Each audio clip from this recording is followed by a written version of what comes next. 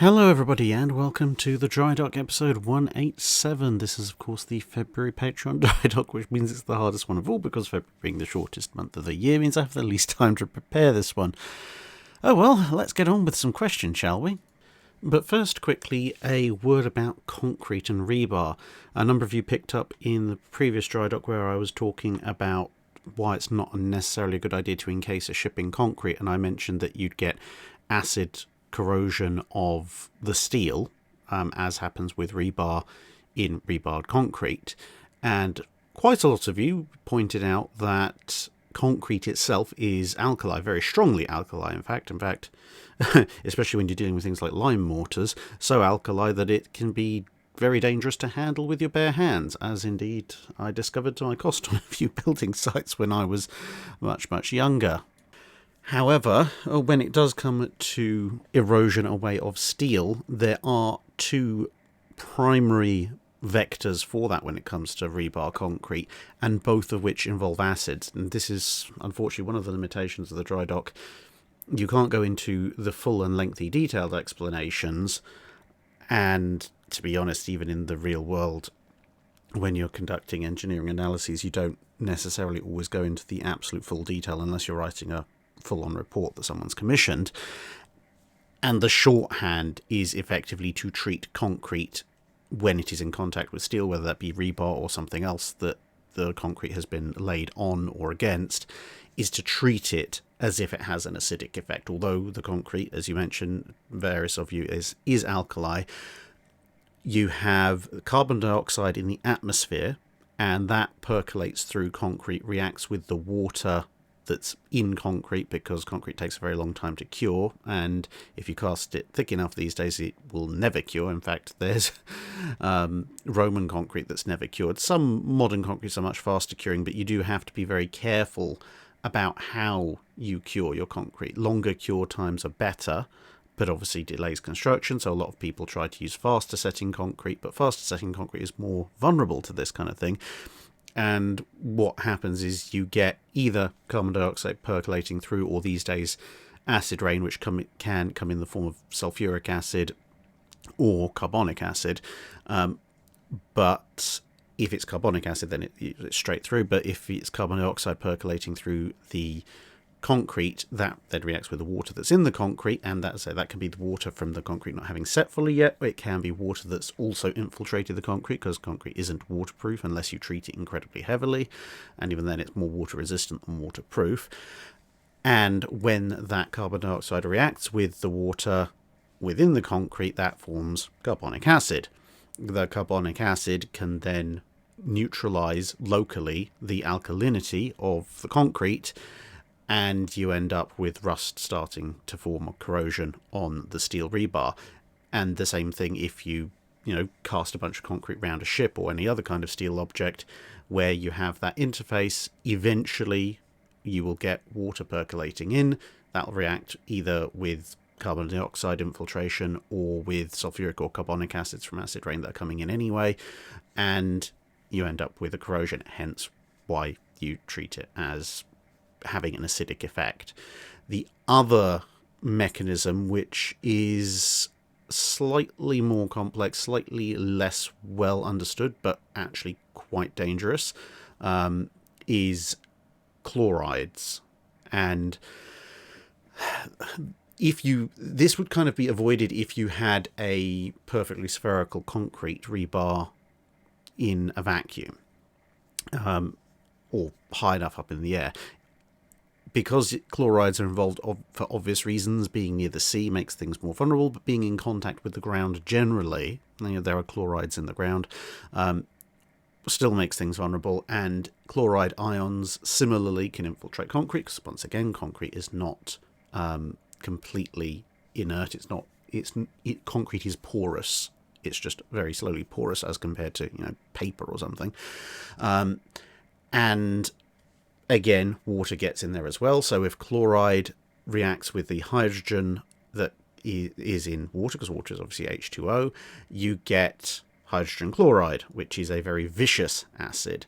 And when that concentrates near steel, it will again eat away at it. It's a much more vicious form of corrosion, in that it directly attacks the steel, as opposed to the carbonic acid formation, which doesn't attack the steel directly. It just neutralizes the alkalinity, which allows then the steel to start rusting. But it's slightly more difficult for the chloride-induced corrosion to occur, as opposed to the carbonic acid level corrosion. But at the end of the day, the effect is the same. You end up with corroded steel, and that can have one of two effects. If it's corroded the steel away, then the steel gets weaker, and you end up with concrete that has very little tensile strength, because concrete is very good in compression, but not particularly good in tension, which is why you put the rebar there in the first place.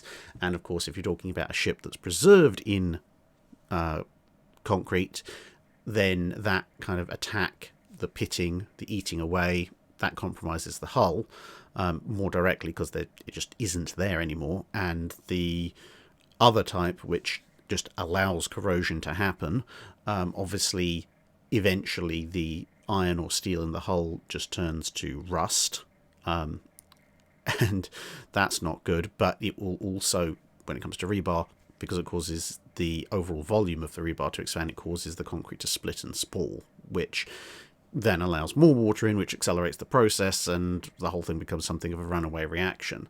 So neither is good. Both involve acids, but I do apologise to those of you who I may have given the impression that concrete itself is acidic.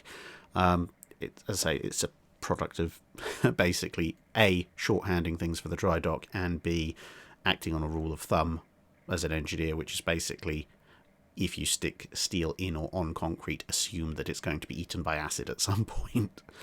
So yeah, apologies for having slightly misspoken in the previous dry dock. Anyway, the first question from this week's dry dock is Primark 359, who asks, as a schoolchild, we were sent on an overnight trip to Camp Casey, staying in the old barracks, one of the 3 shore fortifications that comprised the Triangle of Fire, which protected the American side of the Salish Sea. These fortifications seems to have a fairly short service life, mostly cannibalised to provide rail artillery in World War I, and then never significantly modernised. I guess 10-inch and a few 12-inch disappearing guns was seen as underwhelming for a 20th century shore battery, even though they were later made use of in the Philippines.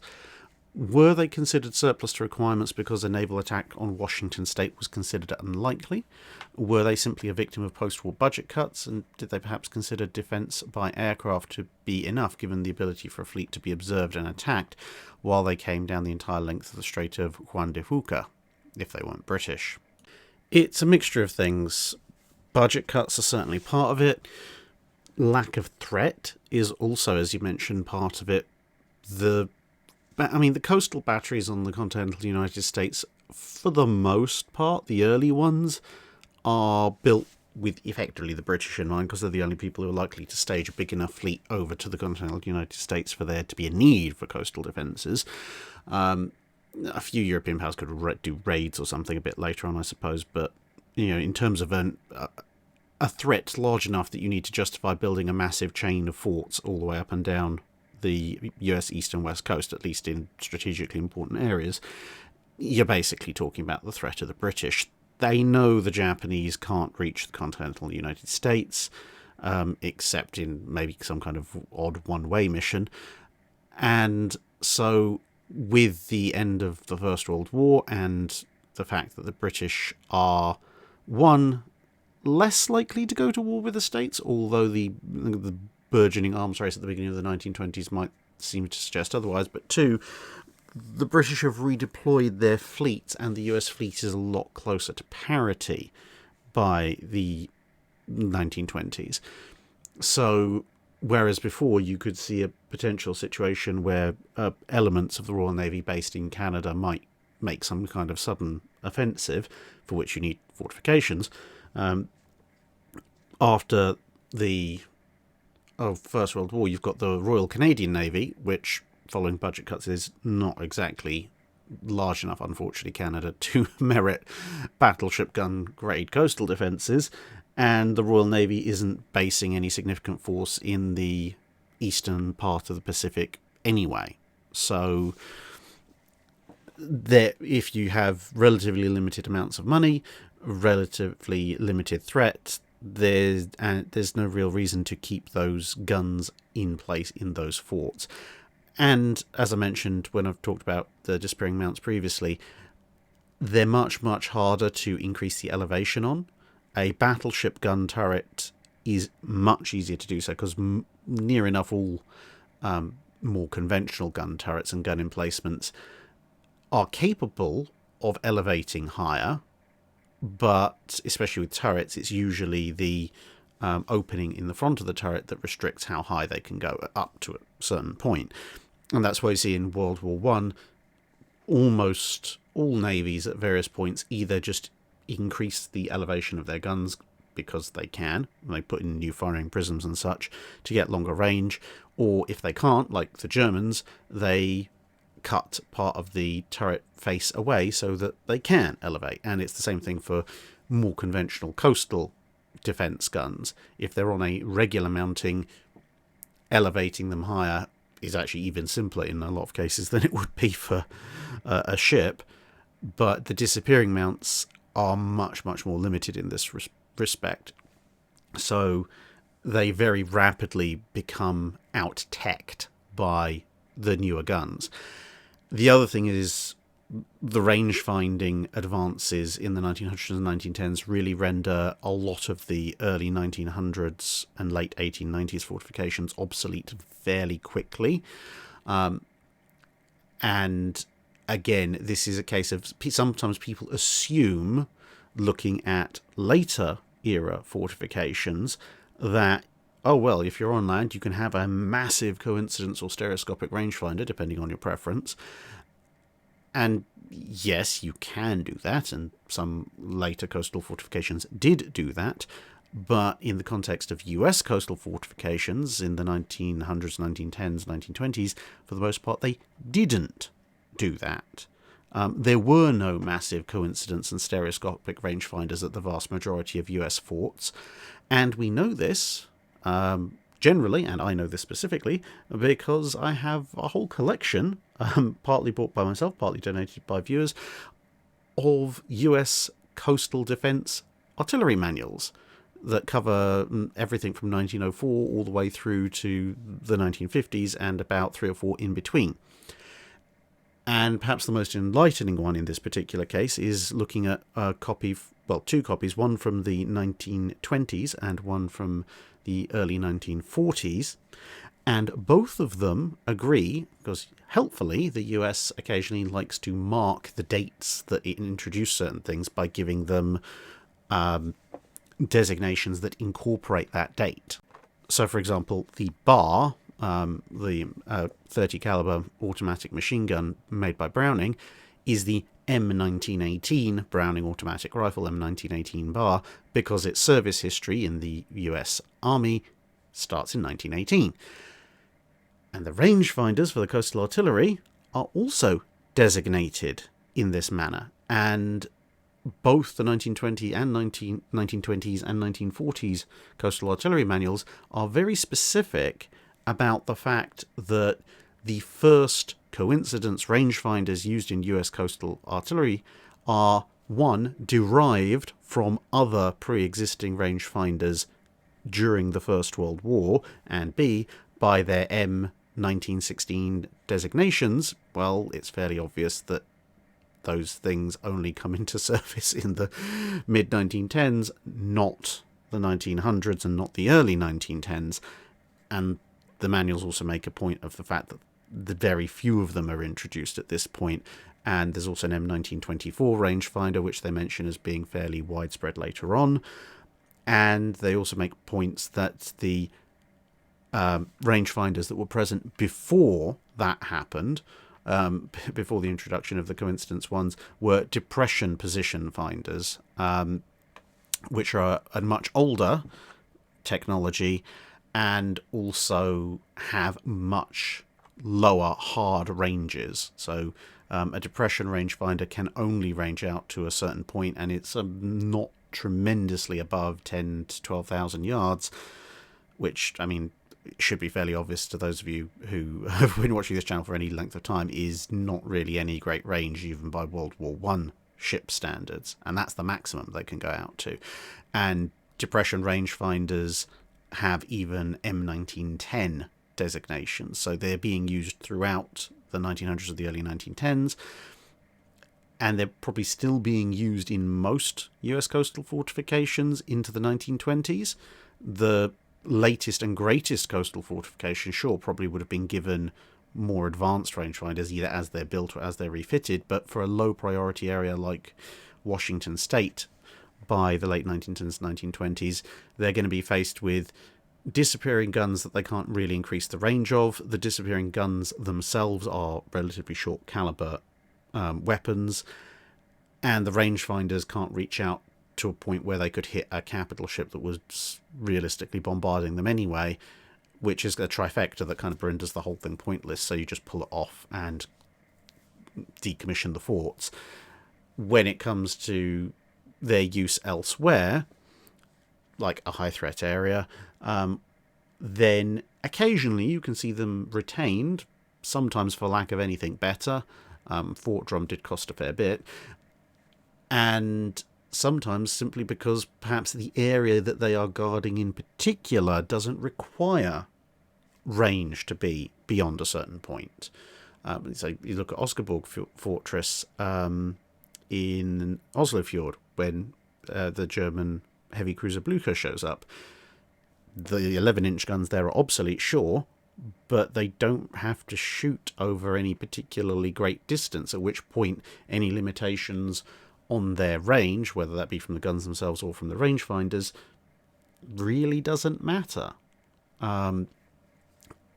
It's the same kind of thing of if let's say there was everyone was only using shotguns, and obviously shotguns aren't Call of Duty style become ineffective at past 10 yards things, but they are shorter range weapons than normal rifles for the most part. So if everybody is using shotguns in their armies, and then someone starts to upgrade to a 30-06 or a 303 rifle, then obviously those rifles will massively outrange the people who still have shotguns, and it becomes very pointless to still have shotguns in an open field environment, which is most coastal fortifications equivalent.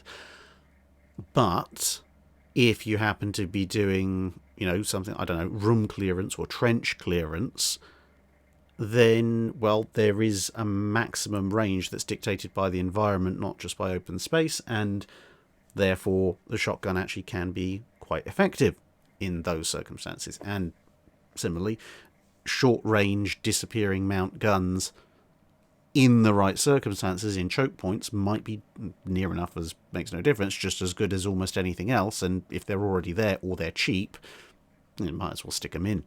And I suspect this is why you might still find them in certain areas. Meatwad asks, what is the process to flood a magazine? Well, somebody has to identify that there is a potential threat to the ship that could involve the magazines catching fire and exploding, at which point an order will be given to flood the magazine. Or, alternatively, if everything is so catastrophic and terrible that everyone who could communicate with the magazine is dead, but it's fairly obvious to the people in the magazine that something very, very bad is about to happen, then, well, they go into the same procedure, which is to flood the magazine one way or the other. And within the magazine, there will be one or more pairs of these things. So these are on HMS Belfast in the forward magazines. You can see there it actually specifically says this is for B magazine, so the forward superfiring magazine.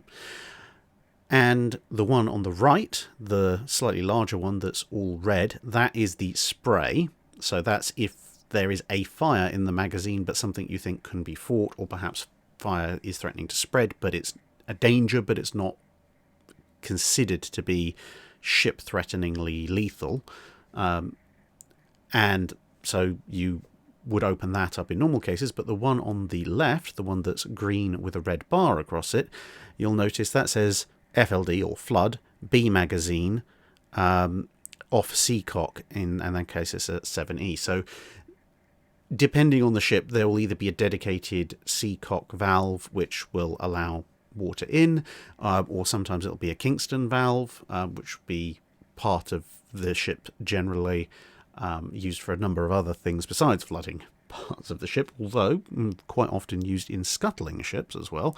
But whatever it is that is being opened, it'll be some mechanism that allows vast amounts of seawater straight into the magazine.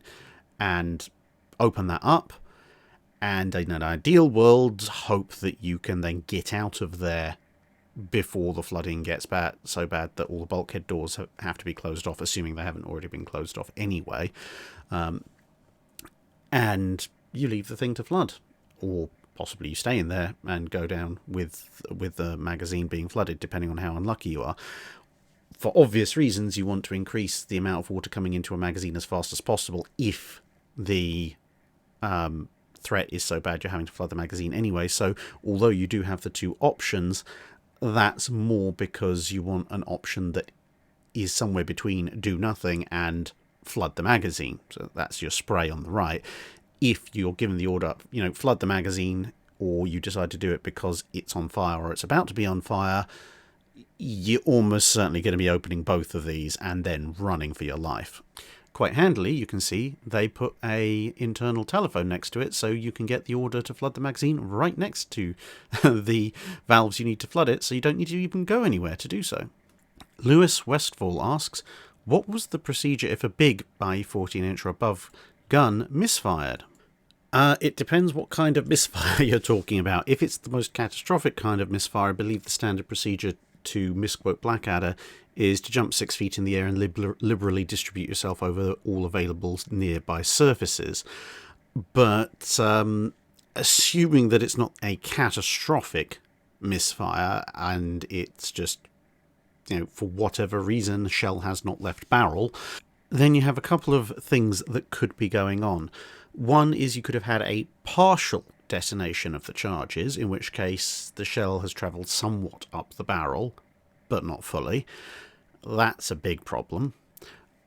Alternatively, you may have had a very, very partial combustion and nothing's actually moved all that much.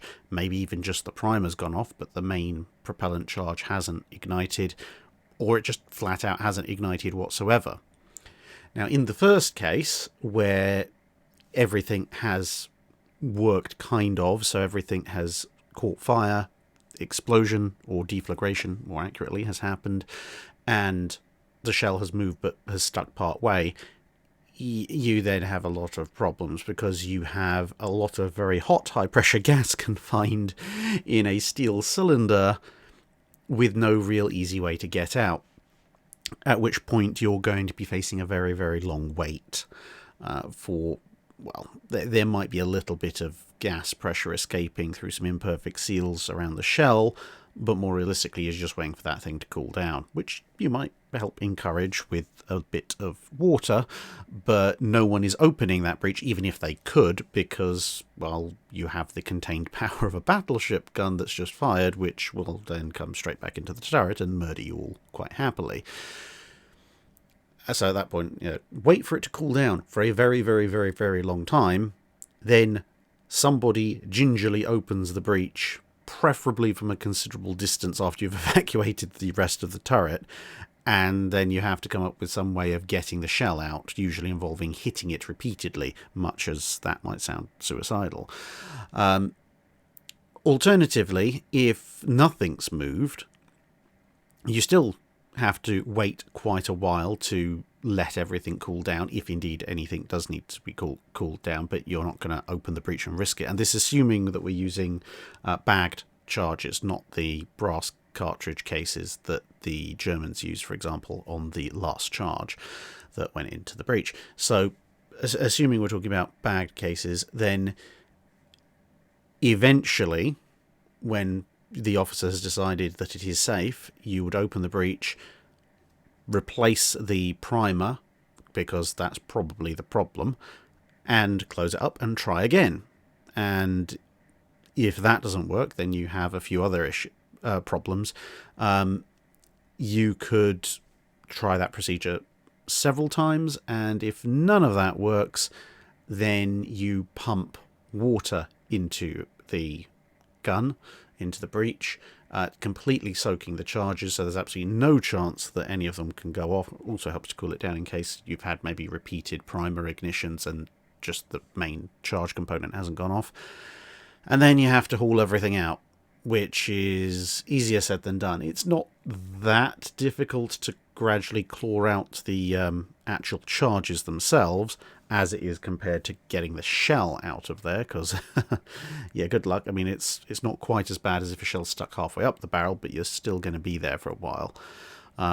So, yeah, in an ideal case of a misfire, you want to just try and get the charges to fire, because that's the easiest way to get the shell out of there. But nobody is happy when a misfire happens.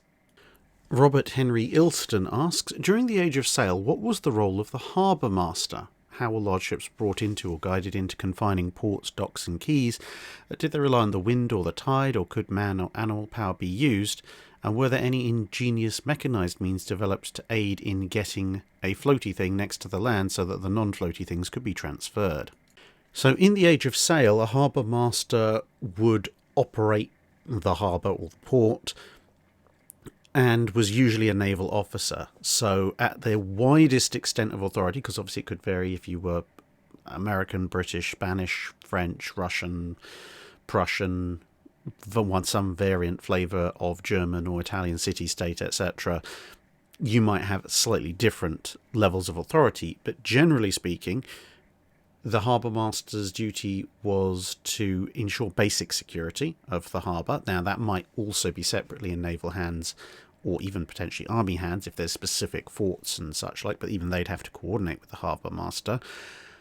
You'd also be responsible for the navigation of ships in and out, so the maintenance and placement of buoys, dredging where necessary, and surveying of the harbour to make sure that things like sandbanks haven't shifted.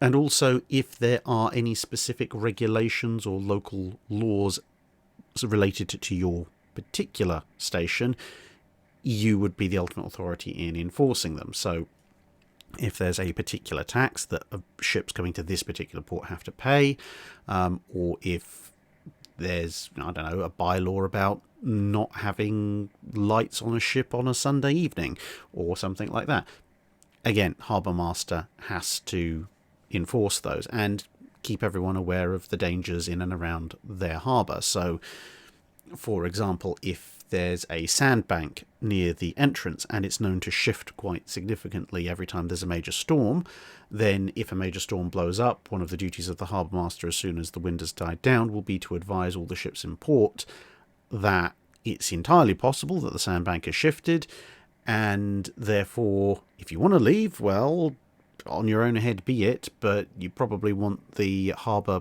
pilots, etc., to check where that thing's gone first before you potentially run your ship aground.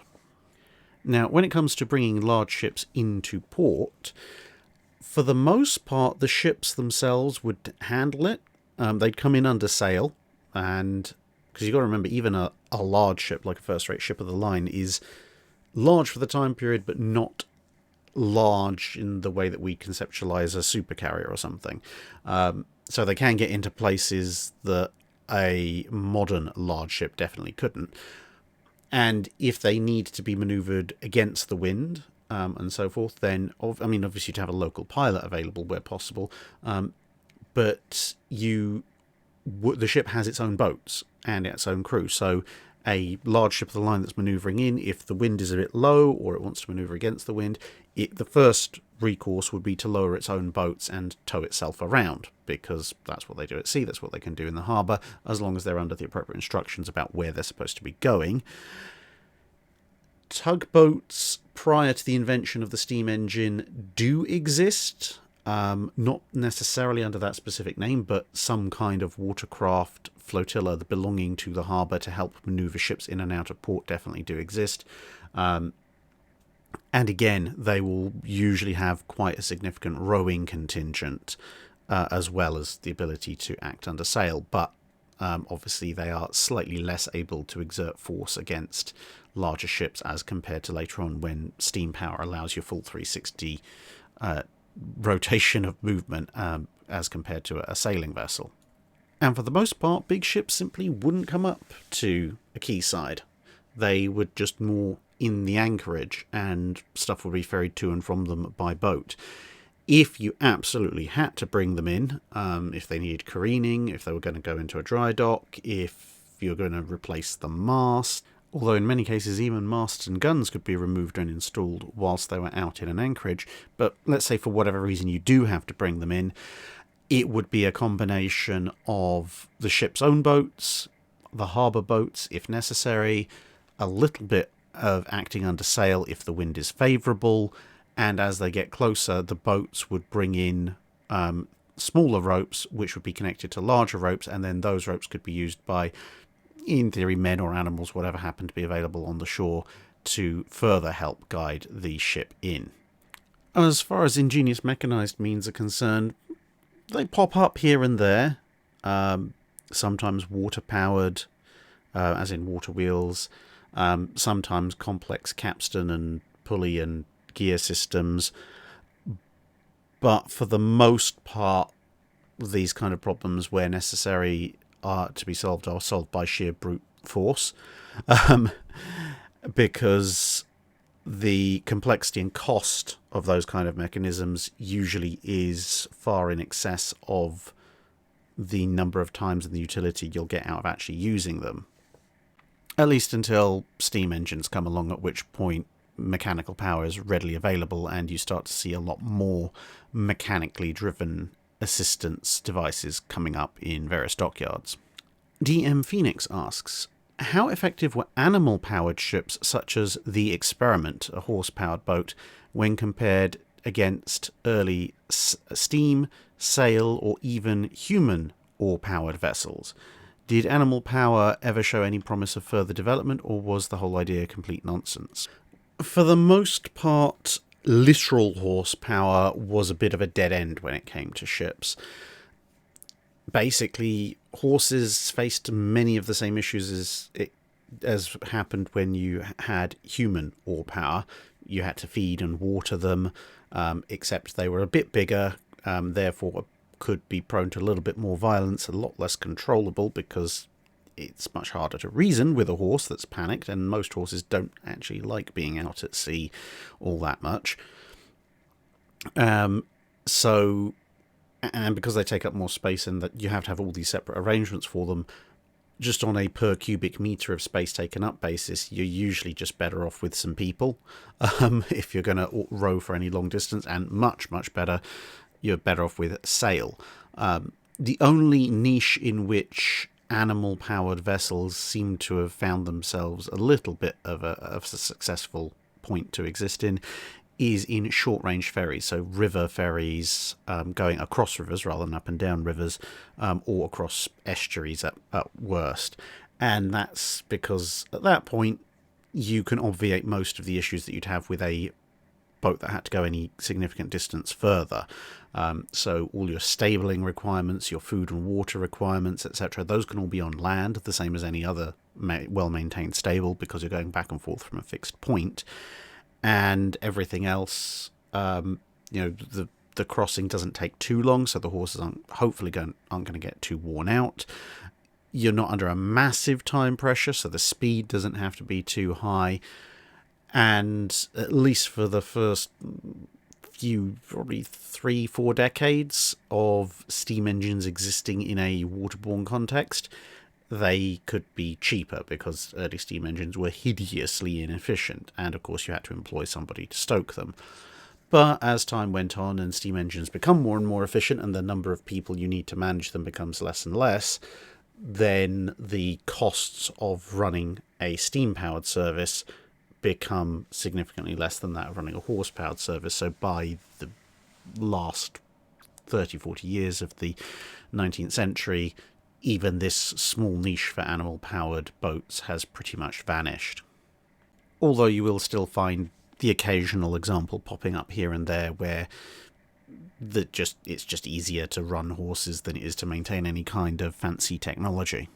When it comes to ships, apart from all the other issues we've talked about, the fundamental problem with horsepower on ships, or any kind of animal power on ships, is that If you use human power instead, the human can provide you with your propulsion, but the human can also provide you with management of the boat in general, management of the sails. The human can fight for you, the human can help you unload cargo.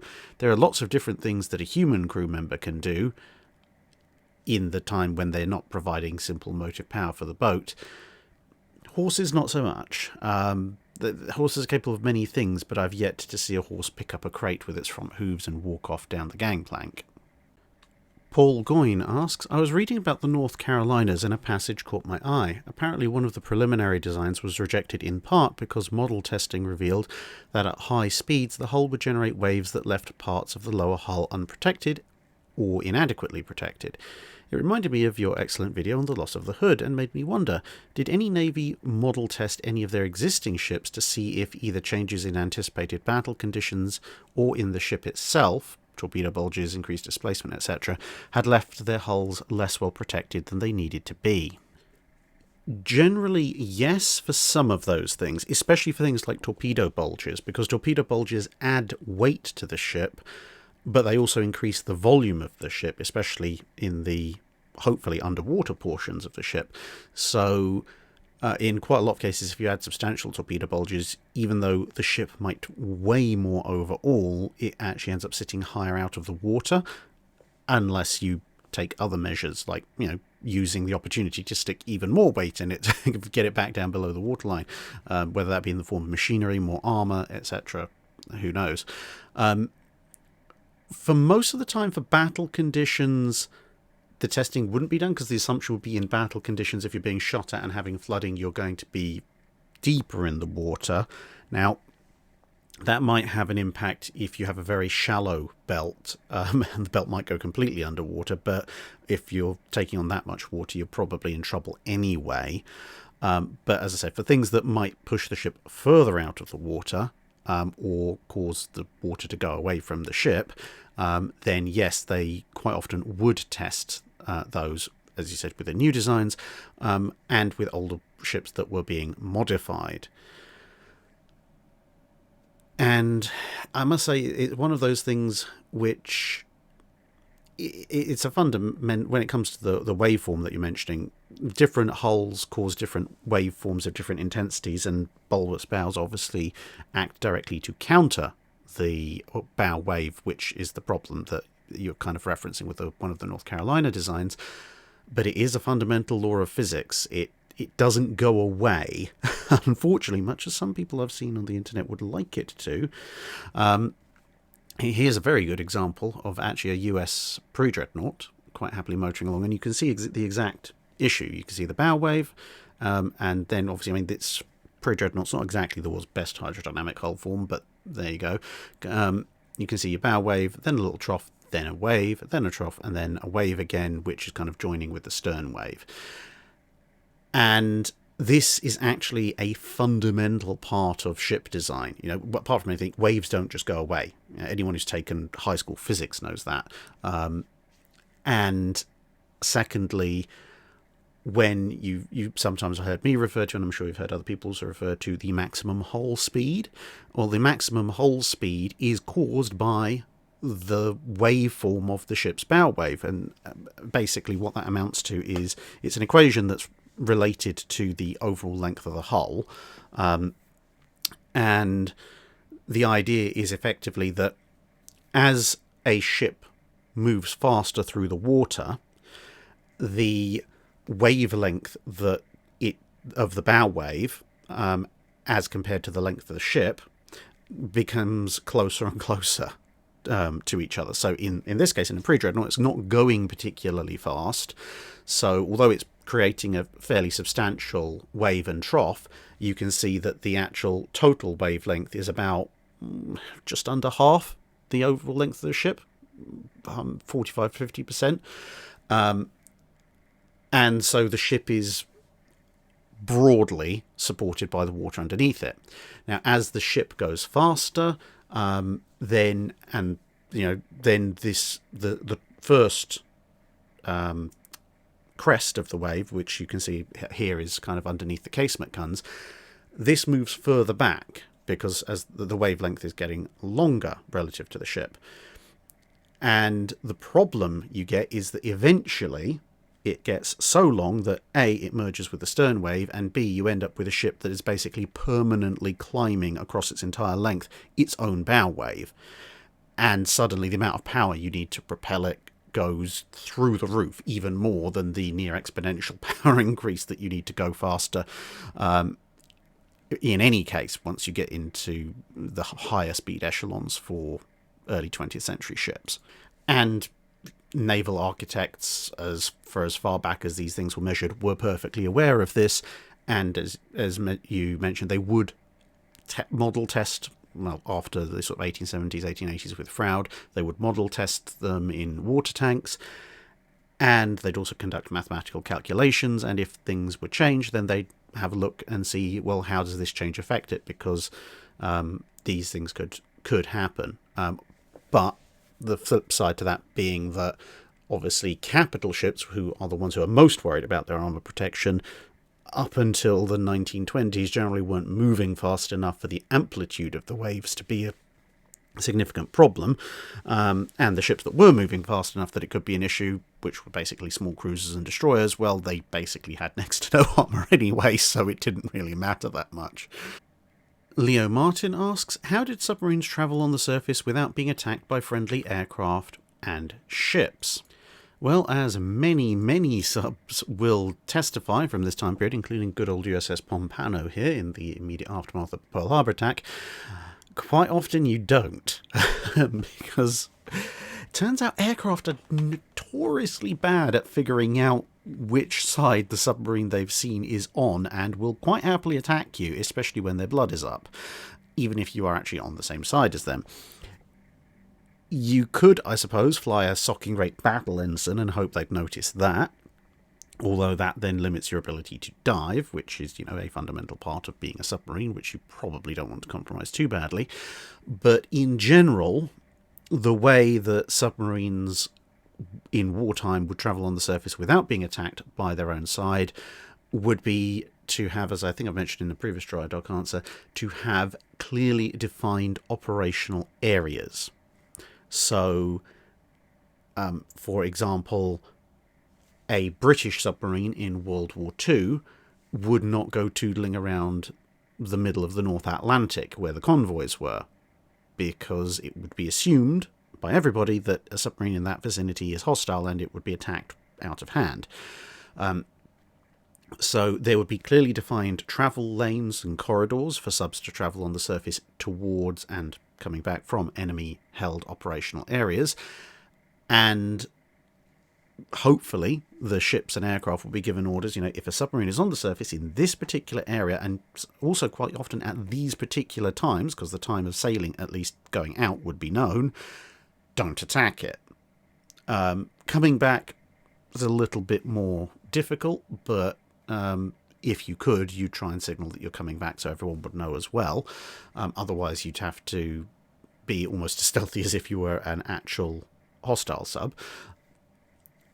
But, so generally it was in areas where friendly aircraft and ships could patrol, you would stick to specific travel lane areas, or if you were perhaps in more hostile areas, such as the Bay of Biscay in World War II, then either aircraft patrols might be curtailed for the time period where they knew that you might be operating in that area, just so there was no possibility of potentially running into each other, or very specific instructions would be given about who should be where and when and how, and recognition signals and all that kind of thing. But it was generally preferred to just keep everybody apart.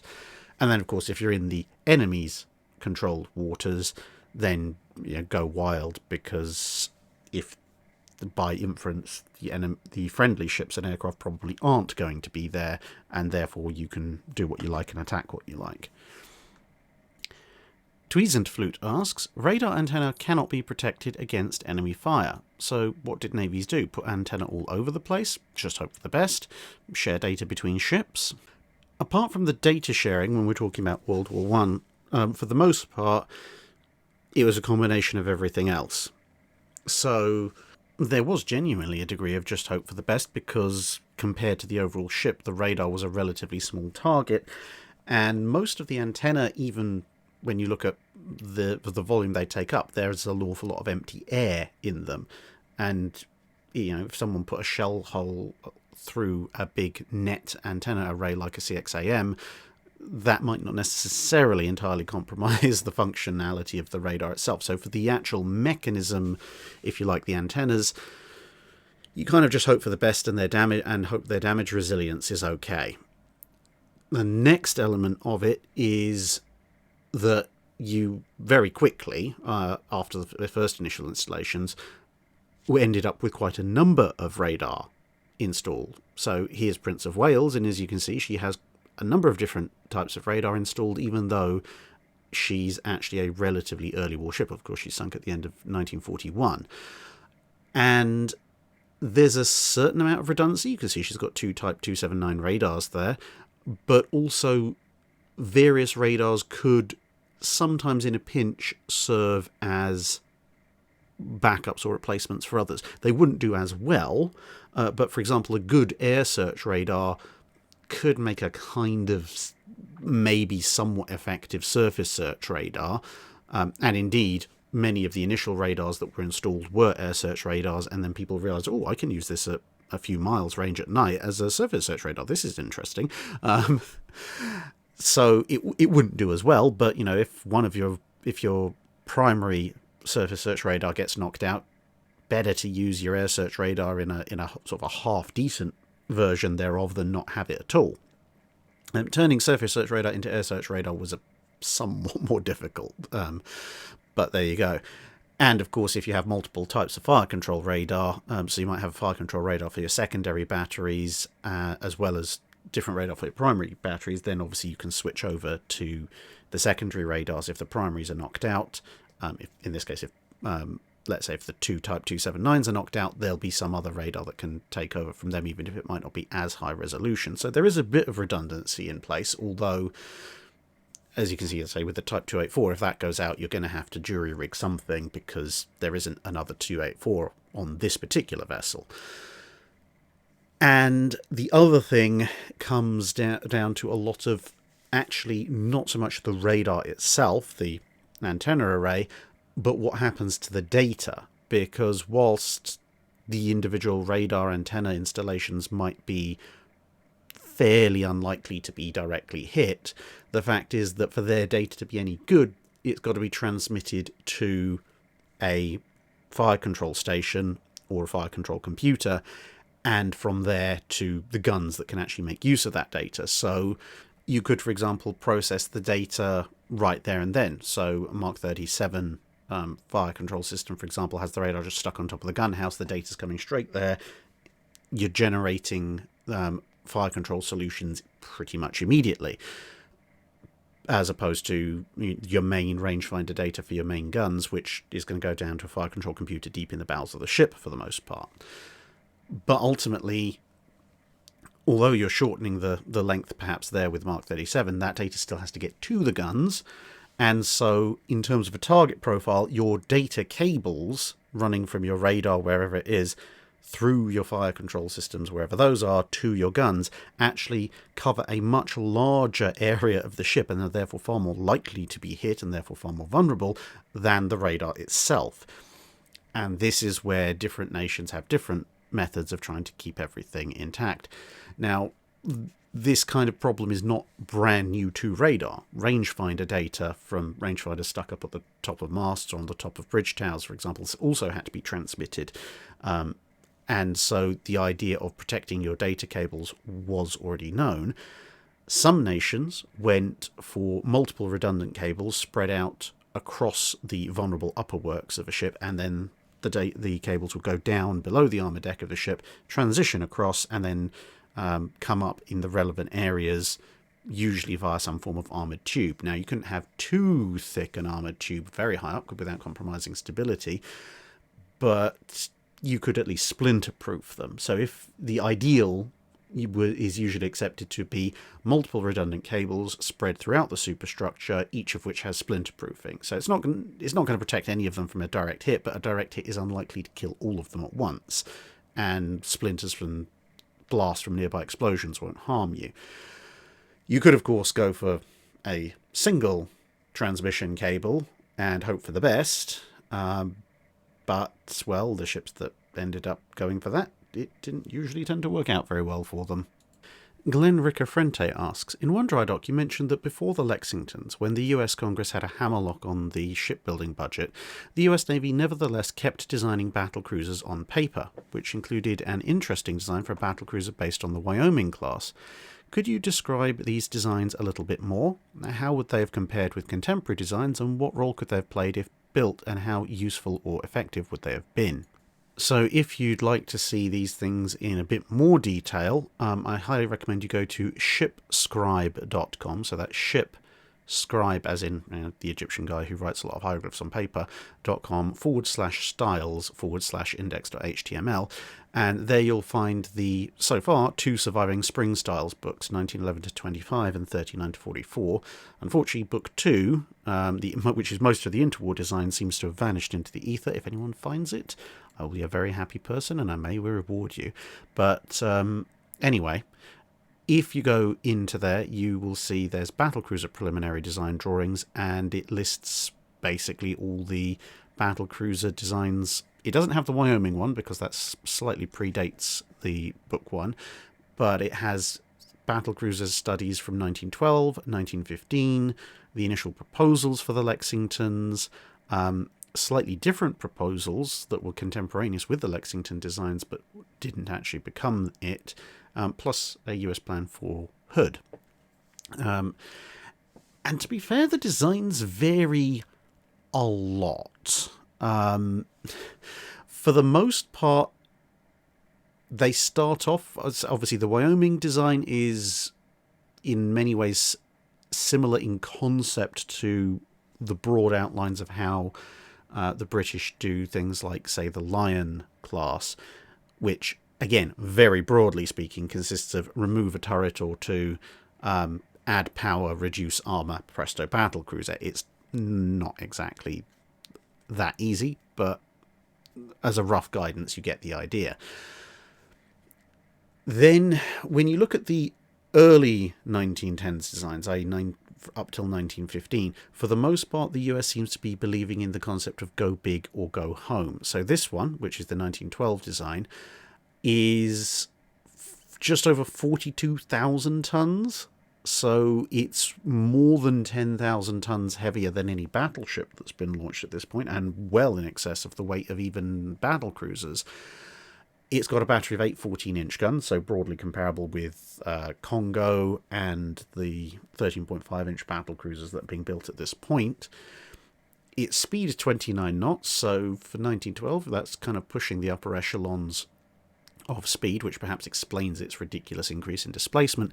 And armour-wise, it's got a main belt thickness of 10 inches, so it's kind of just a little bit better protected than a Lion, somewhat better protected than a Congo, not necessarily quite as well protected at the main belt thickness as a German battlecruiser.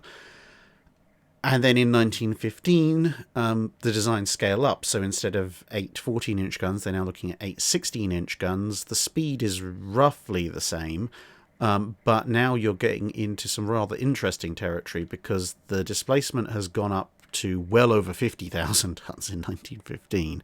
And the main reason for that is that, they're trying to get this high speed, they're trying to get this heavy armament, and they're trying to do all of this with 13-inch thick belt armour with 16-inch guns. So it's the same kind of belt armour as is found on a standard battleship, so this is really a design for a fast battleship in the mid-1910s. But it has comparison ships with it. So you've got another design that has a very, very shallow armour belt that is 10 inches thick, so more reminiscent of the one that's on the screen. And then you have yet another one where the displacement is perhaps more reasonable. It's a 30,000 tonner.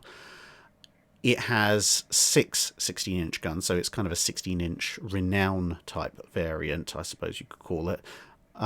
But it doesn't have armour I'm serious, it doesn't have belt armour. It has a 5-inch thick deck. It has some armour around the funnel uptakes.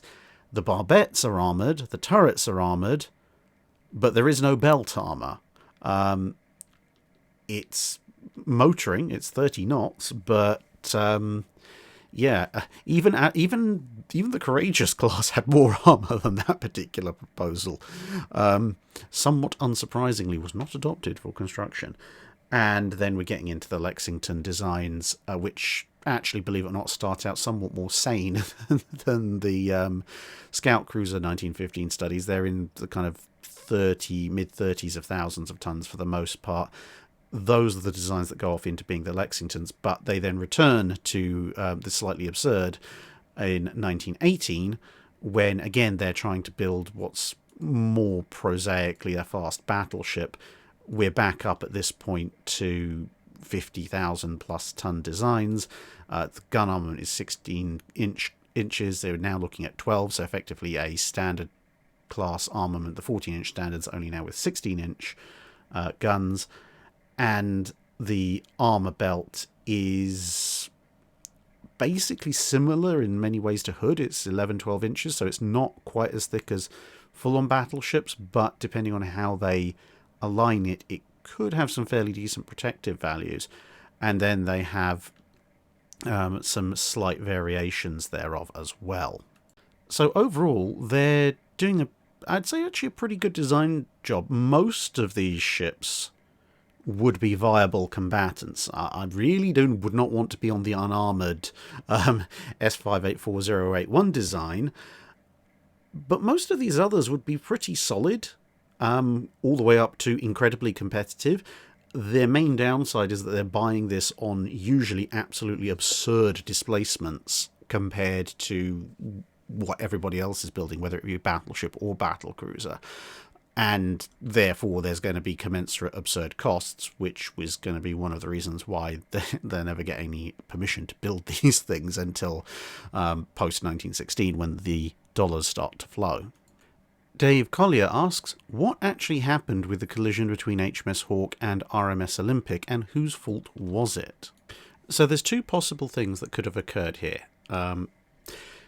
To briefly explain to people who aren't aware of this collision, Olympic was proceeding along the Solent, and Hawke, at the time of the collision, was coming up behind her on the starboard side.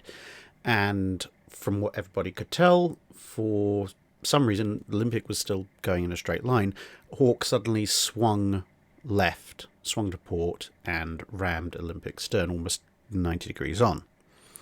Now, the most likely explanation, looking into all the various factors, including actually a very interesting US Navy Institute Proceedings article from 1911 from a US officer who's actually quite learned about hydrodynamics and had actually been on Olympic's stern and had actually predicted that they were going to be hit a few minutes before they actually were, is that Olympic was proceeding at a speed such that her 45,000 odd ton displacement was creating a suction vortex behind her at close range, which, you know, it is a known thing. Large objects passing through a liquid create vortexes which are capable of pulling things in towards them. I mean, it's one of the reasons why ships quite often get hit by mines.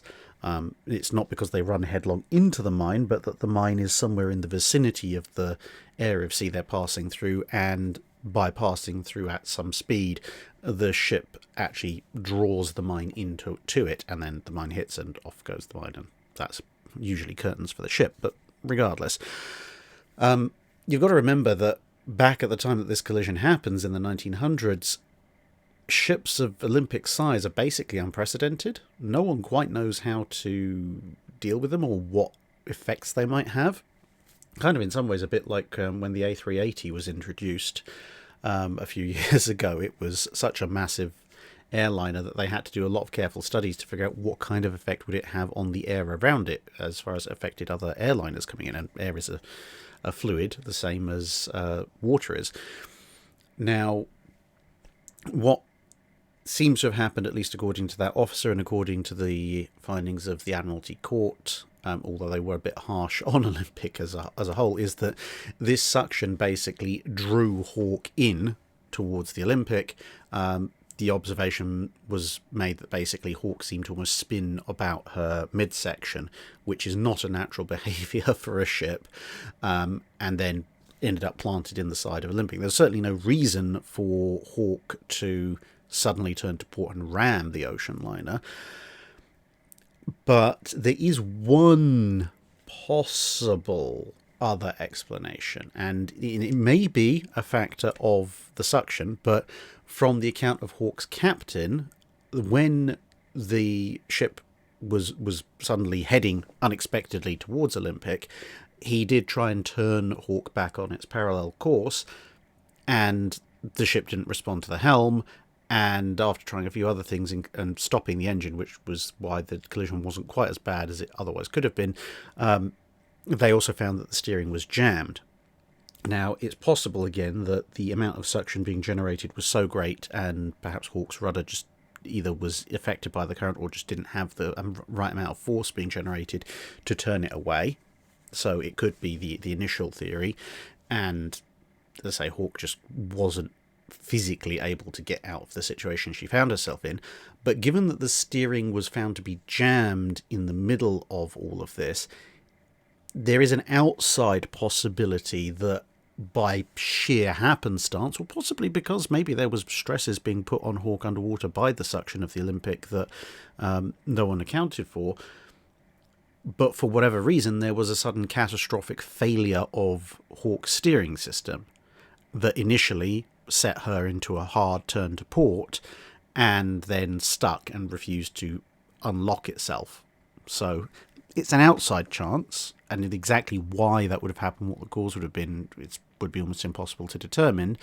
But I would say of all the possible permutations as to why it happened, those would be the two most likely, with the suction possibly being somewhat more likely than the rudder spontaneously deciding to throw itself into a kamikaze mission.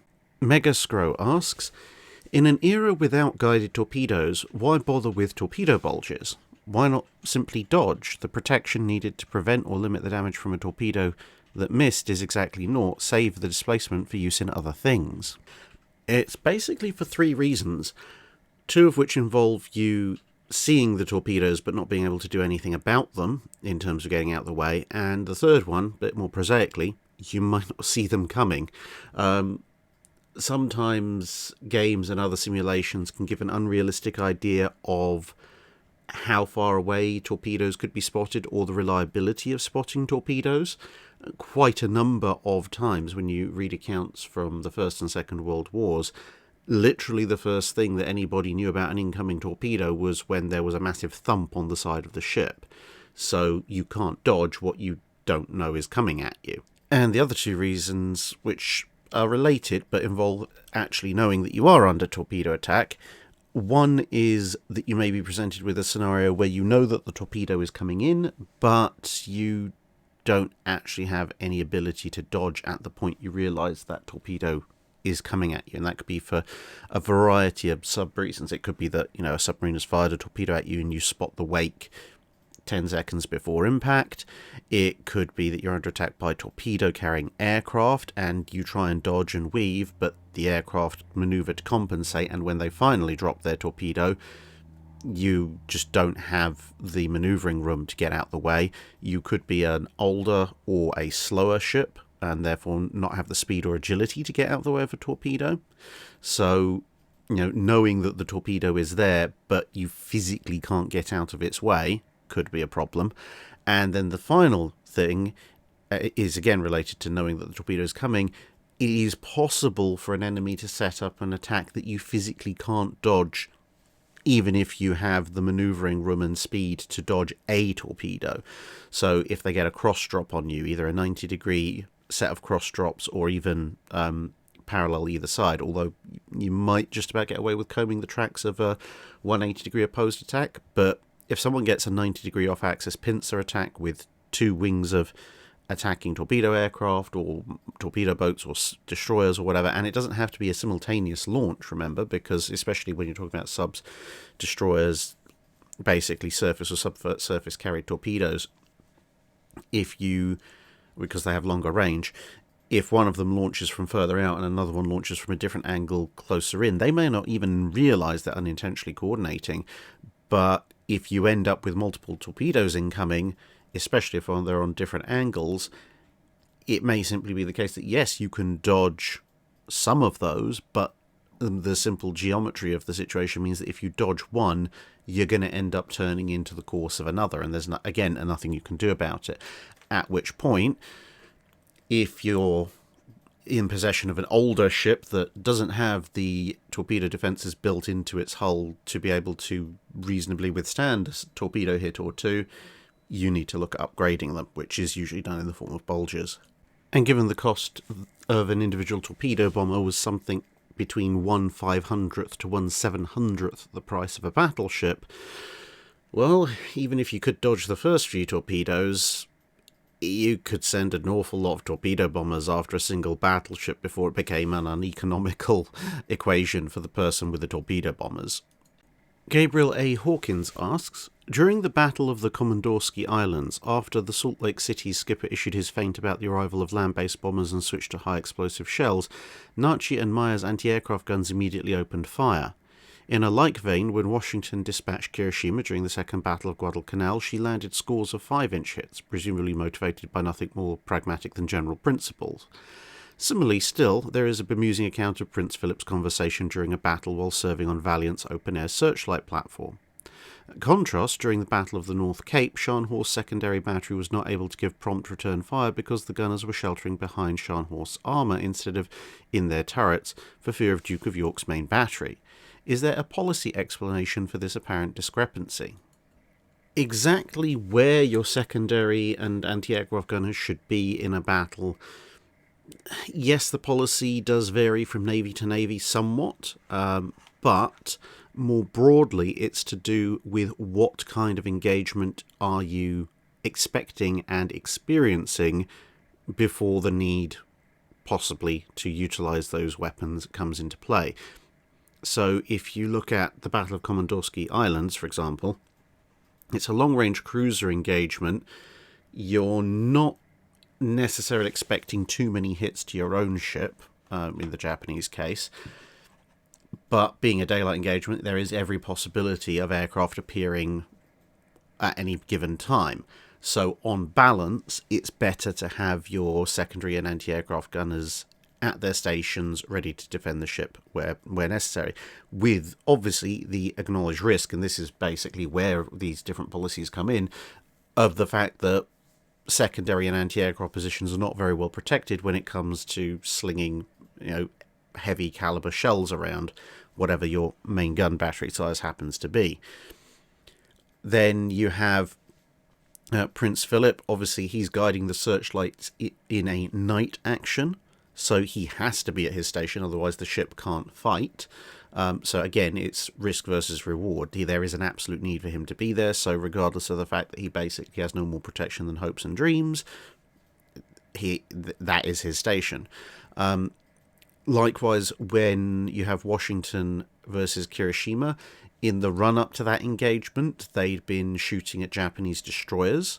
So although it was a night action and there wasn't really much expectation that Japanese aircraft would show up, the secondary batteries had already been called into action for fighting against the Japanese destroyers, and it was a relatively close-range engagement, at which point, again, there was a need for those gun crews to be there.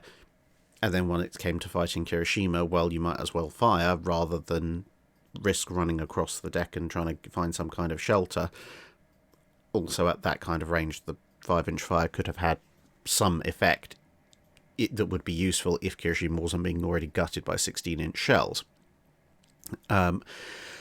Whereas, if you look at something like Bismarck's Final Stand or Scharnhorst, especially with Scharnhorst's case, what had she been doing in the immediate run-up? She'd been fighting at fairly long range against cruisers, so her secondary battery, for the most part, wasn't capable of reaching out to those cruisers. The weather conditions and and meant it was very unlikely there was going to be an air attack, so the anti-aircraft gunners definitely weren't needed.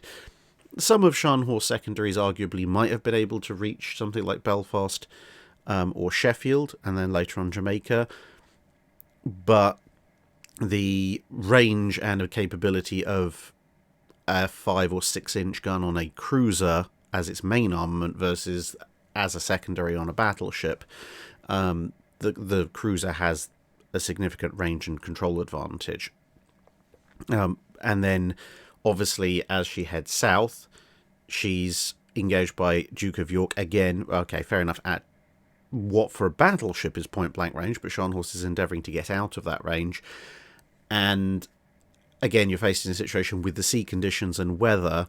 Scharnhorst secondaries don't really have any meaningful capability to fight back against Duke of York, at which point it makes sense for the gunners to all be sheltering, because what are they going to do? They're going to, if they sit out there on the decks in their relatively speaking poorly protected gun batteries, then a 14-inch shell could wipe out scores of highly trained men for no particular benefit, whereas at least if they're undercover, they're keeping dry, which is another thing in that particular battle, and hopefully are somewhat protected from the worst of the incoming fire until such time as they're needed. Of course, then you have the issue that the destroyers show up and Scharnhorst suddenly does need those secondary gunners, and now they have to get out there. So you could say that is a bit of an oversight, but it's a developing situation, and again, it comes down to risk-reward. What are you gaining by having your gunners out there versus are you risking losing them? And, given the vagaries of war, if Admiral Bay had his gunners out there, it's entirely possible that, that's a slight change, butterfly flaps its wings and all that, but it's entirely possible that a shell from one of the British cruisers or Duke of York could have wiped out most of those gunners before the destroyer showed up, and then he not only would have had a delayed response, he wouldn't have had any ability to respond. So there are choices. Obviously, sometimes choices don't lead to the most beneficial of outcomes, but it's very much a situation-by-situation basis. Although, obviously, the further on you go into the war, the more and more likely air attack becomes, the more and more likely you are to find secondary and AA gunners at their positions regardless. Matt Blom asks, had the Graf Zeppelin been completed as designed with her armament, what would her combat potential be in a surface action, and what is the largest class of warship she could be expected to reasonably engage successfully?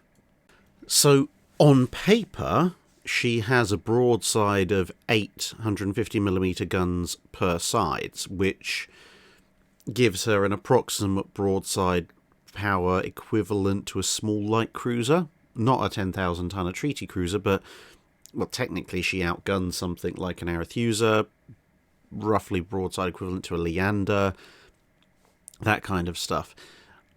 And her belt is actually a bit thicker than the average small light cruiser, so her paper stats would suggest that she has the capability to stand off against, say, small light cruisers, but she would lose a fight against the bigger treaty cruisers, the kind that tend to have 12 or 15 guns.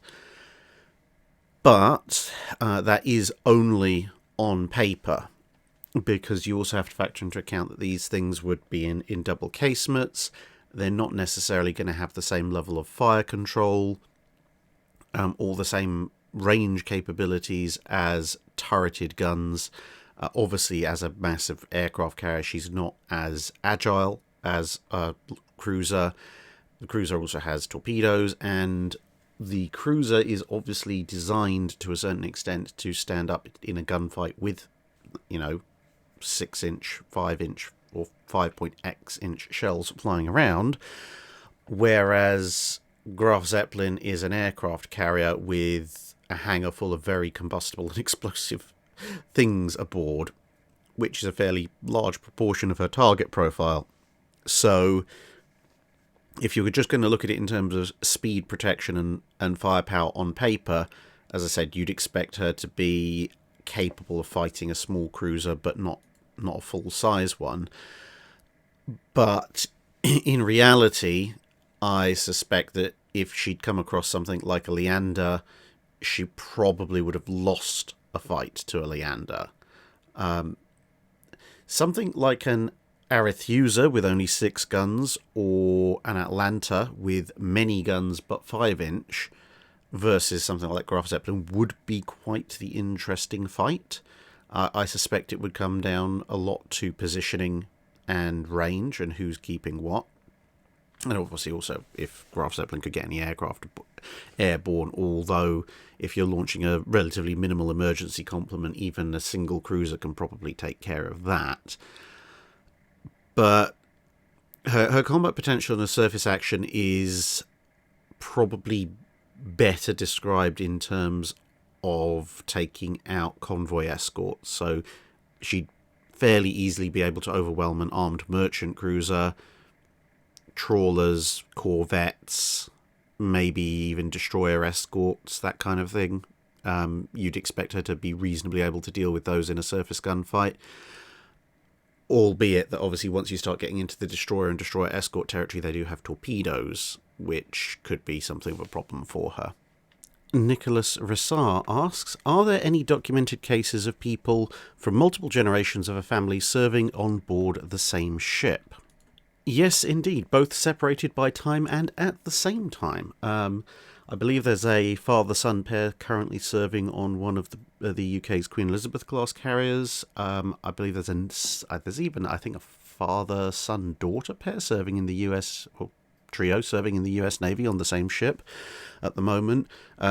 These two, father and son, on HMS Newcastle in 1945. Obviously, one is a Marine, one is part of the regular Navy.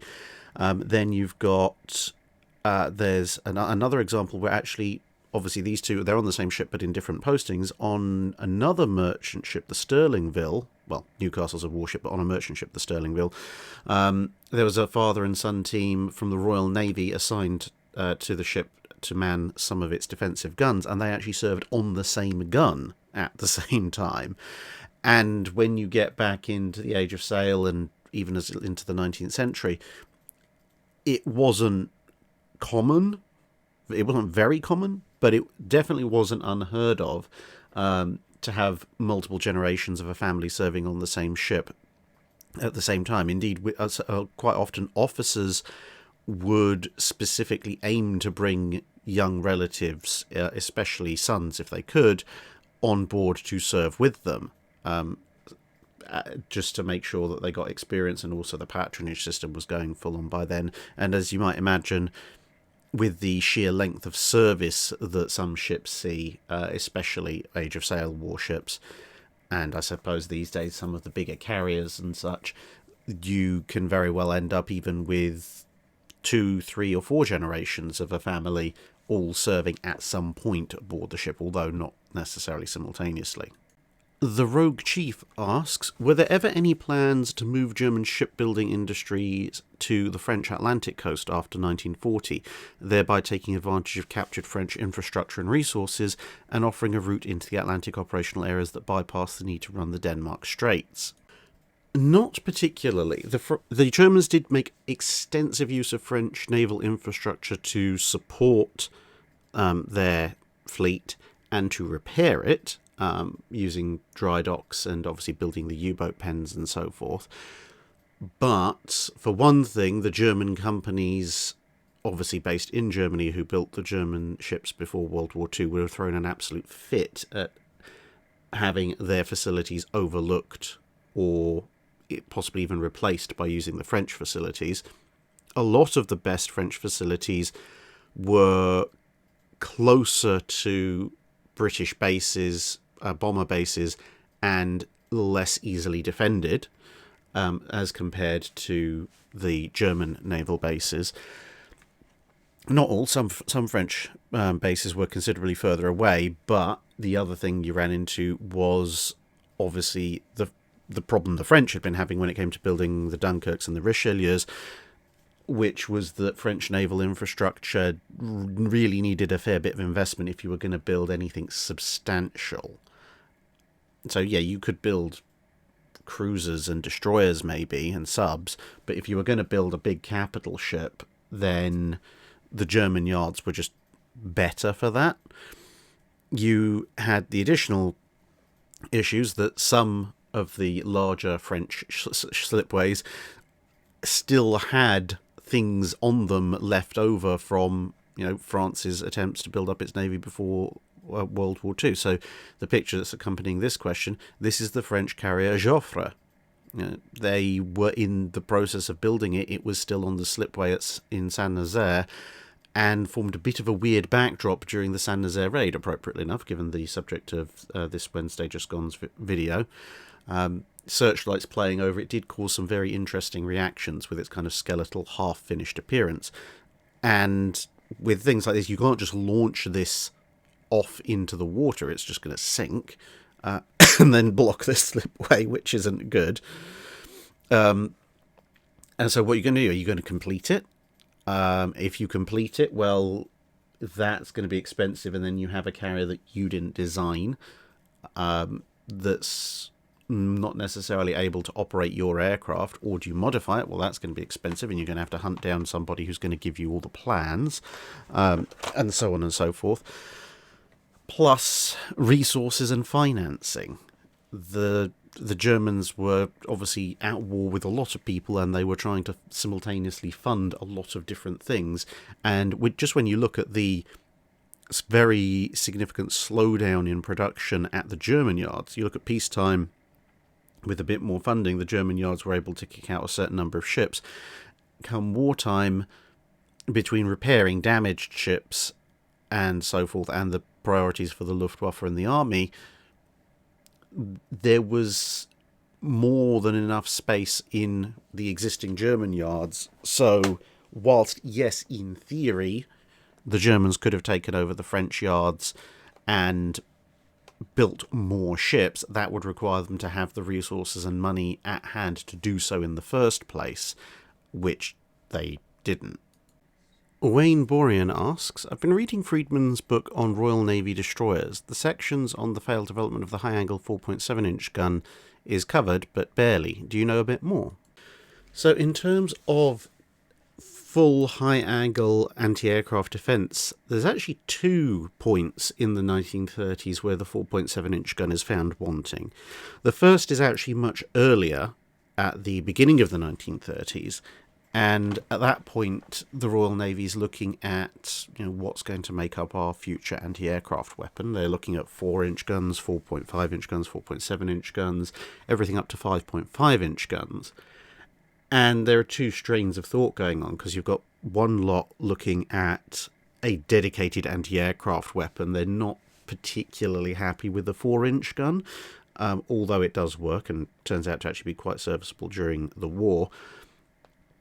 But they do realise that the bigger the gun, the further the shell goes, the more of a lethal burst radius the shell has until such point as you reach diminishing returns on rate of fire.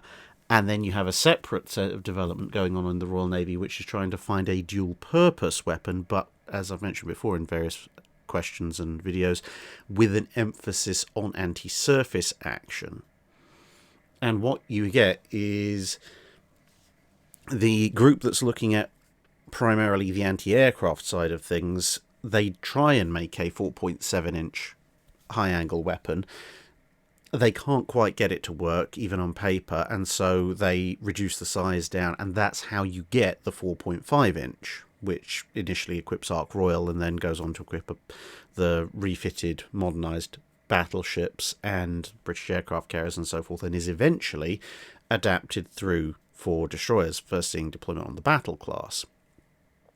But when you look at the destroyer main armament, that goes down a different line of things. So that first, in the early 1930s, the 4.7-inch is already taken out of the running as the high-angle AA gun. But then you get the destroyers all the way up to the tribals, and then, as you can see here, the J, K, M, LMNs, which are the follow-ons to the tribals, and these take up the line of gun development that's been looking at destroyers primarily having anti-surface weaponry, but that can also be anti-aircraft weaponry. And because they want the heavier shell, the longer range, the greater anti-surface stopping power, they end up using the 4.7. And they find that the 4.7 can only have a limited amount of elevation with the budget and design constraints they're faced with, because it's also not particularly fast to aim, because it's a much bigger, heavier gun. It's a 4.7 inch gun, but it's, depending on which ship you're looking at, it's either a 45 or a 50 caliber weapon as opposed to the US 5-inch 38. So the gun itself physically weighs more, the mounting weighs a bit more, and so it doesn't make for the best anti-aircraft weapon, because with a limited elevation, it's fine for engaging aircraft that are attacking other ships, and it's fine for going after torpedo bombers, but it physically can't engage dive bombers that are coming down on the target vessel itself, and obviously a lot of early war and mid-war threats are dive bombers. Now, they do try to remedy this. There's some unauthorised modifications to the Tribals mounts. The J's onwards, like this is HMS Jersey, have a mount that can elevate notionally up to 50 degrees, and they try and get it a bit higher again with some unauthorised modifications. Eventually the Admiralty is able to offer a 55 degree elevation mount, which is just about getting there, at least again on paper, but doesn't allow you to lead a dive bomber. You basically have to be pointing directly at the dive bomber, and the dive bomber has to be pointing directly at you, which, given that obviously when a dive bomber drops its bomb, it doesn't drop vertically or in the exact line that the bomber's going in, it falls in a ballistic arc. So it's still not quite there, although it does allow for somewhat closer range engagements of dive bombers and so forth. And it's simply down to the fact the gun is powerful, because it's by that point it's a 50 caliber weapon, and so the amount of recoil etc. that you have to deal with is considerably greater than something like a 38 caliber weapon. The inertia is more, obviously, because there's more weight to it, and so putting in things like the gun pits and the strong enough mountings to support an 80 or 85 degree elevation just simply can't be done. It's a mounting limitation more so than the gun. The gun can fire pointing straight up if you've got a mounting and a gun pit below that can take that, but they don't have that. And then you also have the pressures of wartime. They don't have quite as much tinkering time as they'd like, and so the 4.7 is around because they've got it, they can make it. It does a somewhat decent job in terms of it can do some AA defense, which is better than none. But as soon as they can, the Royal Navy starts to switch over to higher angle mountings and the 4.5 inch gun, which, as I say, comes around with the Battle class and the C class destroyers in roughly the mid-war period. Tuning 3434 asks, currently reading Castles of Steel and how Prince Louis of Battenberg was ousted as First Sea Lord as being not British enough to not be a German spy. Are there any other examples where naval officers with foreign nationalities rose so high in rank based on personal merit? And did they also suffer indignities where long-forgotten nationalities overtook all the achievements they've achieved? Well, given that First Sea Lord is basically top of the Navy, it's somewhat difficult to get any great number of foreigners reaching that rank, but there are a few, and there are a considerable number of people who are foreign to the Navy that they're serving in who reach pretty high rank overall. I mean, Admiral Cochrane, for example, actually does reach the rank of being head of the Navy. He's the head of the Chilean Navy during some off time from being in the Royal Navy. And you'll often find this with smaller or just forming navies, especially in the 18th and 19th century. There'll be an officer either from usually Britain or France, but occasionally also Russia, might show up to head their navy up for a while, and so obviously attaining fairly high rank. As far as it comes to foreigners in the larger navies, someone like Prince Louis of Battenberg is fairly rare, but there would, there would be a number of officers at any given time who were, if you like, second generation immigrants. So it would be relatively rare for someone to come directly in adult life from another country, enlist in the Navy and attain high rank, because to be honest, if you're going to attain high rank in most navies, certainly of the 18th and 19th and early 20th centuries, you had to start early. You had to start as, a early teenager as a midshipman. So coming in and enlisting in your 20s or 30s, you're probably never going to get to high rank anyway, regardless of whether you're native born or foreign born. But if you say did that, you moved over, you enlisted in the Navy, say in your mid-20s, you attained maybe a captain's rank or something, then perhaps your son could attain a relatively high rank. But then at that point, they are affiliated with the country in which they were born, even if they might be foreign to most people. Someone like Prince Louis of Battenberg is very, very rare, because effectively, in large part because of his family connections and also because of how the Navy worked at the time, he actually, despite being born in what at the time was the Austrian Empire, he was able to come over and join the Royal Navy in his teens. So he is a very rare example of a first-generation immigrant who managed to get to high rank because he managed to immigrate early enough. But for the most part, I think the majority of foreign or foreign-born or second-generation immigrant officers in various navies were generally respected for what they did. Prince Louis was a very, very rare and very unfortunate combination of circumstances in that he was perceived to be German, or more correctly on the German side, because, as I said, he was born in a place that at the time of his birth was in the Austrian Empire, not the German one.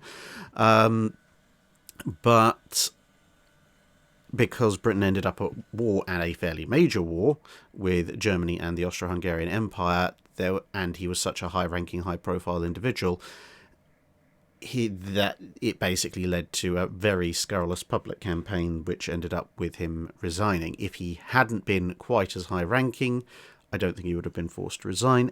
Or if the war with, if Britain had been in a war with France, for example, people wouldn't necessarily have questioned the loyalty of a Austrian-born officer in the British Navy in a war with France. It was mainly because he was the first Sea Lord and happened to be originally from a country that Britain was now at war with. Nimbosiko asks, Drykinefel, do you have any plans or ideas to visit the GALATA Sea Museum in Genoa, Italy? It's not very big, but we do have a submarine. I don't have any specific plans at the moment. My travel schedule is at the moment quite full. I mean, I've got to go to America in 6 weeks or so. Then, in theory, I might be in Canada in June. I also want to actually pop down to Italy, although not to Genoa, to Rome, to go and have a look at the Lake Nemi ship museum at some point in the summer. I also want to go to Poland at some point in the summer, assuming that the entirety of Eastern Europe isn't on fire. But yeah, there's quite a lot of stuff, and obviously there's museum ship visits in the UK as well. So yeah, quite a lot for me to do this year, but now that I'm aware of it, if I can fit it in somewhere, then I don't see any particular problem with doing so. It's just a matter of time. Jorg2 asks, I have a question about practical accuracy in the Dreadnought era. Excluding obviously faulty armaments, how much did practical accuracy improve from the start of the Dreadnought era through the World War period? What was the actual hit probability at combat ranges, and did this ratio improve with technology, or did it level off as battle range increased as well? Unfortunately, it's a question without a straight answer, but there are a few factors that you can use that might indicate something along the lines of what you might expect.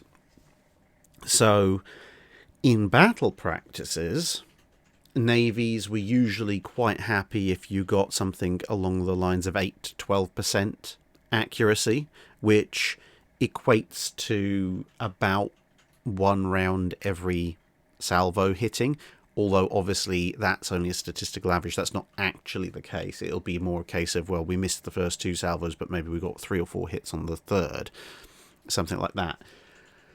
But in real life, in actual combat in World War I and II, for the most part, the hit ratio was significantly less than that. If you're talking about the Dreadnought period onwards, so 1906, at that point, everyone's got rangefinders, and most ships in World War I, for most of the time, do have central battery director firing. At least the capital ships do, although some of them don't and will be equipped with it during the war. And the practical hit ratios there, you're looking at about 3 to 4% being decent gunnery. I mean, when you look at something like Jutland, which obviously has a lot of shells being flung around, you have the Battlecruiser fleet with kind of sub 1% accuracy, which is awful. You have the Grand Fleet, well, you have the High Seas Fleet next up, and then the Grand Fleet, then the German Battlecruisers, and then finally 5th Battle Squadron. And it's kind of 2.5 up to about 5% is the spread for those different formations. So yeah, 3-4% is about average. But at the same time, you have to factor in specific ships with specific gun crews and the right circumstances that are performing well above or well under average. So you have some ships that don't seem to hit anything, despite firing hundreds of shells, and then you have ships like Iron Duke, which is scoring something like a 14-15% hit ratio, despite being in a line with everybody else. It's not got particularly brilliant environmental conditions compared to anybody else. It's just that much better of a gunnery ship. And I mean, Iron Duke, using purely visual sightings and range finding, and also not the world's biggest rangefinder, actually, is able to comfortably exceed the accuracy level not only of anyone else, any other capital ship in World War I, but also basically any other capital ship in World War II, with the exception perhaps of Washington at the night action of Guadalcanal, simply by having a very, very well-trained gunnery crew. So, I mean, the accuracy levels, they go up at closer ranges, but as you point out, when that happens, they're like, oh, well, now we could hit at something approximating a reasonable amount of time at a longer range, so let's extend the battle range up until you get the point of diminishing returns where, as I've said before, ships can just move out of the way of shells. But broadly, you'd expect in World War II there to be a slight increase in the overall percentage hit rates. But again, this is disguised by the fact that some engagements are very, very atypical. So, you know, Bismarck, the Battle of the Denmark Straits, is probably about as close to quote unquote typical as you're likely to get in capital ship confrontations, because neither side's backing down for the majority of the engagement period. And especially if you discount Hood, which has much older fire control systems, if you look particularly at Prince of Wales versus Bismarck, they're both modern ships sailing, fighting each other with modern fire control systems. That's roughly the kind of hit ratio you should expect from a quote-unquote typical engagement. But then, of course, at the end of Bismarck's lifespan, she's being engaged at very close range by 2 battleships where she's unable to really maneuver all that much, so that's not realistic. Surigao Strait isn't realistic because it's again an ambush by multiple ships using at relatively speaking close range, not massively but somewhat close. North Cape, again, not entirely realistic because the weather is atrocious. One ship has its radar operating, the other doesn't, and Scharnhorst is doing its level best to get away, not actually stand there and fight. So it's a bit of a mixed bag, to be honest, when it comes to World War II capital ship confrontations, in part because nobody has these massive concentrated fleets of battleships anymore. Individual engagements, whether it be Lofoten or Guadalcanal or whatever, are so very specific that you end up with some very wonky skew figures, which can range from nobody hit anything to one side hit all the time and the other side didn't hit at all. Tyler Kuhn asks, was there ever any thought given to putting 8-inch secondary guns on battleships or battlecruisers? No, not really. That kind of caliber of weapon, whether it be 7.5 or 8 or 8.2 or 8.3 or 9.2 or whatever, was equipped on battleships, but it was equipped on pre-Dreadnought battleships. Infamously, in the case of something like USS West Virginia, by sticking a hat on the main battery turrets. This was not a good plan, and somehow the US did it twice. Never mind. No, but when it comes to the Dreadnought era, for that period, battleships and battlecruisers, the secondary armament has changed purpose. On a pre-Dreadnought, like here, the secondary battery is supposed to actually help you fight your primary opponent, other battleships. But by the time of the Dreadnought, the secondary battery is there purely to fight off torpedo boats and destroyers. And so it grows commensurate with the threat of and size of destroyers, because it's supposed to be able to stop them fairly convincingly with a few hits, but also is restricted by quick-firing gun technology, because if you're going to be going after destroyers, you need to put out a lot of shells as fast as possible. So secondary batteries, pretty much by the start of the First World War, have stabilised in the region of older ships with 4-inch and newer ships with either 5 or 5-point-something inch and up to 6-inch secondaries, because that gives a fair bit of punch, but you can still fire the gun fairly quickly. The problem is when you transition over to the 8-inch gun, until you get something like the Des Moines in the latter part of World War II, the 8-inch gun's rate of fire drops off dramatically compared to what you can pull off with a 5 or 6-inch gun, and that in and of itself renders it unsuitable for use as an anti-destroyer secondary armament, regardless of the fact that, an 8-inch shell would probably do a lot more damage to a destroyer than a 6-inch shell, and that's before you get into, arguments about weight and space that would be taken up by an 8-inch gun, which would also be a major problem. John McCarthy asks, inclining tests were routinely done after fitting out, and possibly after refits as well. How do they work, what do they measure, and how do they relate to stability? So inclining tests can be used to measure a number of things, but primarily it's to work out what the ship's centre of gravity is and what its metacentric height is by inclining the ship using a fixed known weight, or a number of weights, because if you know the weight of the ship itself, and it's usually done when the ship is empty, it's what's called the light ship weight, so you'd have minimal, if any, liquids aboard, so fuel, water, food, in case of a warship, ammunition, etc. That will all be gone. You just want to know what the actual displacement of the ship itself is, i.e. kind of what it would be like almost if it had just come fitted out from the dock. And then by applying weights to either side of the ship, you get it to incline up to a certain amount, and then you can use some somewhat complex mathematics to work out, okay, well, if we needed to move X weight, Y distance from the center line of the ship, and it inclined Z degrees, therefore the mesocentric height is this, the center of gravity is this, because we know what the weight of the ship is, etc. And that will give you an idea of how stable the ship is going to be generally, in terms of not rolling over. How it'll allow you to calculate how far the ship can actually roll in total before it keels over and sinks. It'll give you an idea of how lively the ship is going to be, or how stable it's going to be as a gun platform, all of which is very useful detail. And obviously you can then, from those values, calculate how much the loading up of the ship is going to affect it. In terms of how they work, the normal procedure is to use fixed weights. Sometimes that's water-filled cylinders, which can be rolled. Sometimes that's fixed lumps of things. It needs to be a known total weight, but you can also do a relatively crude measure if you estimate weight, or more precise measure if you weigh everybody in advance, just using the ship's crew, get them to run from one side of the ship to the other.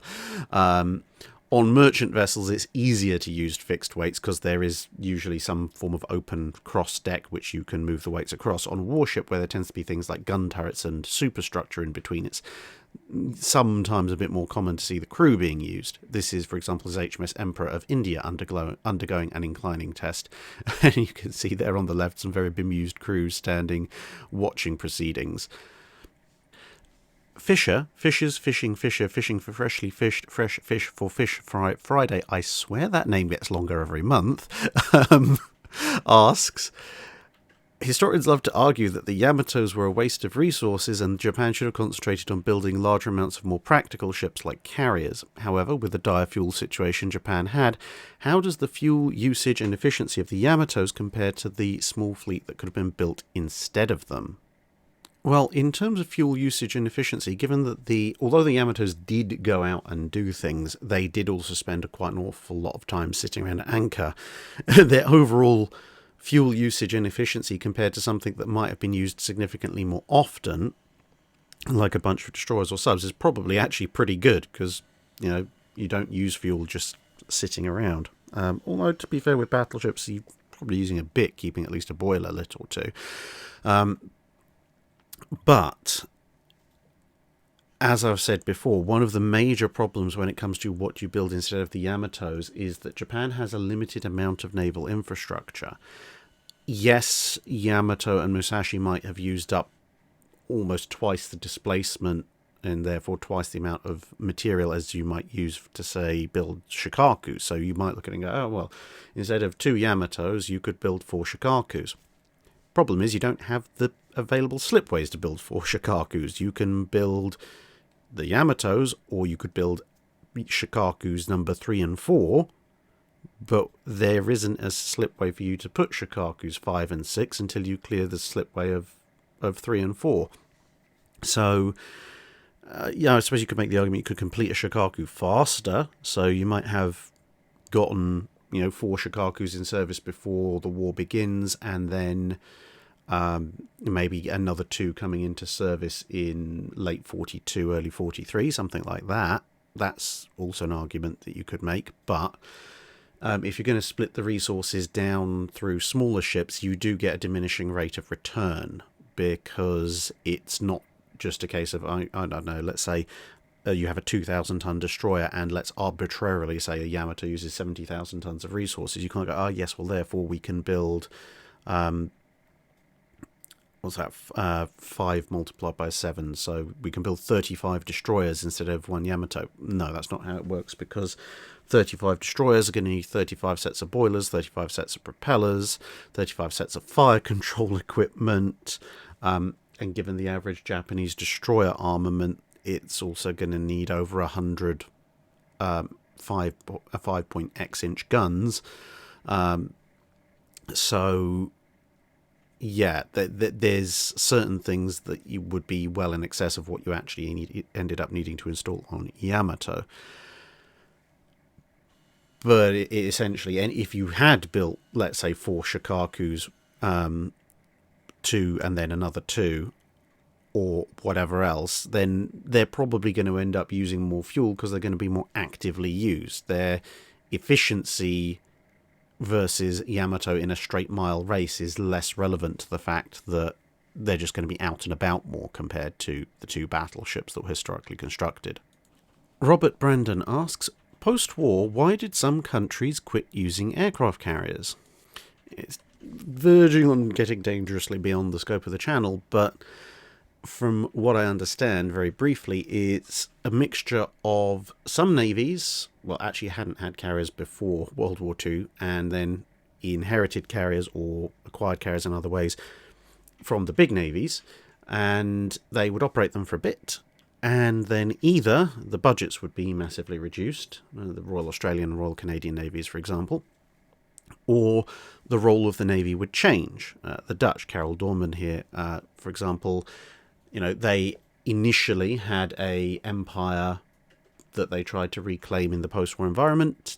Didn't work out too well for them, and then when they no longer had the Dutch East Indies under their control, well, most of the reasoning for having A, a large navy, and B, specifically an aircraft carrier, went away, and thus so did the carrier. So basically it comes down to cost. Running an aircraft carrier is pretty expensive, and if you don't have a pressing need for one, then you're probably not going to do so.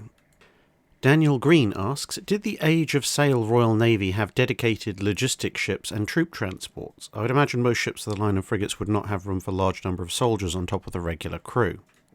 It was very much a mixed bag. Earlier on in the Age of Sail, if such things were necessary, you'd either stuff the troops aboard ships if you could, or you would hire merchant ships to do the job for you. But as things got a bit more organised and things progressed, so you had to start supporting armies overseas, say the Peninsula Campaign, or blockades where ships couldn't really be popping back and forth every 5 minutes for resupply, although they would if they could, then you started to see a little bit more of a formal organised system, although it still wasn't anything like a modern Royal Fleet Auxiliary or other supply system. So there would be a small number of dedicated transport logistics ships in the Royal Navy of, say, the 18th century and some corresponding navies, but these would correspond to ship types which you just weren't going to get from regular trade, horse transports, for instance.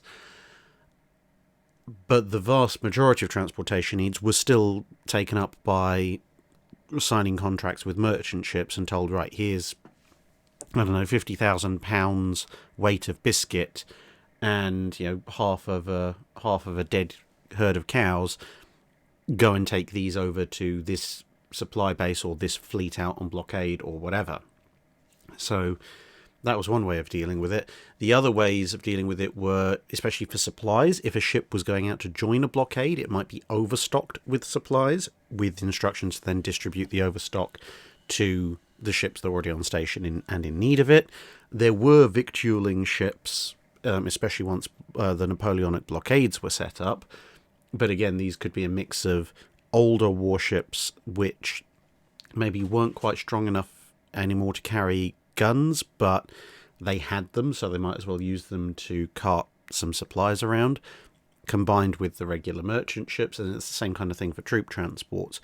You might put some troops on regular ships, you might put some troops on hired merchant ships, you might put some troops on semi-retired warships, and the other thing that was sometimes done was called en flute, and this is where you take a regular warship, you would remove some or all of the guns and cut back on the crew, because obviously without the guns you didn't need so many gunners, and you would then turn that ship into an impromptu transport. It would then be capable of moving large numbers of men or supplies, but could then be re-equipped with guns and returned to regular service. Brian Willman asks, looking at various renderings of Dreadnought as well as photos, it appears the armour belt doesn't actually cover the Y-turret magazine. This seems preposterous, but would a ship of this era somehow have portholes outside the armour? So Dreadnought does actually have armour covering its Y turret magazine, the one right aft there. Now I can see why you'd get that impression, because there is a lower set of portholes there on the stern that appears to partially cover Y barbette, but there's a few things to consider with Dreadnought. Firstly, her main armour belt actually sits relatively low on the ship, so what you're seeing with the blank space along the sides there, which is mostly covered in anti-torpedo netting booms there, is actually for the most part the upper strake of armour. The lower strake's actually running quite low. Now the thing with Dreadnought's armour belt is its main armour belt thickness actually runs from immediately aft of a turret, up there at the front, to about halfway along Y turret, and then it starts thinning out as it goes past A turret and continues on past Y turret. But the way the armour belt is is sitting is such that above the armour belt, obviously you have the armour deck, the main armour deck, and then from the armour deck up to the gun turrets is the barbettes. So wide turret is protected in various ways, shapes and forms. So if you hit significantly above the waterline, then yes, you'll go through the porthold sections of the ships, but you'll hit the barbette armour. If you hit slightly lower down, you'll hit the armour deck slope, or possibly the armour deck flat if you're incredibly lucky. And then if you hit close to the waterline, you'll hit, depending on whereabouts adjacent to Y barbette and Y magazine you're hitting, you'll either hit the main armour belt or a thinner part of the armour belt, or you'll hit the water and it'll go under. So there is a theoretical slight weak spot there if you happen to land a hit that corresponds to, let's say, 2/3 of the way along Y turret's length and right at the waterline. You would at that point be hitting a thinner part of the armour than Dreadnought's main belt, which could go quite badly wrong if that shell fetches up in the magazine. But yeah, it's a weakness. It's a relatively unlikely weakness to trouble anybody, but you'd also be surprised that this kind of small weakness is actually present on quite a lot of different early dreadnoughts, ranging from the Nassaus and the Helgolands all the way through to, almost not quite, almost everybody's first attempts at dreadnoughts, and most people's attempts at dreadnoughts if they're attempting it in the first couple of years. It was, however, recognised as an issue and corrected, and when you look at the second generation dreadnoughts and then the super dreadnoughts, then you discover that the main armour belt runs fully past the barbettes of all the main guns. The Outer Circle asks, I read in Anthony Preston's book about the posturing taking place late in the US Civil War, where they, uninformed and overly patriotic types, threatened to send a fleet of monitors across the ocean to confront the British. If they had, what monitors are likely to have survived such a hellish journey, and could Britain have repelled the forces that did make it, assuming it's the fleet the US has at their disposal after the South surrenders? Well, if we're talking about the moment that the South surrenders, there are 3 notionally seagoing monitors available. The amusingly named Dictator, the Agamenticus, and the Monadnock, as Miantonoma and Tonawanda, I think, the other 2 of the Miantonoma class are not yet commissioned. So 3 theoretically seagoing monitors, and this is going to be quite important. Dictator is the biggest of them. The others are about 3,500 tons-ish displacement. The rest of the US monitor fleet that's available are considerably smaller. So the Passaics are about 1,300 tons. The Canonicuses are about 2,000 tons, just over maybe. The Milwaukees are 1,300 tons. So they're all coastal monitors. Then we're not talking about the river monitors at all. But when it comes to survivability and combat capability, there are some fairly conflicting accounts.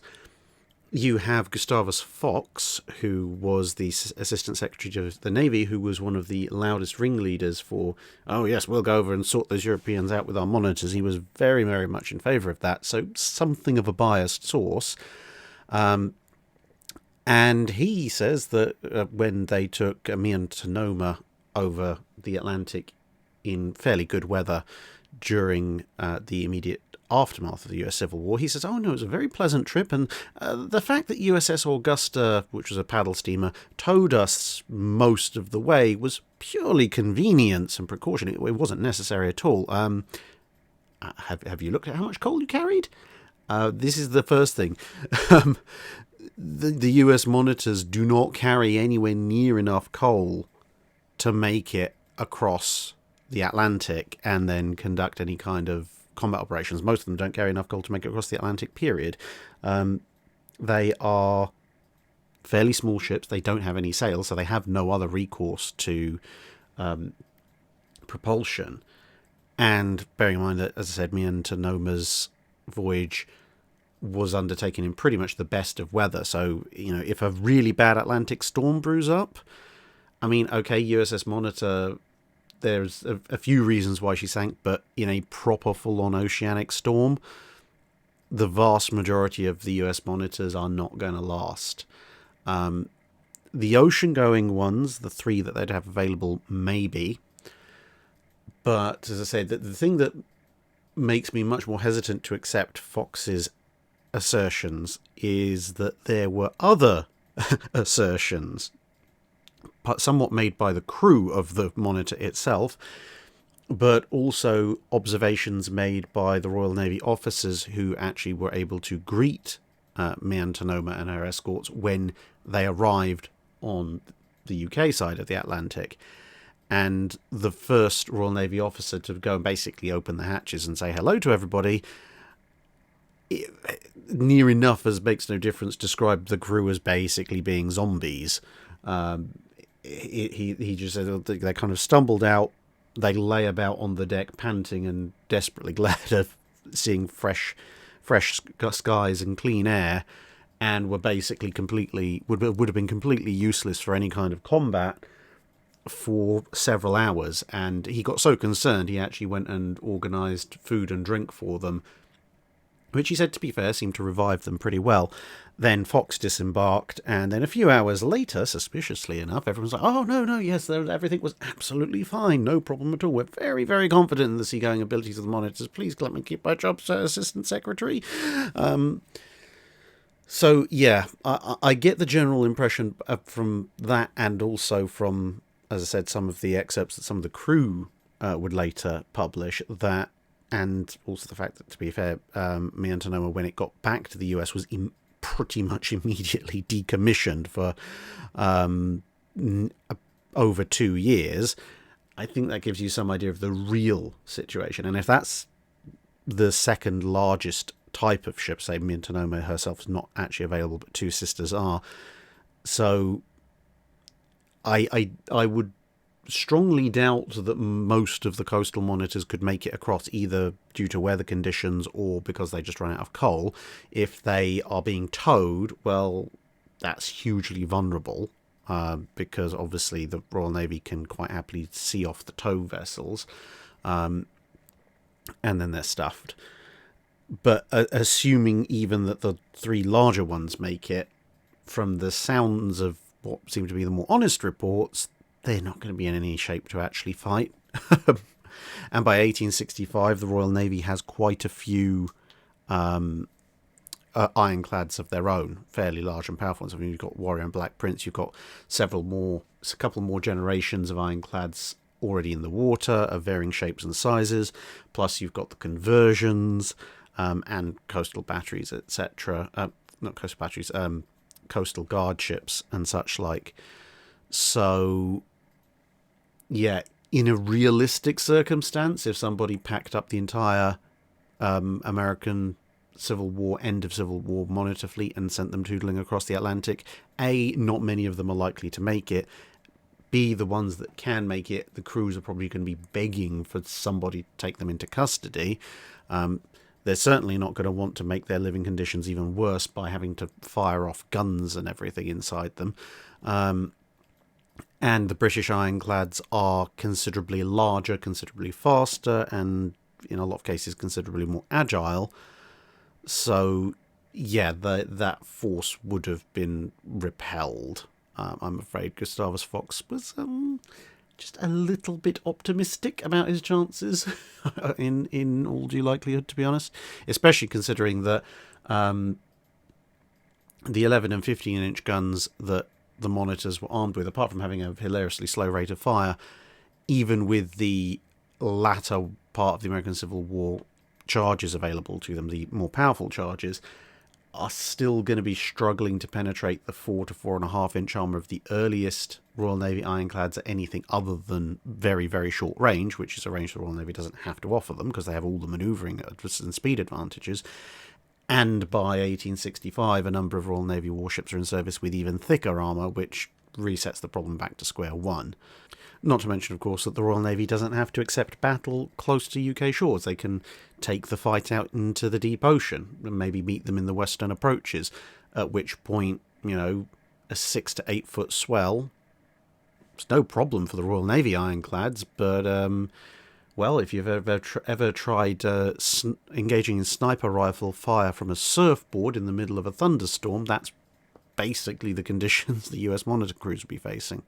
Texas and LaShock asks, I read recently that Churchill had the idea to send Force Z to Pearl Harbor after it had already been sunk. If he'd had the idea a couple of days earlier and Force Z managed to slip out of hostile waters and reach Hawaii, what then? Is Nimitz free to utilise them in whatever manner he sees fit, or are there caveats? Would they be kept together for unit cohesion or split apart to fill gaps in other units? And how would they handle maintenance and repairs? So, if they'd done that, and to be honest, it might actually have been a semi-successful evasion tactic of, rather than turning back for Singapore, if when they thought they'd been detected, if Force Z had just gone, stuff this, we're setting a course roughly southeast and just powering on through the Java Sea to, I guess, Australia, and then kicking up across the Pacific once they'd refueled. Well, if they arrive at Pearl Harbor, they immediately offer the US Navy something it doesn't have at that moment, which is a pair of operational fast battleships. Because USS North Carolina is still a couple of months away from arriving on station. And at that point, they're fast enough to keep up with the US carriers. There's still the small issue of enough fast fleet oilers and so forth.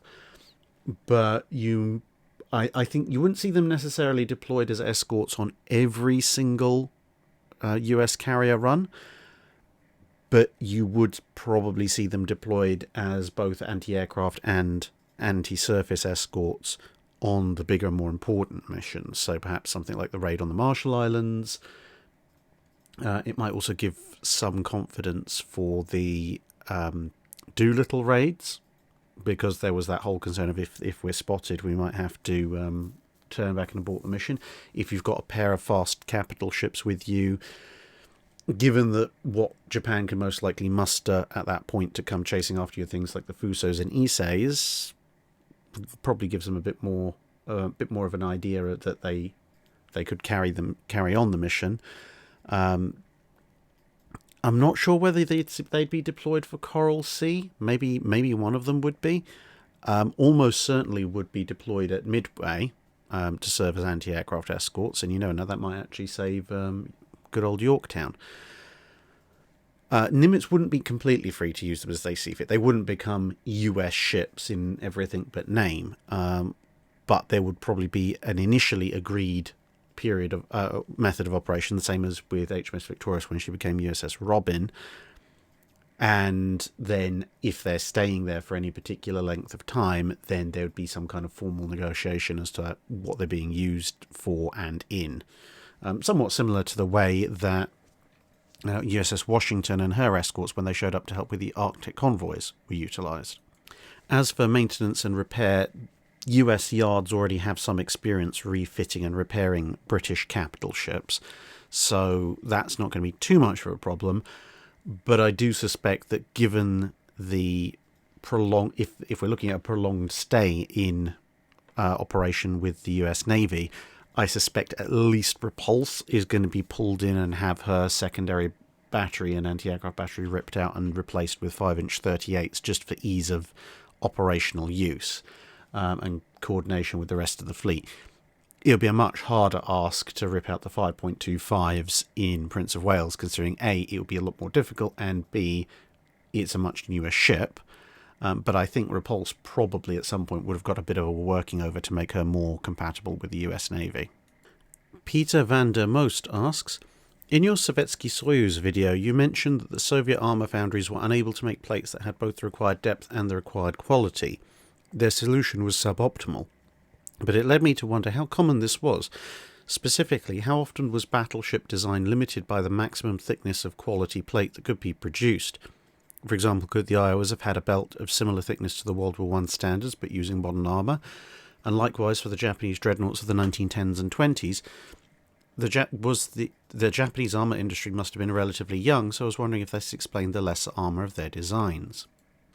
So there are a few instances where industrial limits do dictate how much armour can be fitted to a ship, and what type of armour, but it's not as common as you might think.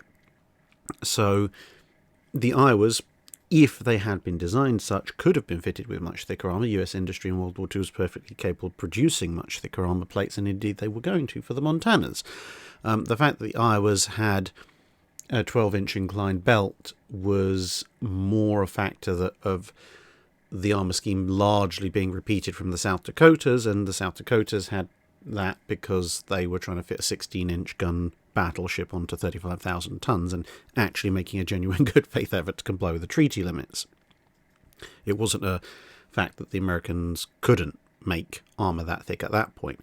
Although, when you wind back to the very start of the armoured ship era in the 1860s, at that point there are industrial limits. So, in fact, there's industrial limits for everybody. The British can make the thickest single plate at the time. The French are a little bit behind, which is a little bit ironic considering they would later become some of the foremost proponents and some of the highest technological industries when it came to armour making in the latter part of the 19th century, by the sort of late 1870s, 1880s, early 1890s. But anyway, and then the Americans, especially for the early part of the Civil War, were not quite hopelessly behind, but very significantly behind what the British and French could produce. They would eventually manage to come up with something approaching a decent thickness of armour plate for USS New Ironsides, but the reason a lot of the earlier monitors had lamellar armour, or laminated armour I should say, multiple layers of 1-inch thick plate, was because they simply couldn't produce decent iron armour in thicknesses that were much beyond that. And that's also why you had some of the weird and wonderful concepts like GALATA with her questionable armour, both in thickness and in production value. And by the time they actually made New Ironsides armour in the continent, Britain and France had moved on to making somewhat thicker iron armour. But as the 1860s went on, everyone's iron foundries basically caught up and was able to produce arbitrarily thick plate. The next point at which you began to hit industrial limits was in the mid-1870s, and that was not so much that it was a mixture of the industry was finding difficulty in making the armour, but also it was actually becoming ridiculous for the ships themselves. This is when you're talking about like 2 feet of iron. And ended up driving the development of compound armour to start with, and then obviously later on pure steel armour. And then you get the Russians specifically in the late 30s and early 40s, because they, for the given amount of armour that was called for on the Sovietsky-Soyuz class, Russian industry could have produced that thickness of armour in World War One. But the eviscerating of most of Russian industry's capabilities in the intervening period, thanks to mostly Stalin, meant that by the time it came to design the Sovietsky-Soyuzes, that armour-making industrial potential was simply no longer there. It was a more advanced case of what had happened in Britain and the US, where they could still make armour plate of up to any amount of thickness that they wanted, but the capacity in terms of volume of production was much less because of the number of foundries, etc., that had shut down during the interwar period. So those are your 3 main points where armour thickness becomes an issue when it comes to building ships. There's also a slight corollary in that the Japanese were approaching the physical limits of what the technology at the time could do when it came to producing face-hardened armour steel with the Yamato class, specifically with the gun turret face plates, but that's considerably thicker than the belt, so not necessarily relevant to the thickness of plate for belt armour. Ryan Frederick asks, the feud between Lord Fisher and Lord Beresford gets mentioned quite a lot in any discussion of the Royal Navy of their times. But what was the fundamental reason for their feuding? I get that Beresford was quite jealous of Fisher's becoming First Sea Lord, but did disagreements over technology, tactics, doctrine, etc. exist between them that laid the foundation for their issues, or was it merely a case of professional jealousy? What does the world look like if Lord Beresford is First Sea Lord in 1904 and not the future Lord Fisher? Without commenting one way or the other on his earlier career, by the time you get into the 1900s, when Beresford and Fisher properly go at it, there seem to be two main reasons behind their disputes. Firstly, Fisher is a reformist. He wants to get rid of old stuff, he wants to bring in new stuff, he wants to break the established traditions of the Navy, encourage more aggression, encourage more taking of initiative. And Beresford is in many ways kind of the epitome of the late 19th century Royal Navy admiral. He wants everybody to obey him. He doesn't want initiative. He wants everyone to fall in line and do what he says. Both admirals expect excellence of their subordinates, but how they think excellence is expressed are almost diametrically opposed. And to be perfectly honest, Beresford and Fisher both wanted to be First Sea Lord. Fisher got First Sea Lord, and thanks to the timing of it all, it meant that Fisher could stay on as First Sea Lord, assuming nothing else went wrong, up to a point past which Beresford would be too old to become First Sea Lord himself. So if Beresford wanted to become First Sea Lord, and he did, the only way he could accomplish that was to get rid of Fisher in some way. And thus the disputes kicked off. Also, by the time that he was an admiral in the 1900s, Beresford seems to have generally been okay as long as you did exactly what he said and nothing else. But the minute you did absolutely anything beyond those strict realms of your orders, or even followed his orders, but in a way that made it fairly obvious that they were stupid orders, he really kicked off and didn't like people, and could have done a lot of damage to the Navy. So, regardless of his previous qualities that he might have had in the 19th century, by the 20th century it's probably just as well for everybody that Fisher became First Sea Lord. If Beresford had become First Sea Lord in 1904, it's unlikely that we would have seen Dreadnought. It's fairly likely the Royal Navy might have dropped behind. It's also fairly likely it would have been slower to reform. And what abilities that Royal Navy officers had to take initiative, limited as though they were in World War I as compared to World War II, probably would have been quashed by Beresford. So the introduction of more demand for free thinking, etc., although, as I say, it's not Nelsonian fully, but it is there to a degree, that allows you to get things like the Harwich Force and the Dover Patrol and some of the better light cruiser squadron commanders by the time of World War I, although it's not percolated all the way up to the top, strictly speaking. But I think a lot of that might have been snuffed out had Beresford become First Sea Lord. So probably overall a good job that he didn't get that job. As for redeeming qualities, well, he could be slightly more diplomatic and eloquent than Fisher, although that is not exactly difficult because I'm more diplomatic and eloquent than a wrecking ball to the face. But that doesn't necessarily make me qualified to go on any overseas missions spreading, the good news of naval supremacy. Certainly not without starting at least 3 different wars. Ferris asks, how did people arrive on the use of fathoms as a measure of depth? From an outsider's perspective, it seems odd to use them as opposed to feet or meters or some other measurement.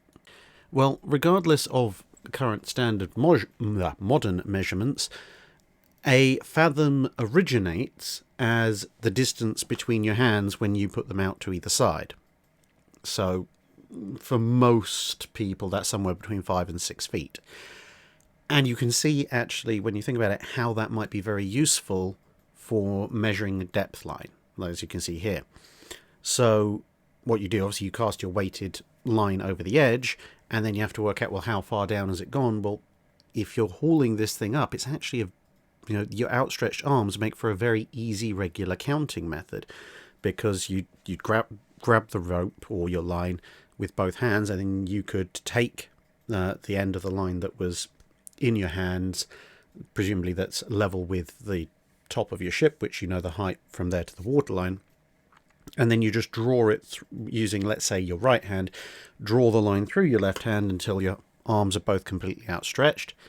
That's 1 fathom, 1 unit of measurement. Then you let go of the line you've just pulled up with your right hand, put your right hand back to your left, draw it out again. 2 fathoms, 3 fathoms, 4 fathoms. It's a nice, quick, regular and reliable measure. And then when the line comes up, okay, it's that many fathoms. As with many imperial units of measurement, it's based on body mechanics and relatively easy to replicate, even if, obviously, initially, everyone's fathom is slightly different, which could lead to some issues, I suppose. But once it got codified to approximately that length, it still made a relative degree of sense, because even if the official fathom is 6 feet and your arm span is maybe you're like 5.8 feet or something, then if the line is marked, well, you're still drawing in roughly 1 mark at a time, and you can make little adjustments as you go. So yeah, that's how you get the fathom. PH5817 asks, on warships there are many devices that measure or use the angle between the device and the ship. Turrets, fire directors, rangefinders, etc. How are all the devices zeroed against the same reference? Is there a mark somewhere on the ship, like a milestone, that represents the ship 0? For the most part, everything will just be zeroed against the ship's centre line, because when angle makes a difference, that's what they'll use. For smaller things like anti-aircraft guns, etc., where they have their own director firing controls, those are usually positioned pretty close to the gun, so there's not really a lot of difference between angle and range from the rangefinder and angle and range from the guns that they're controlling, so there's not really much need for compensation there, although you can do it. But when it comes to turrets and the main rangefinder, the rangefinder, which is obviously mounted on the centre line, the primary fire control rangefinder, will be its own 0 point. And then it's down to the Navy in question whether they want to correct the turret bearings relative to the range that the rangefinder dictates from its position, or whether they just want to take the angles and ranges as absolute values, regardless of the fact that, one turret might be 50, 60, 80 yards away from the rangefinder. And, the first approach is more technically accurate, and in theory you're aiming all your shells at the same point, and therefore theoretically more precise, but much more difficult to carry out, because remember, the adjustment in angle as compared to the rangefinder measured angle that you'd need to make will vary depending on the range, so you'd have to have some fairly complex mechanisms to work all of that out, probably automatically for everybody. But in all honesty, you can just leave it as is. So if the rangefinder says the range is, 20,000 yards, bearing 50 degrees to port, you can just elevate your guns to that range and turn your guns to that angle, because whilst, yes, 20,000 yards and 50 degrees to port from A turret is going to be aiming at a somewhat different point to where X turret is aiming, or Y turret, the fact of the matter is that even on a ship with very, very good accuracy in terms of the spread of shells, you're still looking at about 250 yards spread versus a target that is a fair bit smaller than that. An Iowa-class battleship, which is pretty much the longest target you're likely to come across, is just over 260 meters long. 270 overall if you measure right from the tip of the bow at the top. So given that, okay, so the spread, the entire spread of your guns, is, if you've got some very, very accurate ones, is just a fraction under the total length of an Iowa class battleship. So given that you're likely to have shells landing maybe a slightly outside of that, the more average spreads are going to be larger than the length of an IR class, and of course it's in both vertical and horizontal displacement of the shells. So the fact that your guns aren't all aimed at a specific center point in the middle of the target isn't going to make that much difference, because when you fire them, a shell that, let's say you're firing it from B turret, forward super firing turret, if you're aiming at your opponent's B turret, so you're perfectly parallel, that shell could, if we ignore the vertical element, i.e. whether it lands short or long, but assuming it's going to land at the exact correct distance, it could land anywhere from, even if we're using the really, really tight margins of about 250 yards, that could land third to half a ship's length ahead of an Iowa, or anything from there on the bow on A turret, or it'd be 16-1 on an Iowa. It could land directly on B turret, or 16-2, or it could go all the way back to the aftmost turret. And so whether or not you were aiming 30 yards to the left or the right isn't going to make all that much difference as to where the shell is likely to fall. So sometimes you can just go with the simple solution, because the environmental factors affecting your shell spread are far, far greater than any minor precision gains you might gain by optimizing your aim point. Andrew Dederer asks, about what era did the Royal Navy become professional enough that subordinates could be depended on to provide proper support? A lot of the reasoning for the line of battle seems to be to reduce this, but we still see cases post-Benbow, and similar cases like Perry rowing over to borrow his subordinate ship.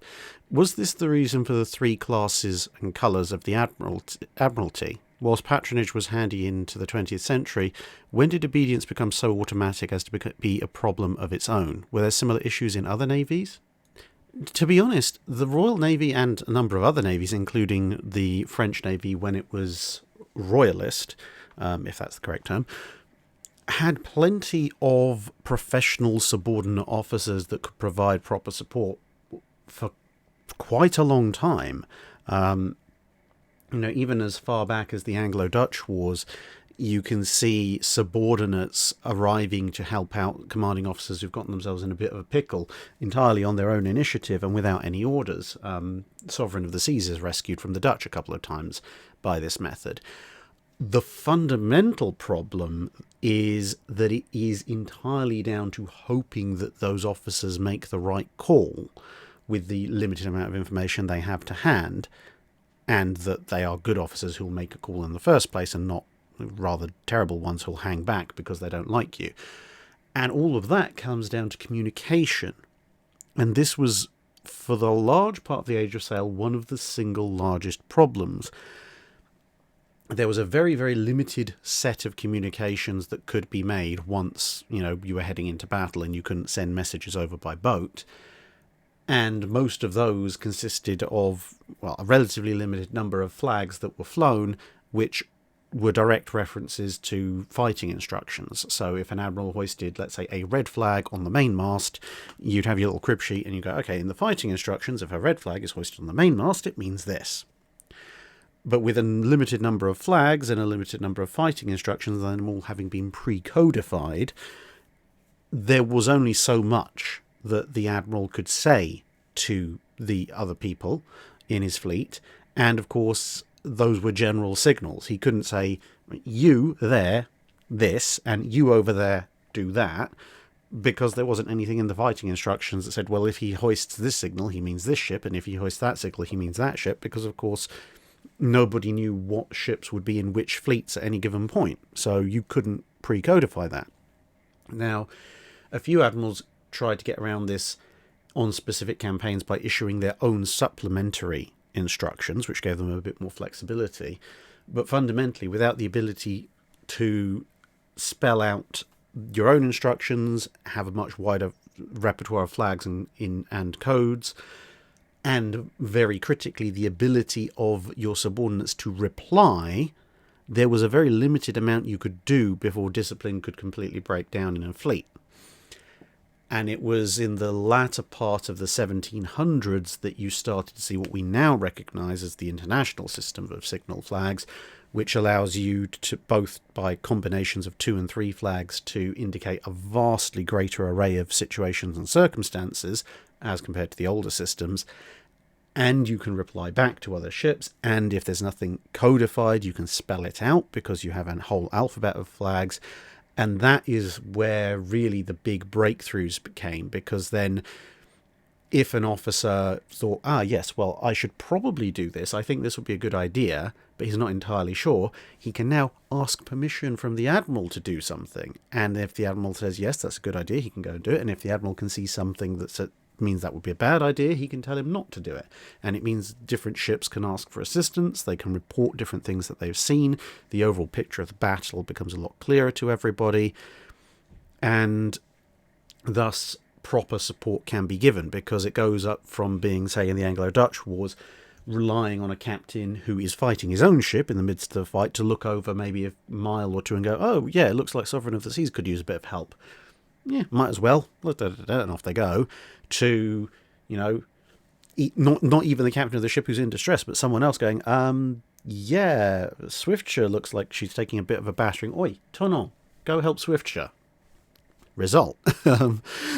And so, yeah, communication is absolutely vital when you want to have proper support in anything other than a fixed line of battle where it's just playing follow the leader.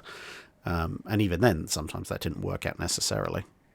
Jeff Clark asks, during the American Civil War, one of the Confederate States' diplomatic goals was getting the British to declare the Union blockade ineffective, and thus illegal according to treaty. Whilst the British did not, what would the repercussions have been if they had? Would they have been obligated to break the Union blockade by any means, or more along the lines of a stern letter? The main repercussion is that it then puts the Union on a head-to-head game of chicken it really can't afford to play with the rest of the world, most especially the British and the French. Because if the British turn around and say, yep, according to treaty, this blockade is ineffective, therefore it's illegal, therefore nobody has to respect it, and you have no right to try and stop anybody, then the next thing that's going to happen is the Confederacy will use its money to buy goods and transport them towards the Confederate States on foreign flagged ships, because obviously being at war, the Union's still free to go after Confederate ships. But when a British or French flagged ship or convoy of ships shows up, then it becomes very dangerous for all parties concerned, because according to the British declaration, assuming they'd made that declaration, the merchant vessels could just sail straight for the Confederate port, and if the Union tried to challenge them, they would say, well, we don't recognise your blockade as legal, we don't fly a Confederate flag, so you have no right to board us, and we don't fly a Union flag, so we're not under any obligation to listen to you either, so get out of our way or take it up with our government. At which point the Union has a catch-22, because either they get out of the way and then the blockade is truly broken and the Confederacy gets a bunch of supplies, or they still stop the ships or fire on them, at which point they have angered the British Empire or possibly the French, depending on which ship they stop. And if the larger international fleets have agreed the blockade is illegal and the Union are then trying to enforce an illegal blockade, that's when distressing numbers of European warships start turning up, demanding and then enforcing that their ships be allowed to trade freely with whoever they want. And that's not a situation the Union wants to find itself in. But then they have this kind of, say, catch-22. Do they allow trade with the Confederate States and thus the Confederacy gets stronger? Or do they stop trade with the Confederacy anyway and possibly end up at war with Britain and or France? Trevorius asks, were seaplanes underutilised in World War II relative to their utility? Not really. Seaplanes had a huge amount of utility in the Second World War. It's just that that utility wasn't being fighters or for for the most part bombers, and so unfortunately they do tend to get overlooked a fair bit. Seaplanes had quite extensive roles in aerial reconnaissance over the sea, anti-shipping uses, anti-submarine hunting, also rescue of downed aircrew and survivors from ships. Basically, if it was happening over the sea, unless it was happening from an aircraft carrier, it would usually involve a seaplane. Later on, you'd also start to see land-based reconnaissance aircraft, Hudsons, Liberators, that kind of thing. But huge amounts of work were done over the sea by seaplanes, and of course they can do things that land-based aircraft can't. So whether it's a Catalina, an Emily, a Sunderland, a Viking, or whatever, they have the ability, at least if the weather's decent enough, to actually land at sea and pull people out, and they can operate from relatively austere places because you don't need a runway for a seaplane to operate. So that's especially important in the Pacific. There's lots of little atolls and harbours, etc. You can operate seaplanes from without having to build runways and all of that kind of stuff. So yeah, there's quite a lot of decent stories surrounding seaplanes and what they did in the Second World War, but as I said, it's just unfortunate because most of it isn't quite as glamorous as something like the Battle of Britain or whatever. You don't tend to hear about it quite as much. Christopher Dent asks, what doctrinal thinking underpinned the design of unarmoured river gunboats? Unarmoured riverine warships would seem supremely vulnerable to enemy fire. So there's two aspects to it. Firstly, when you're thinking about the peacetime gunboats, part of the idea is that they're not supposed to end up in straight-up gun battles with heavily armed land-based units. They're designed to keep the peace, and so they have armament sufficient to threaten anybody, basically apply overwhelming firepower through a mixture of artillery and machine guns, and the fact that, cannon and as in like 20, 30, 40mm cannon and field artillery, 6-pounders or even 6-inch guns, will usually massively outgun and outrange pretty much anyone they're likely to come across in a colonial context. So they don't need the armour, largely because the enemy can't reach them, and even a decently built gunboat that's not ostensibly armoured is at least shrapnel and rifle proof for the most part, at the kind of ranges that they'll be engaging at anyway. And then you have the other consideration, which also affects the wartime built gunboats as well as the peacetime gunboats, which is the fact that they're designed for riverine work, and as a result they have to have a very shallow draft. And once you've stuck the engines in, the supplies, the places for the crew to be, the guns and the ammunition, that's already a fair bit of weight. If you start sticking on slabs of armour, their draft is going to increase, which means they're going to become less and less useful for river-based work. Bearing in mind, a lot of these things had drafts of 4 to 5 feet. So, you could stand in water that a gunboat could float in. You start sticking multiple tons of armour on, and suddenly that utility goes away, which can limit their operational capabilities quite significantly. The other factor, to be honest, is similar to how there's almost no point in World War II in having armour much above 6 inches until you hit battleship grade armour. When you're looking at gunboats, you're effectively looking at what you're going to be facing off against, either people with rifles and machine guns or people with field artillery. Now, rifles and machine guns, decent hull plating can, at range, keep that kind of incoming firepower out. But if you start sticking thicker armour on, well, you've got to go through quite a few different thicknesses before you'll come up against something that will offer you any meaningful protection against, a 4 or 5 or 6 inch field gun. And if you put less armour than that on, well, you're not gaining any particularly greater protection against small arms fire, and you're just weighing the ship down unnecessarily against larger fire. And if you are going to put protection that'll protect against a 4, 5 or 6 inch gun, then you have the aforementioned issues with draft. So as a result, you end up with what's effectively, as far as warships are concerned, an unarmoured design, like HMS Mantis here.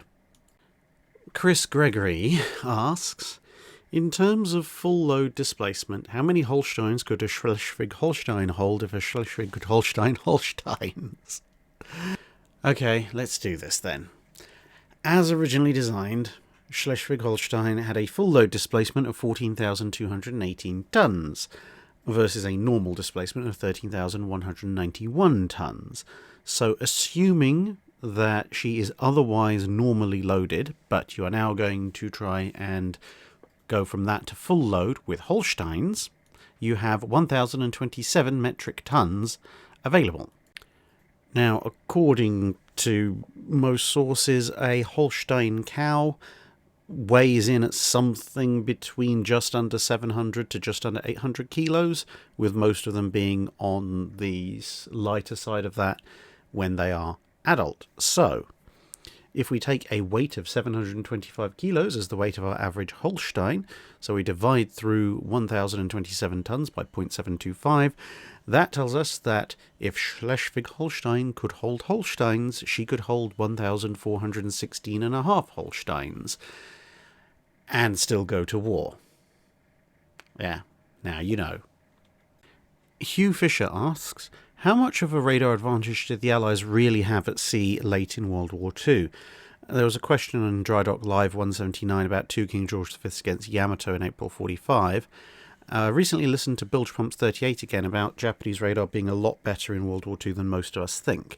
So would such a scenario be less Allied battleships hunting helpless prey, more both forces trying to guess do they know that we know, and then praying to the appropriate divinities that the enemy's radar breaks down first? It really depends what kind of radar you're looking at.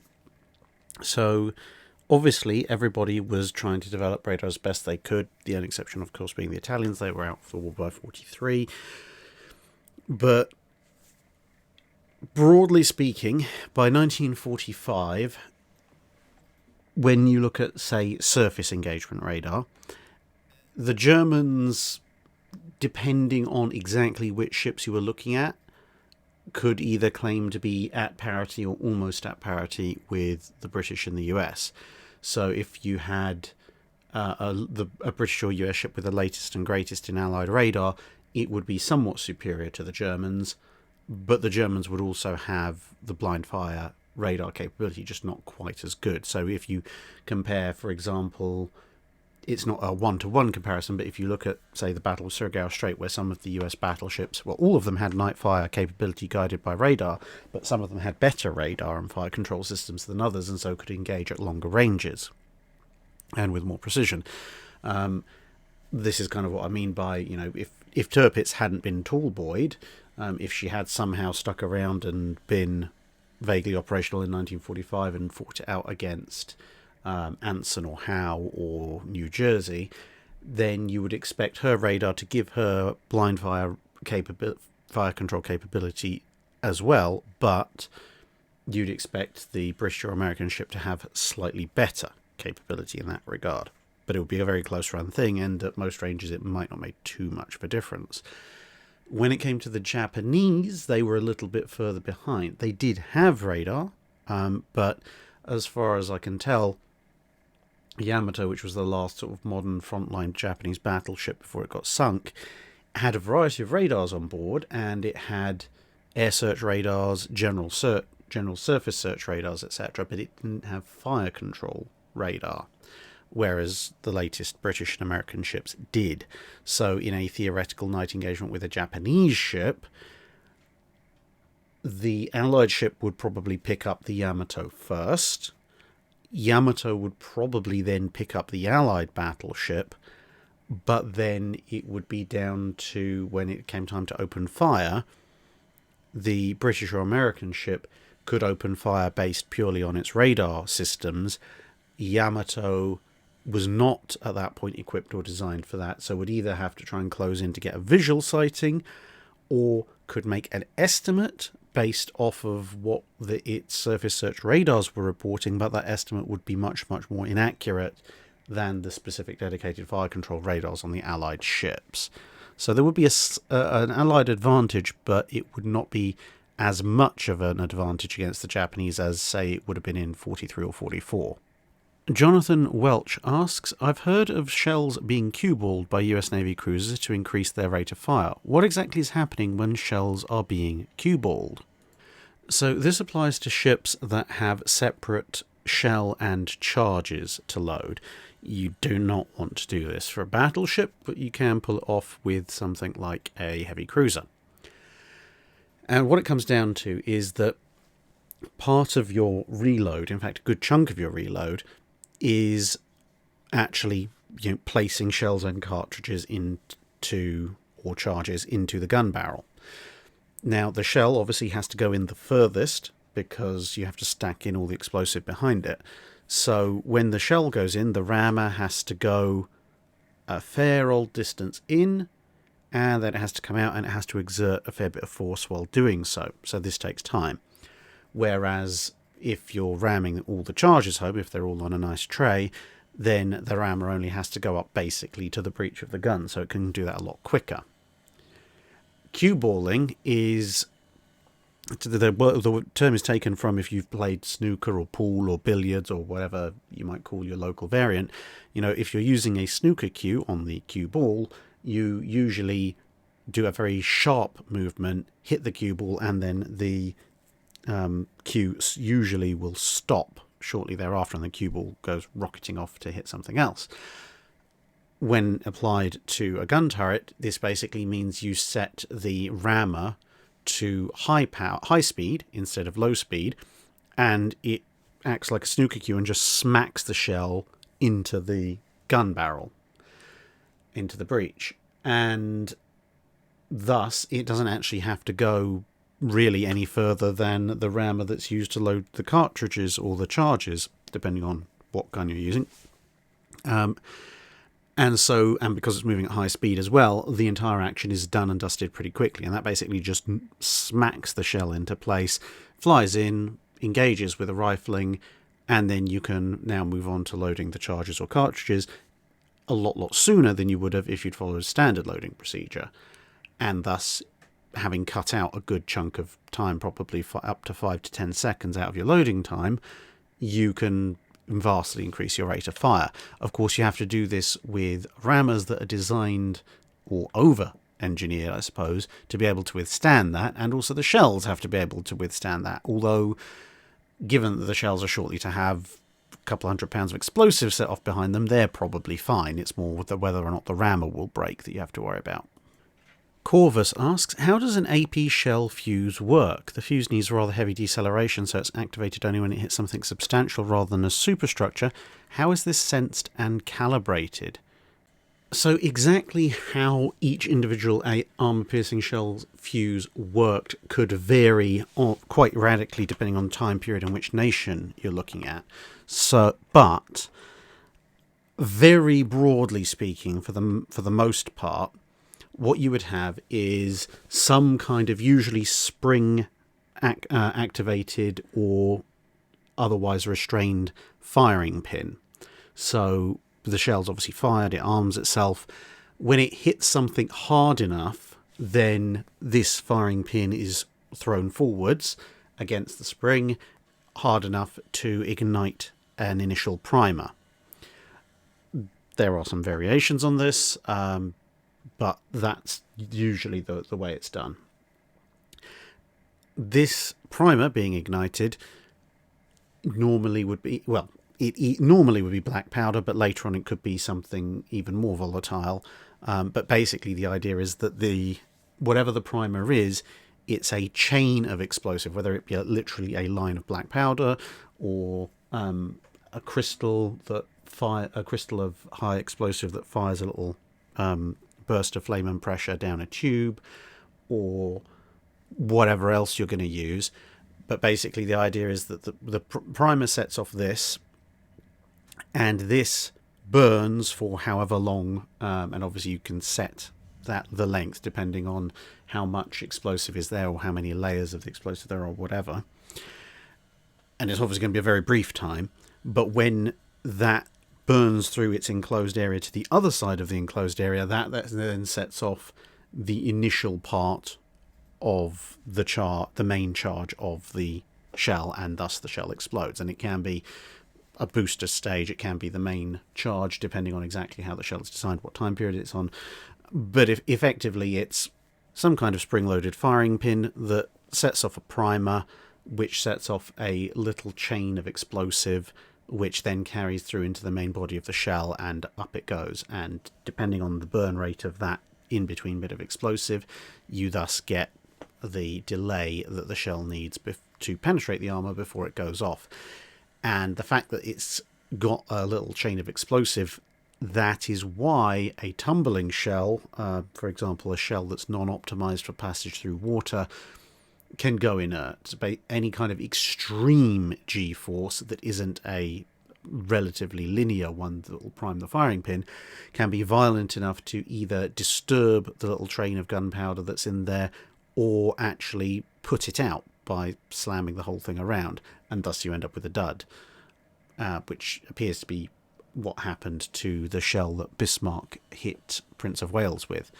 Basically, if the fuse had worked properly, then it would have detonated in the water well short of Prince of Wales, but because the fuse malfunctioned, probably the little chain of powder between the firing pin, primer and the main charge was shaken out in some way by tumbling through the water. It then just continued through the water as an inert lump until it fetched up inside the British battleship.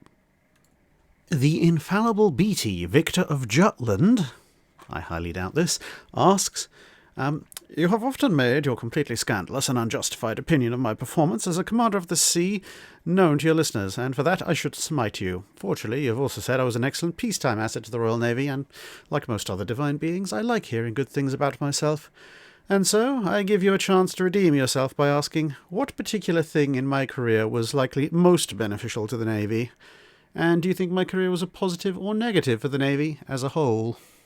Well, undead Admiral Beatty, the most particular thing in your career that was a benefit for the Navy was probably the way that the Washington Treaty was handled. Basically being able to get Britain the Nelson and Rodney whilst getting more of what it wanted than not, I would say. I mean, obviously in an ideal world you'd want a couple of G3s, but, you know, shoot for the moon, you land amongst the stars. Well, actually shoot for the moon and miss and you end up dying of asphyxiation in space, but never mind. You know, analogies are not necessarily my strongest point. But, yeah, the peacetime leadership of the Royal Navy, especially when it comes to laying the groundwork around Washington, is probably the highlight of Admiral Beatty's career. As for whether it's an overall positive or negative for the Navy as a whole, it is difficult to say, because undoubtedly there were a lot of leadership failures in World War I, which meant that there were quite a number of deaths that could have been avoided. But what the Royal Navy managed to retain during the Washington Treaty negotiations is also a fairly big positive. The thing is, at the same time, though, that if Beatty hadn't been in place during World War I, if someone else had been in charge of the Battlecruiser squadron, whilst it's unlikely that a full-on crushing of the High Seas Fleet would have been possible, it could have been that Jutland was more decisively in Britain's favour. And if that had happened, if Britain had emerged from World War I with a navy that had decisively won its major battle and asserted dominance of the seas, well, not only would that have made the job of the Royal Navy in the latter part of the war much easier, because they wouldn't have had to worry quite so much about the High Seas Fleet, but it also would have meant that the Royal Navy going into the 1920s and the Washington negotiations would have had a few more cards in its hand to play. It would have been negotiating from a stronger position. So in some ways, the fact that Beatty handled the Royal Navy quite well in peacetime is almost counterbalancing the fact that he left it with a weaker hand in the first place through his poor wartime actions. Now, I suppose you can also look at his pre-war actions, but obviously the higher the rank you go, the greater the impact you tend to have. So it's difficult to say, I think, overall, whether it was a positive or negative. I think on a grand strategic level, in terms of sort of where does Beatty leave the Navy at the end of his career, or his active naval career, there's probably a slight positive.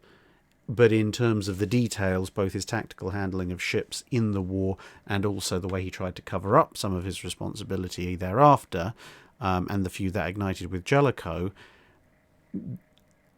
I'd say within the details, possibly a negative.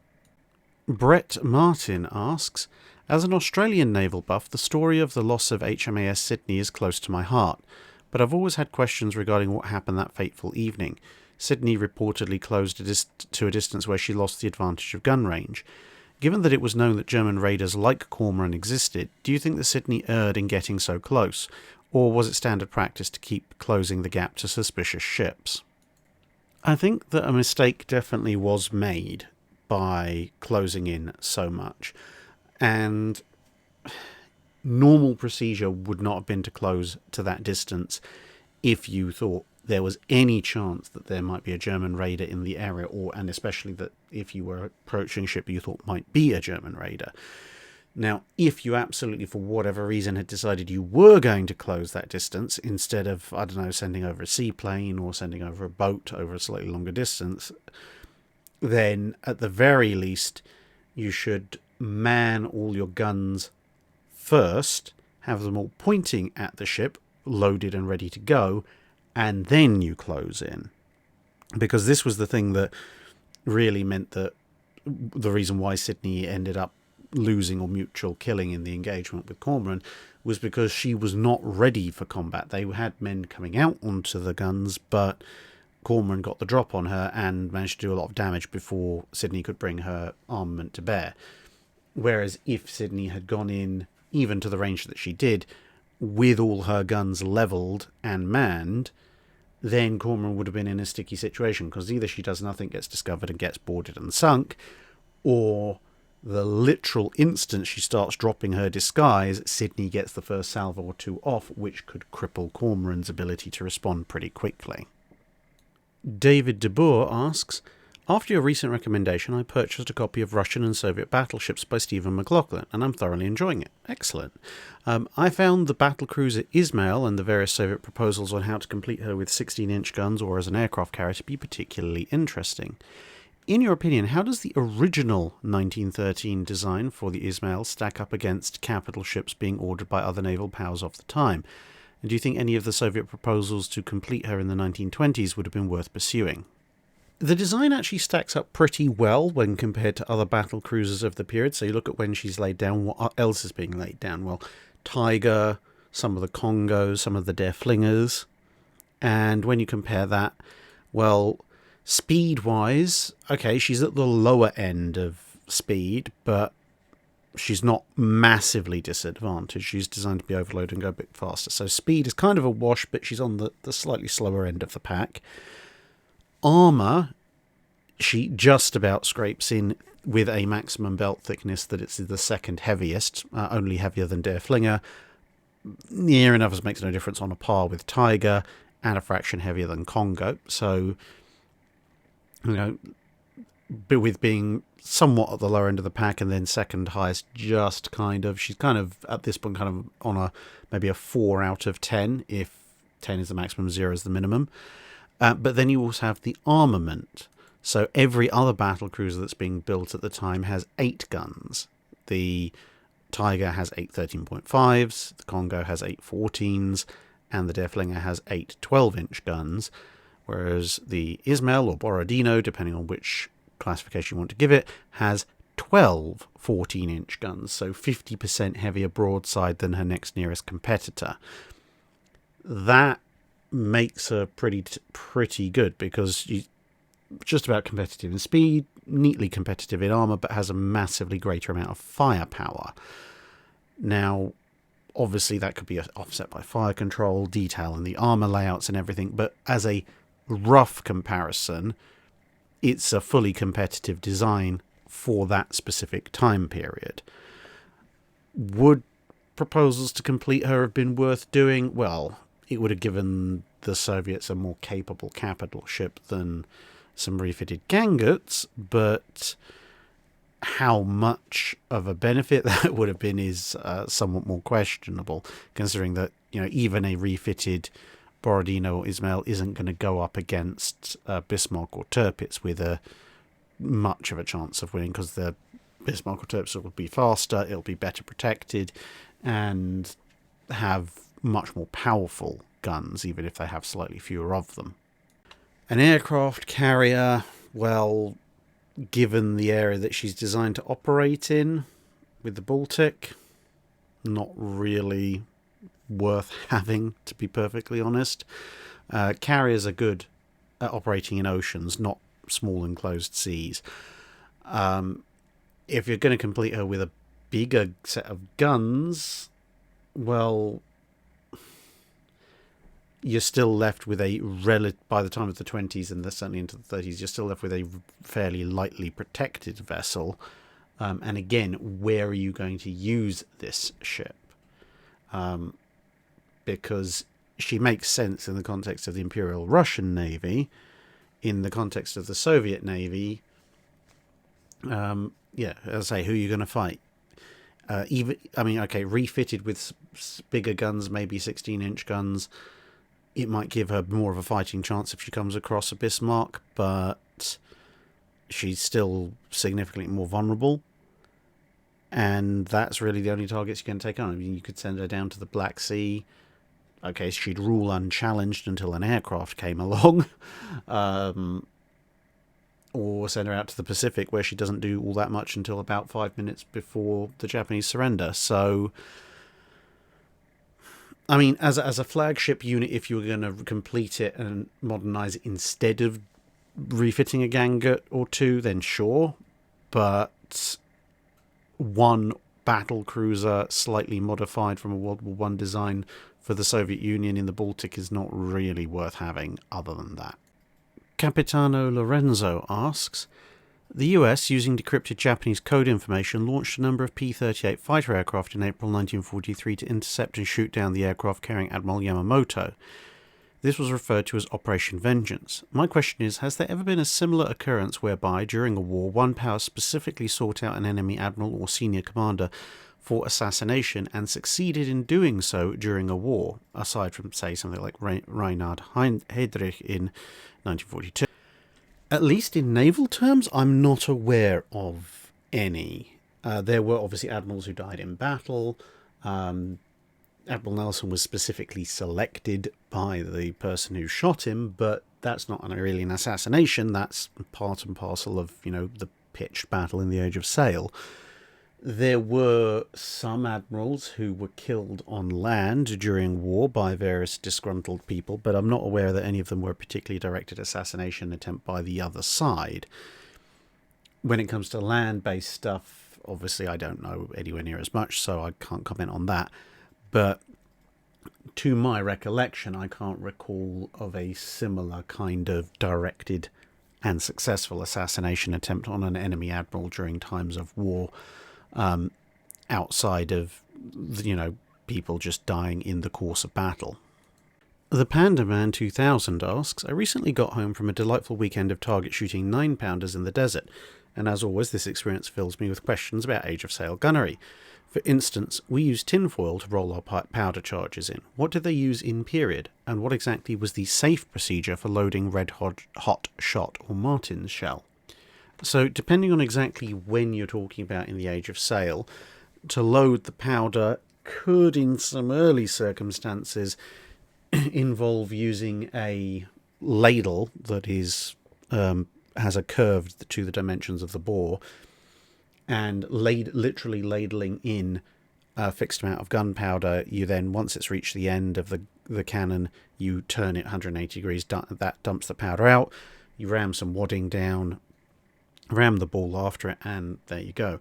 But fairly rapidly, when it comes to naval technology, you had the powder in bags, silk bags, or sometimes some other form of very combustible cloth, and that would be rammed home as a single unit. The wadding would go on top of that, and then the ball on top of that, and then you would have a spike which you would use to open up the bag, and that would allow then the priming powder that you were using to set off the main charge. This is one of the reasons you have the wormer, the kind of corkscrew on the end of a stick, is to help get bits of wadding and bag out if they're still smouldering and stuck in the cannon before you put in the next round.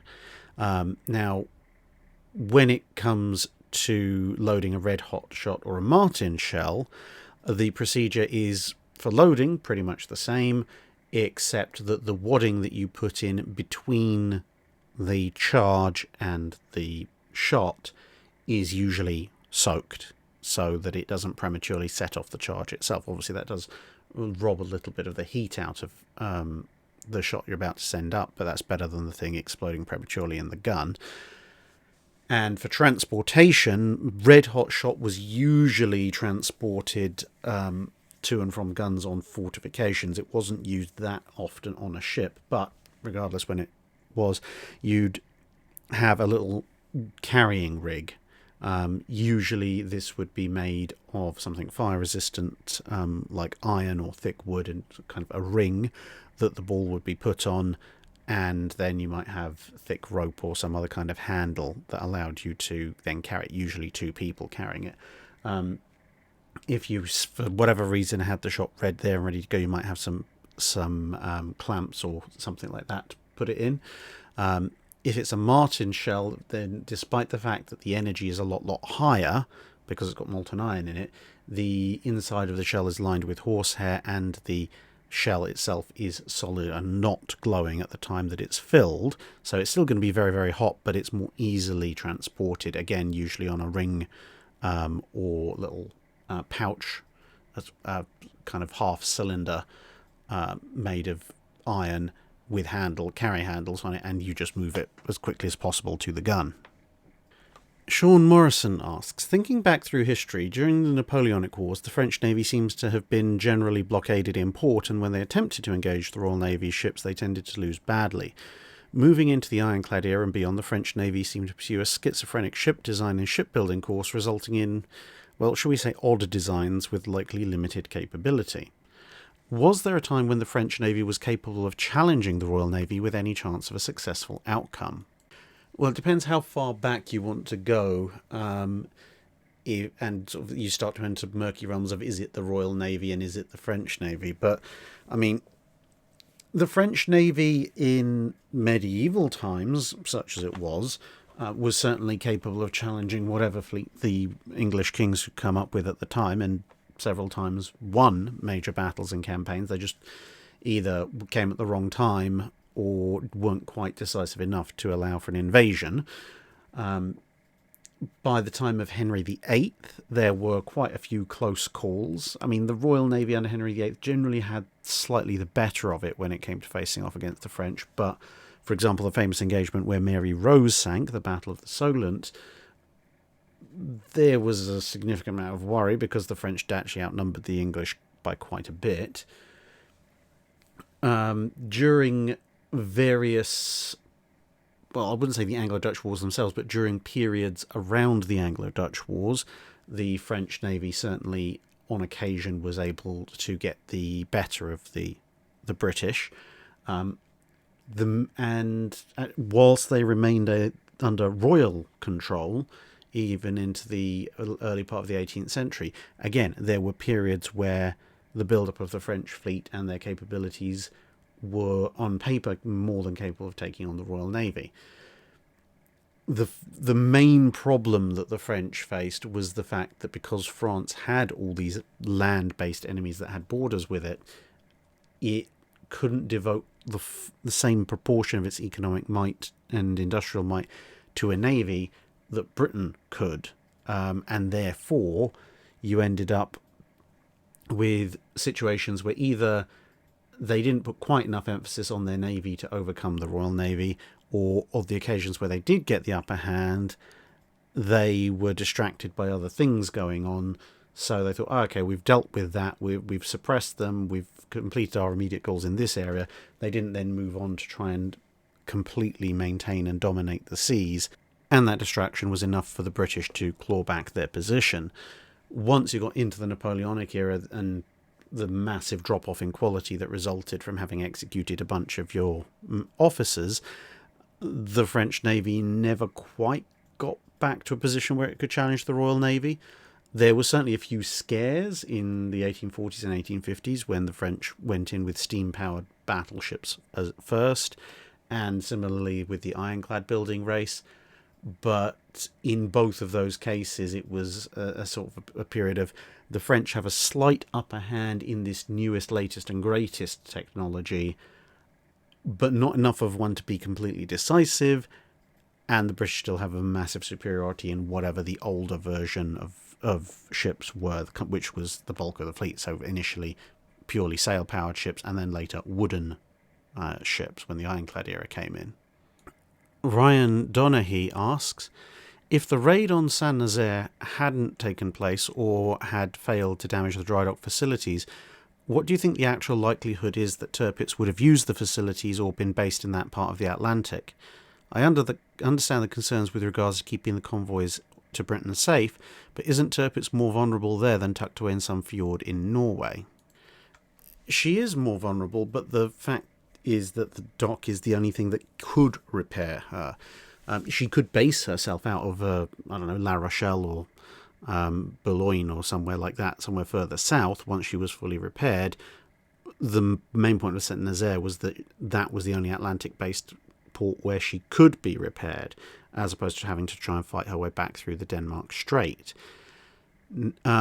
But in terms of the overall likelihood that Tirpitz would have been sent into the Atlantic and therefore possibly been in a position to need to use the facilities at all, it's debatable. To sail out into the Atlantic and operate there, obviously she's going to have to be absolutely full of fuel. There's probably going to have to be refueling ships out at sea, assuming that she's not hit early on like Bismarck was. There's going to have to be significant amounts of fuel sent to St Nazaire or wherever she's going to permanently base herself out in France. And by the time we're talking about, so mid-42, let's say, the Kriegsmarine really is running a little bit short of fuel. They could do it, but it would take a lot of precious fuel, even more than the operations in Norway did, which obviously were significantly shorter range. And I think that's probably the single biggest thing that could have kept Tirpitz out of the Atlantic, is just the amount of fuel that would have needed to be used. Now, as I said, it's physically possible that she could have been sent out, and therefore political pressures may have resulted in her being sent out, especially because even with Gneisenau never really leaving Drydock, you've still got Scharnhorst there. So you've got Scharnhorst, Tirpitz, Admiral Hipper, Prince Eugen, possibly even Scheer and Lützow. So there's a fairly significant force that could have been sent out into the Atlantic, but that pretty much would have drained the entirety of the Kriegsmarine's fuel reserves, and it would have been basically everything roll of the dice. It would have been a very difficult formation to stop, but if it had been stopped, it would have been the end of basically any heavy German surface unit larger than a light cruiser. Andrew Waite asks, I understand that no-axis submarines survived a direct hit from a Hedgehog anti-submarine mortar. Did many submariners survive the loss of these submarines? Well, much as with any submarine hit by some kind of anti-submarine weapon, whether that be a depth charge or a Hedgehog mortar or whatever, it largely depends on where the submarine is at the time that it's hit. If the submarine is quite deep and the hit is full on, you're probably not surviving, because the submarine's going to flood, it's going to plunge below crush depth, and you're all going to die, fortunately, relatively quickly. If you're unlucky, you might be hit at kind of a middle depth where you still can't get to the surface, and the submarine's just going to flood out, at which point you're going to drown, which is nowhere near as pleasant. Or you might be trapped in a compartment where you asphyxiate if the seabed is shallow enough that you don't fall to crush depth. Albeit, if the seabed is so shallow that you hit the seabed and you're shallow enough that you can use the escape apparatus, you might get out that way. Some U-boat crews did escape that way. And then kind of your best case scenario is you get hit by a hedgehog near the surface, at which point, if your captain's quick enough and the damage isn't too severe, you might be able to surface the U-boat at least briefly, long enough to get some people off. So in terms of, did many submariners survive the loss of submarines hit by hedgehog? As I say, it depends almost entirely on where that submarine was depth-wise when it was hit. And to a limited degree also how bad the damage was. I mean, direct hit just below the conning tower that floods the command compartment and a major portion of the sub, you're probably going down quite quickly, even if you were only a few tens of feet below the water surface. Whereas potentially, if you're really deep and maybe you get a hit that shatters the stern, well, actually no, the stern's got the propulsion in it, so maybe a hit that shatters the bow torpedo compartment, you might, if you're very lucky, still survive that. It basically comes down to when you are hit, is your sub able to surface or get close enough to the surface, or at least have the good grace to sink in a shallow enough portion of the sea where you can subsequently escape? If the answer to either of those two questions is no, then you're probably going to die fairly quickly, and it'll be most of, if not all of you. Video Dude 26 asks, shipbuilders models. On the hangar deck of USS Midway on the starboard side, aft near the stairs on the flight deck, there's a builder's model of USS Midway on display. But it's a bit unusual in that it's all made out of plexiglass, so it allows you to see the internal structure and how everything is laid out. So my question is, was there ever an instance that someone pointed out something on a model, a shipbuilder's model, and go, oh, hey, wait a minute, that's not going to work? Or were the models simply visual aids to help coax civilian leadership into laying aside funds for the Navy's shiny new thing? It depends what time period you're looking at. In the 16th, 15th, 18th centuries, all of that kind of time period, builders' models were very much a practical design tool, and designers and their assistants would look over them as much as they would any drawings they produced and compare them to earlier designs to see if they could spot anything majorly wrong. And then they were also used to help construct the ship itself. They're basically, well, literally, they are scale models, so you could scale the parts off of them. But as you get into the latter part of the 19th century and blueprints start to become more and more of a thing and more accurate, and I suppose that's all, to a certain degree, even started a bit earlier than that, but definitely by the latter part of the 19th century and then into the 20th, it's all been done by many, many blueprints and drawings and things like that, rather than working off of a model. So by the time you enter the era of armoured and steam-powered vessels, builders' models at that point are more of just a quick reference check, and as you said, a nice way of persuading people that this is a cool thing that will be built and you should pay us money to build it. Mr. V asks, what would you say is the most undergunned class of ships, meaning which class used the least amount of guns with a given amount of space they had open on deck? In capital ship terms, it's going to take some beating the Courageous class. I mean, they're approximately the same length as a Renown class battlecruiser. Granted, they've got slightly less beam, but still. And they have 2 less guns, given that Renowns only have 6 main guns in the first place. So 4 guns on a ship that is longer than pretty much any contemporary battleship and most contemporary battlecruisers. That's pretty pathetic. And of course, Furious, when she's completed, has just but a single main gun. Admittedly, the front of her is taken up with a hangar and then later a flight deck, but still, 1 main gun. Again, on a ship that's so large. They do have extensive-ish secondary armament, but, you know, on a ship that size, any ship that size could have an extensive secondary battery, and it's not that great a secondary battery compared to some ships, again, that are slightly smaller than they are. So, yeah, I mean, there's reasons for why it's done that way, but still, if you're just looking on a main battery guns per deck space argument, the Courageous class are pretty up there. Jellicoe Cats Get Confused at Night asks, trinitrotoluene was first prepared in 1863 and was used as a clothing dye for about 30 years until someone figured out you could make it explode. If someone had figured out that it was an explosive in, say, 1864, did they have the metallurgy and manufacturing technology to make a practical TNT-filled shell? If not, when would it have been practical? Sure, you can make a TNT-filled shell in 1864. There's nothing that's stopping you doing that. The bigger problem is what you're going to fire it out of.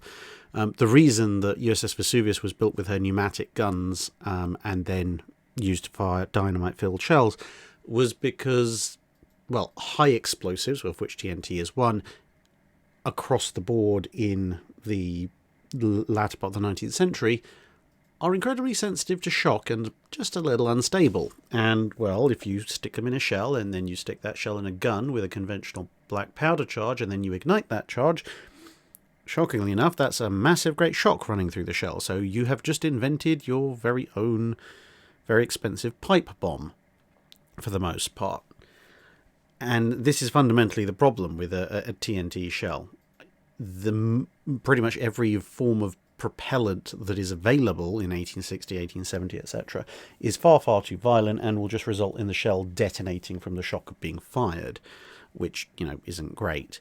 I suppose you could make a trebuchet and lob it off of that, and to be perfectly fair, at that time, battle ranges are short enough that a modernised wooden iron trebuchet lobbing a massive charge of TNT might not necessarily be as insane as it sounds. Mostly as insane as it sounds, but not entirely. So yeah, in terms of when it would have been practical to use a TNT-filled shell, is basically when you can make a gun or some other form of projectile launching device that doesn't impart a massive violent shock at the moment that you are launching the projectile. Fluffy Goat asks, it seems to me that the Royal Navy didn't invest in dive bombing like the US did with the Dauntless and the Japanese did with the Val. Why didn't the Royal Navy embrace dive bombing, or am I totally off base? So the Royal Navy was quite interested in dive bombing, but, as I've said before, by entering the war earlier than Japan or the US did, it left Japan and the US with the ability to introduce another generation of aircraft and start development on a second before they entered the war. So if you look at, say, 1938, that sees the introduction in the US Navy of the Helldiver, the first one, which is a biplane dive bomber, and that's contemporaneous with the Royal Navy introducing the Skua, which is a monoplane dive bomber and occasional fighter. So at that point, the Royal Navy is actually arguably slightly more competitive than the US Navy, because, okay, fair enough, the Curtiss SBC Helldiver can carry a slightly heavier bomb load than the Skua, but the Skua is overall a slightly more capable aircraft. The problem then comes, obviously, is 1939, Royal Navy gets involved in the war, things start grinding to a halt in terms of aircraft development for the first year or two, and what should have been replacing the Skua, which is the Barracuda, is also suffering from developmental delay because the engine it's supposed to be using is cancelled. And so the Barracuda, between having to be re-engined and having to deal with the backlog caused by war, only starts entering the conflict around about the same time that, ironically enough, the SBC-2 Helldiver, the monoplane, is entering service, when it should have been entering service roughly contemporaneous with the Dauntless and then being replaced by something else. It ends up coming in around the same time as the aircraft that is supposed to replace the Dauntless. But that's not through lack of willingness on the Royal Navy's part. The other thing is that because the Royal Navy has smaller aircraft complements on its carriers, they are looking for more of a multi-role aircraft. I mean, the Swordfish and the Albacore also are theoretically able to do dive bombing, although not tremendously well, it must be said. But you look at the Skua, it's supposed to be a dive bomber and fighter. The Swordfish is supposed to be a torpedo bomber and dive bomber. The Barracuda is a torpedo and dive bomber. And then you have successors to that, which things like this, the Spearfish, which are also supposed to be combined role torpedo and dive bombers, whereas the US and Japanese, who have larger air groups on their carriers, are able to distinguish between having torpedo bombers and dive bombers as two strictly separate aircraft types, which on top of, having a couple of extra years of peacetime and not having quite as many engine issues, it's also a lot simpler to design an aircraft that's supposed to do one thing well, as opposed to what the Royal Navy was asking people to do, which was design an aircraft that can do 2, 3 or 4 different things right from the get-go as designed. Ole Bajorvik, I think, asks, how late were coal-fired warships in operational use? Well, I don't know about into the Cold War, because that's beyond the scope of the channel, but certainly in World War II there were still coal-fired warships pottering around the place, partly because, again, it was cheap and easy to do for small ships compared to the oil-fired stuff, and also because a number of ships were taken up and turned into warships from merchant vessels who might still be coal-powered. So this, for example, is His Majesty's trawler Acacia, one of the aptly named Tree-class armed trawlers of World War II, and this used a coal-powered vertical triple expansion engine to move around. Because you couldn't refuel these coal-powered ships at sea, they would very often either be used for coastal defence duties or convoy duties, where they could go from point A to point B before they ran out of coal. So there's not coal-powered battleships and cruisers running around, but the lesser vessels, you would be surprised how many of them are actually still running on coal in the Second World War. Uncle Sam asks, where did the Royal Navy and other allies train naval aviators for carrier operations? How and where did the Royal Navy learn to tame the F4 Corsair, and did the Royal Navy have similar training ships compared to paddle-wheeled aircraft carriers that the US had, Sable and Wolverine?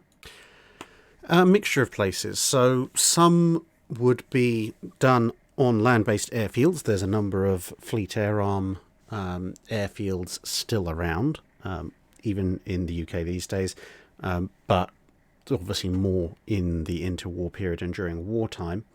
They're called Royal Naval Air Stations. So whereas a Royal Air Force base will be RAF, let's say RAF Biggin Hill, Royal Navy stations are RNAS, so that's why the Fleet Air Arm Museum is based at RNAS at Yeovilton, which is still operational. So that's where you get your initial training, and then as far as training on carriers was concerned, the Royal Navy generally would operate training off of carriers that were just on a rotation through as training vessels in the interwar period, and in wartime, whilst they didn't have something specifically converted like Sable or Wolverine, they would rotate back older carriers to do that in between other duties, and then eventually assigned permanently. So HMS Argus, for example, would be a training carrier for a good chunk of World War II, because she was fairly old and not really going to survive frontline duties all that much. I suspect if Hermes had survived the Indian Ocean raid, she probably would have also become a training carrier. And this is the kind of the situation where the F4 Corsair is worked out. Obviously, they used slightly larger carriers for that. Quite often, say, as fleet carriers came in for refit or repair, while they're working up, they'd be used as training carriers as well. And the reason there's what's left of an aircraft on the screen as opposed to Argus or anything else, because this gives me the opportunity to tell an interesting story about how, thanks to a Fleet Air Arm related accident, I almost wasn't here. So for those of you who've been on the website, link in the video description, this is from the Broughton archive. And this obviously kindly donated by the son of the gentleman who actually took all these photos. Now, when I was looking through all these photos, I came across this and a whole series of others which show a crash that he was involved in. And it's connected to a newspaper clipping, which is also in the photo album. The photo album tells you where and when this crash took place. And I looked at the article and I went, okay, this happened in 1937. This happened at a particular town in Lincolnshire. It's the only town of that name in the entirety of the UK. That's the town where my granddad grew up in. And considering my granddad was born in 1930 as the youngest of 4 boys, well, he would have been there when this plane crashed. So, of course, upon immediately discovering this, I scooted on down the 20-minute drive or so to my granddad's. Granddad, do you remember a couple of planes falling blazing out of the sky? Oh, yes, he says. I remember that very, very clearly. It almost came down on our heads. Hang on a second. Potted off to his shed, came back with a bit of the aircraft, which, as a 7-8-year-old boy, he found very amusing and run off with before the authorities could get to the crash site. Which is a habit he continued during the Second World War, him and his friends finding crashed German bombers, mostly from Luftwaffe 5, and stealing all the unspent machine gun ammo to go and turn into firecrackers and such, like once you'd remove the bullet. Yeah, my pyromania runs strong in the family. So, yeah, as it turns out, if they'd slightly misjudged they did misjudge their course, they crashed into each other, but if those planes had slightly further misjudged their course and come crashing down on the head of my granddad instead of nearby him, I might not be here to talk to you, and that would all be related to Fleet Air Arm training. It's a weird world, isn't it? Luke Murphy asks, I've been interested in the evolution between protected and armoured cruisers of the 19th century and the light, heavy, battle and super cruisers of the 20th century in the US Navy. A particularly interesting transition class appears to be the Chesters. However, most of what I can find about them is footnotes. Can you tell us a bit more about them? Armament, lessons learned, sailing characteristics, etc.? Well, probably better suited for a 5-minute guide, but in brief, the Chesters are near enough the last US cruisers that get built before Congress slams the funding shut. They're kind of the tail end of the surge of interest that occurs because of the Spanish-American War. They're supposed to be scout cruisers, so they are somewhat unique in the US Navy, and I mean, the scout cruiser as a whole doesn't really last much past the introduction of World War One. They're supposed to be fairly quick, effectively kind of a destroyer leader. The Omahas, which technically their successors kind of riff a little bit on the ideas encapsulated by the Chesters, but they are, well, the easiest way to say it, they are a little bit of a disappointment. They're not even able to break 25 knots. They're a little bit less than that, which means that by the time they come into commission in the latter part of the 1900s, they're barely faster than a number of battleships. They're massively outpaced by destroyers, and contemporary other scout cruisers are also a little bit faster than them, and by the time they've finished coming into service, by the time the last one's completed, there are scout cruisers and regular cruisers on the books that are going to be either significantly faster or significantly more heavily armed. And even contemporary scout cruisers are somewhat more heavily armed than the Chesters are. So they turn out, by the time they're actually in service, especially with the advent of battle cruisers in the British and German navies, to be too slow to do their jobs. They can't outpace battle cruisers, they can't outpace destroyers by a long way. They can't even outpace a bunch of other cruisers that are coming on hand, and they actually barely have a bigger broadside than some destroyers that are beginning to come into service, although they do have a slight superiority in that armament, I suppose. But yeah, they're not seen with a tremendous amount of favour by the US Navy once they come into service. And you can see this despite the complete lack of cruisers that the US Navy possesses going into the Washington Treaty era, they're still scrapped pretty much the year after Washington comes into play. So, they are really a good idea of how the US Navy decides it's not going to do cruisers in the future. Although they do serve some fairly useful test beds. For example, Birmingham they're able to launch an aircraft off of it in 1910 just to prove that you can.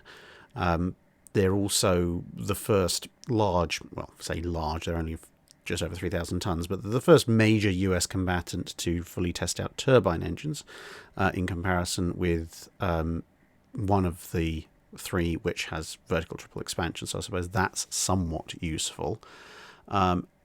And they prove somewhat okay at coastal patrols leading smaller ships in World War One, but that's really about it.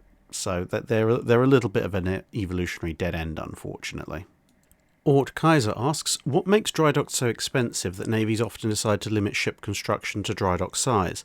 Isn't it just a reinforced hull with a lock and a pump? It is a little bit more complicated than that. For one thing, yes, while it's technically a reinforced hole in the ground, it's got to be a very stable reinforced hole in the ground. You know, if you're going to put a 10, 20, 30, 40,000 ton ship in there on a bunch of props, you better be darn sure the ground isn't going to shift under you. So there's a lot that goes into actually building these things, especially in the steam and steel era. Which means if you're going to extend a dry dock because you want to build a bigger ship and the existing dry dock is too small, that means, one, there's an absolutely massive amount of concrete or stone or whatever the local building material is that you've used to break through in the first place, then excavate. Then you've got to stabilize everything in the extended part, and then you've got to build everything back up again. So it's going to take quite a long time to do. It's going to be quite expensive and quite precise work to do. And then you might face having to do it all over again. There's actually what is one of the things I kind of look back at some navies and go, you should have realised this. Sometimes when they extend dry docks and slipways, they'll extend them just enough for the next design. And you think, you've seen how ships are developing. Don't do that, because you'll be back 5-10 years down the line having to do it again. Just, increase the dry dock by 50%. Yeah. So, yeah, you might not be using the entire length, but hey, maybe you can fit 2 ships in at once in a much bigger dry dock. And then you can just keep building ships larger and larger and larger, and you don't have to revisit this problem for a while. Some nations do that occasionally, but a lot of the time it's just, tiny little incremental increases that end up costing far more in the long term. Nevertheless, one of the other problems with dry docks, especially again once you get to the steam and steel era, is that you have to build up a lot of infrastructure around them, cranes and railways and other dockyard facilities and such like, or those facilities grow up around the dry docks organically, because obviously they're being in use. That does present something of a problem, because if you need to lengthen a dry dock, you also usually need to widen a dry dock, and that means you have to relocate all of that infrastructure. And that can be very problematic. I mean, the widening part, if you have to move some cranes, it's a pig, but you can do it, even if you have to upgrade and replace the cranes.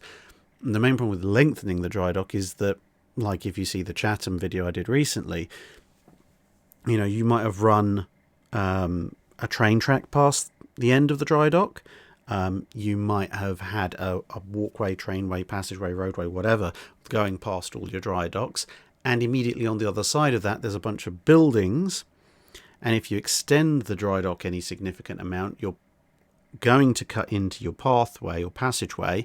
You might be also cutting into the buildings, and even if you're not, you've now severed your passageway, so you need to reroute that, which probably means demolishing the buildings anyway, and all of a sudden it starts to get very, very expensive. So building a new dry dock in an area where you've just got as much land as you need to play with is actually a much better prospect than having to rearrange your entire existing dockyard just to extend a pre-existing dry dock. And it's the same thing with slipways. I mean, you can see some photos of Hood under construction and the absolute hilarity of the fact the slipway isn't quite big enough to fit her, so they've extended the bow over the sort of double track railway that runs in front of it, and the bow is actually now wedged in between some of the buildings on the opposite side, because that's the only way they can fit her on. It's technically possible because of the angle she's on. Actually, everything can kind of go underneath the bow. I don't think modern health safety regulations would go with that, but hopefully that gives some understanding as to why it's actually quite a complex and expensive operation to start extending dry docks, and therefore why it might be considered easier to just, make the ship as big as the dry docks we've got. Sir Reginald Lee IV asks, how big of a target were paddle wheels on warships really? Yes, they're big and obvious on most designs, but for the most part only make up about a third to a quarter of the ship's total broadside, if that. So how easy would it be to hit prior to the advent of modern fire control? Quite easy, actually, unfortunately. The problem is that paddle wheels are very much in vogue in the early part of the steam era, and in the early part of the steam era, battles are still fought at very close range, and they're fought by massed broadsides. Okay, by the time you get to ironclads, the number of guns has come down a bit, but paddle wheel steamships are around for several decades when it's steam engines and wooden warships. And, of course, for most of that period, those ships, aside from the funnels, wouldn't be particularly unfamiliar to people from Nelson's period. And so the battles are taking place at point-blank range with very much the shotgun effect in play. Fire 30, 40, 50 guns per side at the target and basically spray the entire length of the ship and hope you hit something particularly important. And it gets worse when you get to talking about explosive shells.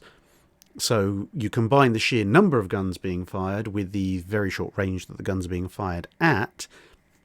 And look at Napoleonic era warships and just where they get hit pretty much everywhere. So people may not necessarily be aiming for the paddle wheels, although given the size of the paddle wheels and the fact that even in the Age of Sail there were elite gunners capable of aiming at things like masts and individual men on the steering wheels, something as big as a paddle, not that difficult a target for you to be aiming at, to be perfectly honest. Part of the other problem is that it means your means of propulsion are very much above water, which means that it's much more vulnerable to damage than a screw propeller. And whilst you say it might only make up a third to a quarter of the ship's total broadside, the problem is if you're talking about mostly the Age of Sail, Age of Sail turning into the Age of Steam, the Woodens era still, you have the problem that they take up a lot of space. So if someone has a paddle-powered ship of the line and someone else has a sail-powered ship of the line or a screw-powered ship of the line, if the latter is a 120 gunner and the hull that you've converted into a paddle wheel vessel is also the same size as the 120 gunner, you're not going to be able to fit as many guns, so you're going to be going into battle with maybe an 80 gunner versus a 120 gunner, and in that era that is basically a recipe to lose. And it's the same thing even for ironclads.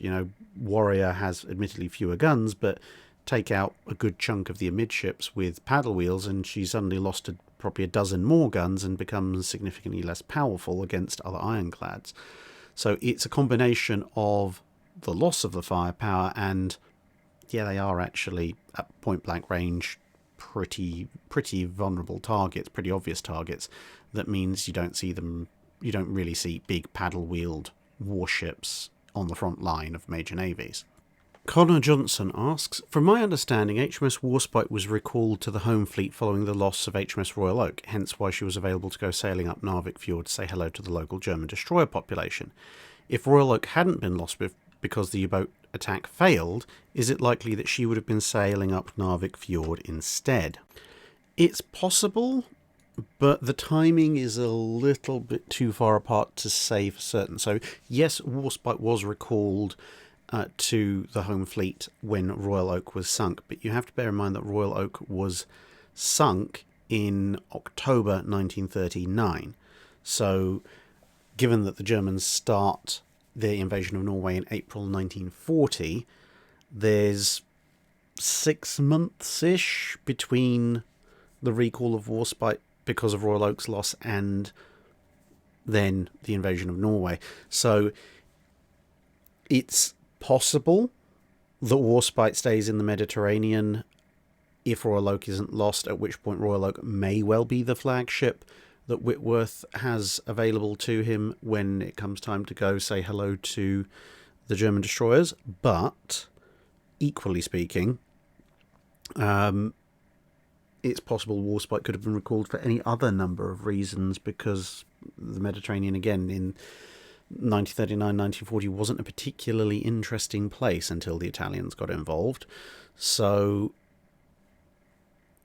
and Royal Oak, of course, may have been damaged or had something else happen to her in those intervening 6 months if she's running around being operational. So, Royal Oak was pretty much the most modern of the Revenge class, so she could have been sent off to the Atlantic or something like that. So, I'd say it would be possible, but too much time passes in war between Royal Oak being sunk and the invasion of Norway for it to be in any way predictable exactly what she would have been doing at that point.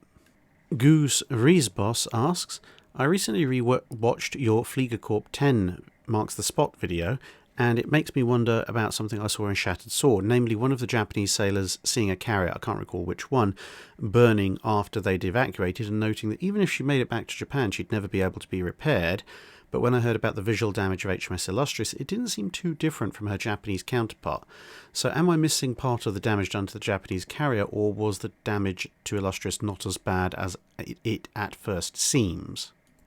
It's largely to do with where the damage is and how long it's allowed to persist. Because with damage control, Illustrious was able to get the fires under control relatively quickly. So obviously a large fire high up in a carrier produces an awful lot of smoke and flame. It looks very impressive. It looks like significant portions of the carrier are on fire, largely because they are. But if you can get that damage under control soon enough, then the damage is much less extensive than if the fire burns for hours upon hours upon hours, which is what tended to happen with the Japanese carriers. That does a lot more damage and therefore would make the carrier far less able to be repaired. The other thing is where exactly the damage occurs. So Illustrious being an armoured carrier, the vast majority of the damage that occurred to her was fairly high up in the ship, where it had where the armour deck had caused the bombs either to detonate pretty much upon impact or shortly after penetrating the flight deck. So with the exception of the biggest bomb, the vast, and even then that was set off relatively early. So with the damage much higher up, it's much easier to contain. And the bombs that hit away from the flight deck, well, the armoured flight deck protects the most vital parts, so by inference they weren't hitting quite as vital parts. And being towards the ends, they're also much easier to contain the fire because it doesn't have as many places to spread. Whereas for the Japanese, they've got unarmoured flight decks, which means the bombs are going off either in the hangar or even deeper down. Basically, they can go further into the ship before exploding, which means that they're going to cause a lot more damage just in terms of the initial explosion as compared to any subsequent fire damage. So although the exterior results in a snapshot of time before Illustrious gets her fires under control might look about as bad, it's a combination, as I say, of where the damage occurs and then how long the fire is allowed to spread and burn that will dictate whether or not the ship's repairable. Snowstalker36 asks, I recently read a book about US Navy riverine warfare in Vietnam. The author made a comment that the riverine experience in the US Navy is a rare case of doing something repeatedly throughout the branch's history, but with a long enough gap between times that they set aside the equipment and doctrine and have to start from scratch each time. Besides the Royal Navy use of monitors, do you know of any other cases like this? I don't know about recurring gaps per se, but convoys would be an example of something that a navy did a lot before, then didn't do and had to rebuild everything from scratch, because convoys were very, very much a thing in the Napoleonic Wars, and then over the sort of century or so of the Pax Britannica, they kind of dropped off the radar, the non-existent radar at that point. And then in World War One, people were resisting the very idea of them, and when they finally brought them back in, it was a combination of learning everything from scratch and literally picking up books on wars that had concluded over a century ago to try and figure out how convoys should work. So that was a fairly big single gap in capability. There are, of course, all the various design issues that the Kriegsmarine faced a gap of design capability in the interwar period. But if there was one thing, especially in terms of doctrine, where very often you see navies having to start again from scratch each time, and this happens persistently across time, across many different navies, is freedom of operation and initiative. Because the consistent lessons of war are that for your mainline combatants, you want your captains and your admirals to be able to think for themselves, to act for themselves. You have to train them to be good leaders of men and good tacticians, and trust them to get on with the job. You cannot expect to win a war with a bunch of people who will just stay in line and do exactly what they're told, when they're told, and only that ever, precisely to the letter of the law. Unfortunately, you see again, time and time again, when there's prolonged periods of peace, all of that hard-won lesson and doctrine goes by the wayside, and people start trying to enforce regimentation, and you must obey orders, you must follow the leader, you must do only what the leader says, you must have a perfectly spotless record, you can never have anything possibly go wrong in your career if you ever want to command a ship. And the longer and longer this goes on, the more and more rigid and ossified the navy becomes, the less and less tactically inventive it becomes, and then they go up against somebody who's actually been preparing for a war and has shaken that off a little bit sooner, and they're in for some very rude awakenings. And they're like, oh yeah, maybe having initiative and thinking for ourselves and such like is a good idea. We should do that more. And then about 10-15 years after that war's concluded, we're back to square one again. This, as I said, it seems to be a near enough universal trait across multiple different navies. The Royal Navy's fallen victim to it several times. The US Navy's fallen victim to it several times. And, well, I'll leave comments about the current state of navies to one side.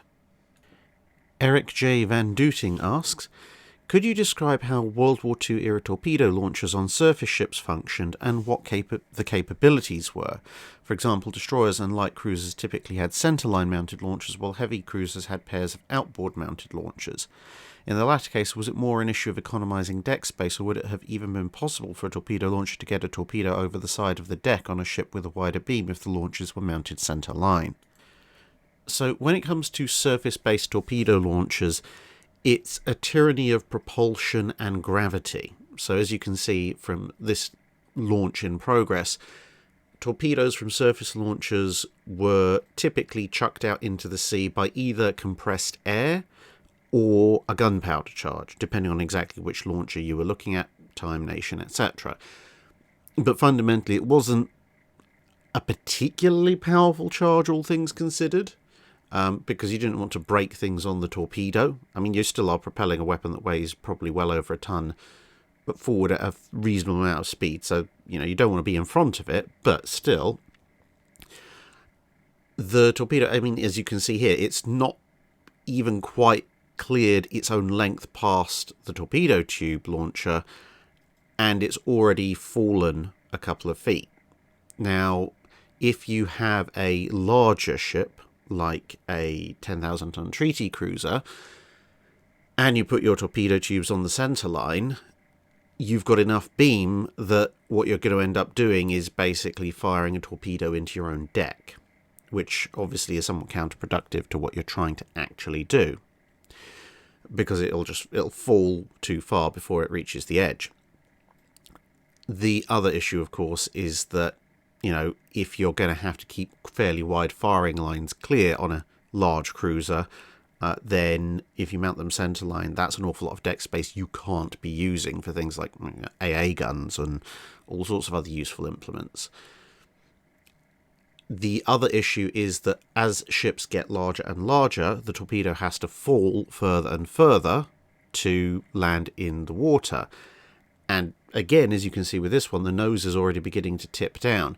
If you fire the torpedo from too high a point, then the torpedo is going to be very dangerously nose down by the time it hits the water, which could lead to it plunging too far. It could lead to it hitting nose first and then flipping over, and obviously at best damaging itself. At worst, it's now pointing straight back at you. It could just break up on the surface, all sorts of things. Ideally, you want the torpedo to land in the water about as close to horizontal as you possibly can. And so side-mounted launchers meant on larger ships meant that you could get the torpedo off your ship, guarantee it was not going to be hitting your ship, and it had the shortest possible ballistic arc to follow, because if you are firing from a center line on a larger vessel, then in order for it not to hit your deck, you have to up the power of the charge, which means your torpedo is traveling further through the air, which means it's going to end up pointing more and more towards the ocean, which, as just mentioned, is not going to be good for it. And this is why you see sometimes on ships, on some of the big ships, like, say, the Japanese heavy cruisers, they actually mount the torpedo launchers a deck further down, and they have them firing out the side. And this is why for the biggest ships, like battleships, if you are going to have torpedo launchers, you either see them earlier on mounted in subsurface launchers, or if you go very, very far back to pre-dreadnoughts, just above the surface launchers, because the freeboard is too high for those torpedoes to be fired off of the upper decks. Or if you are going to fire them from an open deck, like, say, the launchers on turpits, you'll tend to find that they try, especially in the case of something like Graf Zeppelin, to find one of the lower portions of the upper deck. I mean, if you absolutely can't, and maybe you've got a flush deck battleship design, then you just have to go with it and hope. But you do run some risks when it comes to getting the torpedo into the water if your freeboard is particularly high. And so what you end up with is a rather paradoxical situation where on a small ship where you don't have the weight or the width to mount torpedo launchers on either side in most cases, some destroyers aside, you can end up in a situation where for a heavy cruiser or other large cruiser, it's actually more economical in terms of deck space to have separate launchers on either beam. You get more of your deck space back, plus of course it has the added advantage of doubling your firepower. You can fire torpedoes down one side, and then if necessary you can turn around and fire torpedoes from the other. Edward Olsen asks, I'm currently taking a class on strength of materials and was curious about submarine pressure hulls and when they switched from rivets to welding. In the article Submarine Pressure Hull Design and Diving Depths Between the Wars by D.K. Brown, he mentions that while the Admiralty pioneered welded surface ships with the 1920 Plymouth rules, and during the 30s made progress on surface ships, it wasn't until 1940 that steel suitable for submarines became available. This S-quality steel was similar to high tensile steel being used, except that it had yield stresses of 18.5 to 17 tons per square inch. Why did it take so long to develop this, and why was high tensile steel unsuitable for welding? It sounds like they went from impossible to weld to very hard to weld. So when it comes to switching from riveted to welded submarine hulls, there are definite advantages of the welded submarine hull if you get it right. The hull is generally somewhat stronger, you can dive somewhat deeper, which is obviously good for a sub, and it's a bit lighter. So that's all good. So why does it take so long to do? Well, it depends on the nation you're looking at. America, for example, and Germany went with all welded submarine hulls a little bit before the British, and the British went from riveted to partially riveted, partly welded, and then fully welded submarine hulls. Now, when it comes to the fine details of welding, I'm not an expert. I'm sure there are some people who are probably listening who either have done welding commercially in the past or perhaps even know a lot about the specific mechanical properties of welding. So if you are there and you'd like to explain some of the differences in more detail, please do so. I like learning new things as much as anybody. But I would suspect, based on my engineering knowledge of materials, that part of the issue is finding a steel that will react to the heat. Basically, you're doing a heat treatment of welding without losing some of its other mechanical properties. Because if you're welding a surface ship together, then it's going to be under stress, it's going to be at sea, but there are limits to the kinds of stress it will be put under. Whereas with a submarine hull, or the pressure hull, obviously it's going to be going fairly deep underwater. It's going to be experiencing a largely uniform stress from the pressure of the water pushing in on it. And of course, as we know, a steel hull will flex and compress as the pressure increases. If you take a type of steel that has been treated to give it a certain number of properties on the sort of brittleness versus toughness scale and all sorts of things like that, then if you heat up a section of it, like say if you're welding it, to a very high temperature and then it cools, the material properties of the area that you've just heated up may well be different from the rest of the steel. So if it's cooled quite quickly relative to how the rest of the steel was treated, it may become more brittle. If it cools more slowly than the way the rest of the steel was treated, then it might become more ductile. Obviously, everything depends on the quality of the steel, the intrinsic material properties of that kind of steel, how much you've heated it up to, and all sorts of other things. But fundamentally, it might have slightly different material properties, which means that if you dive, if you get it wrong, you may end up with either joints that flex and compress more than the rest of the hull around it, or joints that won't flex and compress as much as the rest of the hull around it. Either of which is very dangerous because you're creating a discontinuity in the pressure hull. That's where stress will accumulate, and that's where you'll suddenly have failures. Now, building up of stress around certain points and then ending up with failures is also a problem with riveted hulls, and that's why riveted hulls in general can't go as deep as welded hulls. But at least with rivets, you know where those stress points are. With a weld, given it's all the way around, it could either be a complete ring around your ship of problems, or it could be a faulty area. Perhaps the welder was having a bit of trouble in a certain point and just kept welding in that area longer than everything else, and so that area got much hotter, and therefore its material properties have changed, whereas the rest of it might well be fine. And that's obviously all a bad thing. So what you would want to do is develop a steel that could be welded without massively compromising its material properties, or if you are going to accept some compromise, it's going to hopefully start out at a level where even compromising down, it's not going to be too much of a problem. And, you know, some steel alloys, well, steel is an alloy, but some steel mixtures react better to welding than others. Now, as I said, this would be my estimate of some of the factors based on my level of engineering knowledge about engineering materials and heat treatments and such like. As I said, I'm not an expert in welding, but if I've got that broadly correct, but there's more detail to go into, or perhaps if I've got it horribly wrong and someone would like to correct me completely, and you happen to be experienced in that field, please do so in the comments below. Kyla Stern asks, you said previously that modern warships don't have armour because there's no real point in armouring against modern anti-ship missiles, or what could be made. Should this line of thinking have started earlier? For example, with the tremendous power of the Iowa's 16-inch 50 caliber guns or Yamato's 18-inch guns, could it have been practical to just forget about being able to reject those shells and just make your capital ships armoured against cruisers?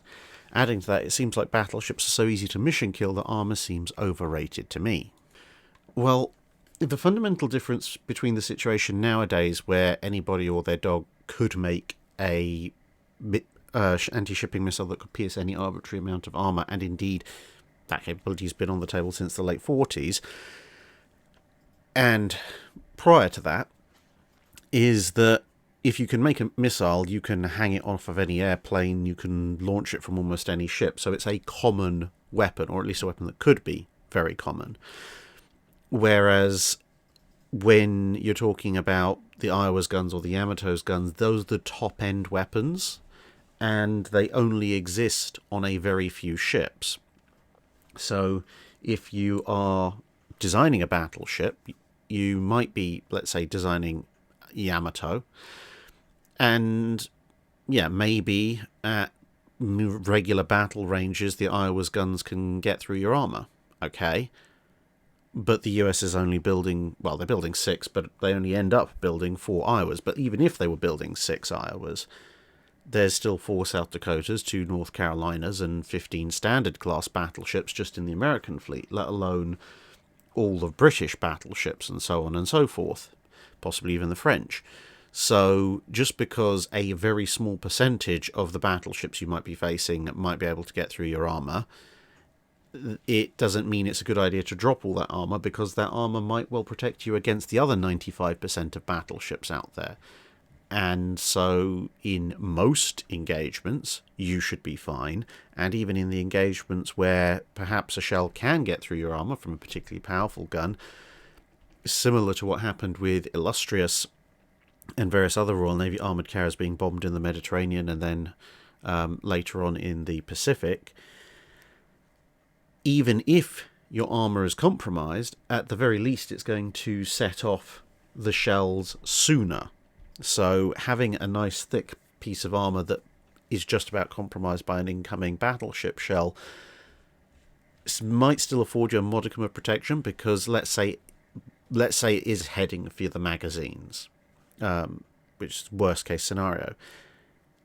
By penetrating the main belt, it might lose enough energy that when it smashes into the barbette will stop it.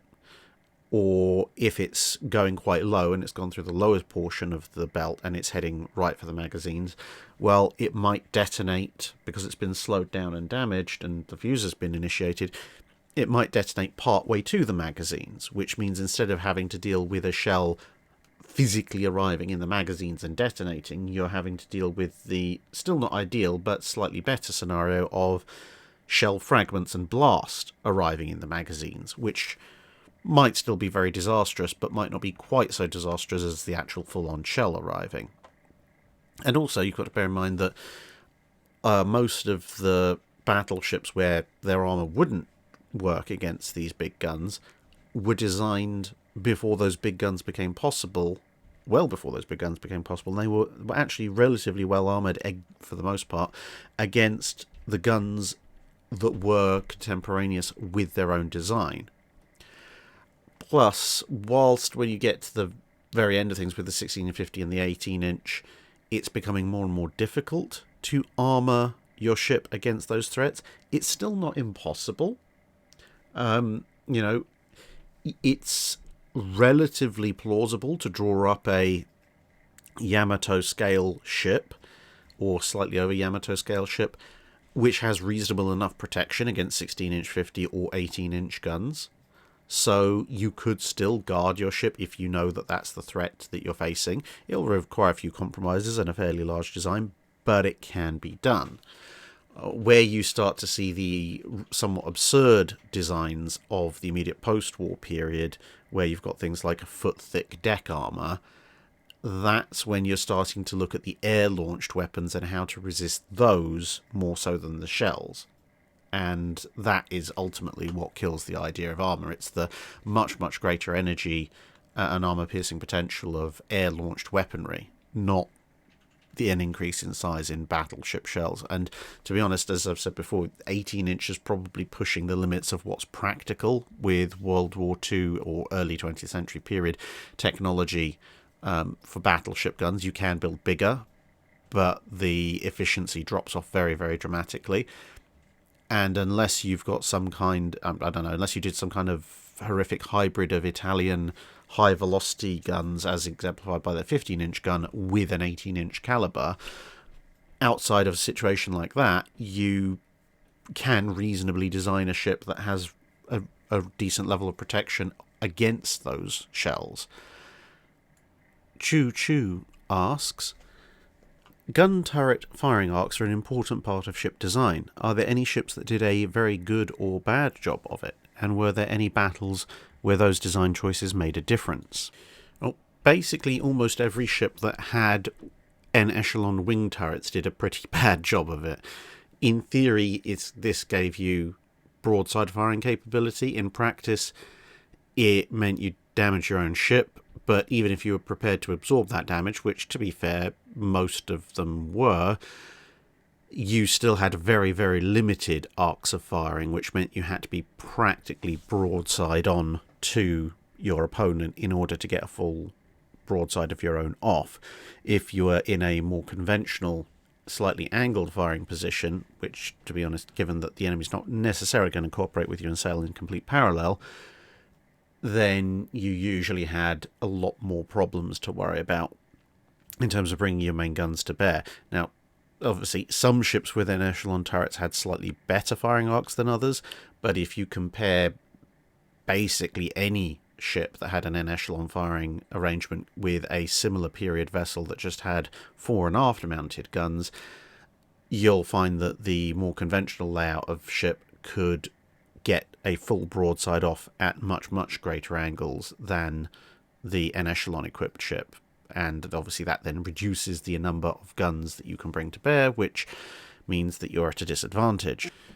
Conversely, obviously, if you have a fore and aft layout or just a forward layout and you've got good arcs of fire, then you can engage at many, many different angles.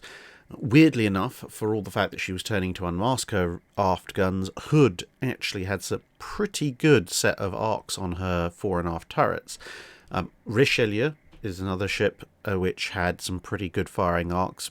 Part of the reason why her forward quads are so spaced out, it means that a turret actually has quite a nice angle going back, and the Littorios, for various reasons, would mount the aft turret in a superfiring position even though there was no second aft turret to superfire over, and that gave that turret a pretty good set of firing arcs as well. As far as battles where it made a difference, it's a little difficult to predict. I mean, as I said earlier, Hood had some pretty good firing arcs, but she still had to turn to unmask her rear turrets, and whatever point along that turn you think she was hit at, it is that turn that renders her vulnerable. Or rather, the fact that she had to turn at all, whereas if she'd been let's say an F3 style battlecruiser, she wouldn't have had to make that kind of turn, and even if the F3 had exactly the same armour as Hood, it wouldn't have therefore been anywhere near as vulnerable. But related to that whole escapade, you could say perhaps Rodney is a good example of where that made a difference, because Rodney, with its all-forward armament, was able to close in whilst bringing most of the time its full battery to bear, and given how close Bismarck got before its main fire control systems were knocked out to hitting it, and the fact that Rodney was chasing salvos quite handily, you could probably make a decent argument that if Rodney had been a more conventionally laid out ship with an aft turret, and therefore slightly more restricted firing arcs, she either wouldn't have been able to bring all of her main battery to bear as early as she did, in which case whether or not she scores those early hits may be in question, and secondly, if she's on a slightly more predictable course, so she has opened her aft turrets arcs, then it's possible that with that slightly steadier target, that Bismarck might have scored some hits on her. So I suppose that's one example. Although, to be fair, that's as much about turret placement as it is about turret arcs. Sam asks, what Allied fleets or units were responsible for operations in Antarctic waters during World War II? None, really. It wasn't considered a major area of operations. The only times that anybody actually bothered going into Antarctic waters was very occasionally to look for the odd German raider, and a few random expeditions to the South Pole. Not the literal actual South Pole, but Antarctica, as generally called the South Pole. So there was no fleet or unit that was dedicated to operating in Antarctica.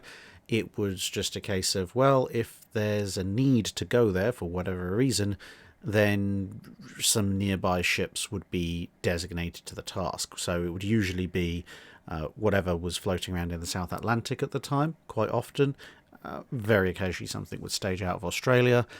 But yeah, if there was anywhere that was relatively safe during World War II on the high seas, it was probably Antarctic waters, because apart from the occasional swing through of the odd Hilfskreuzer or Deutschland class, basically nothing really happened.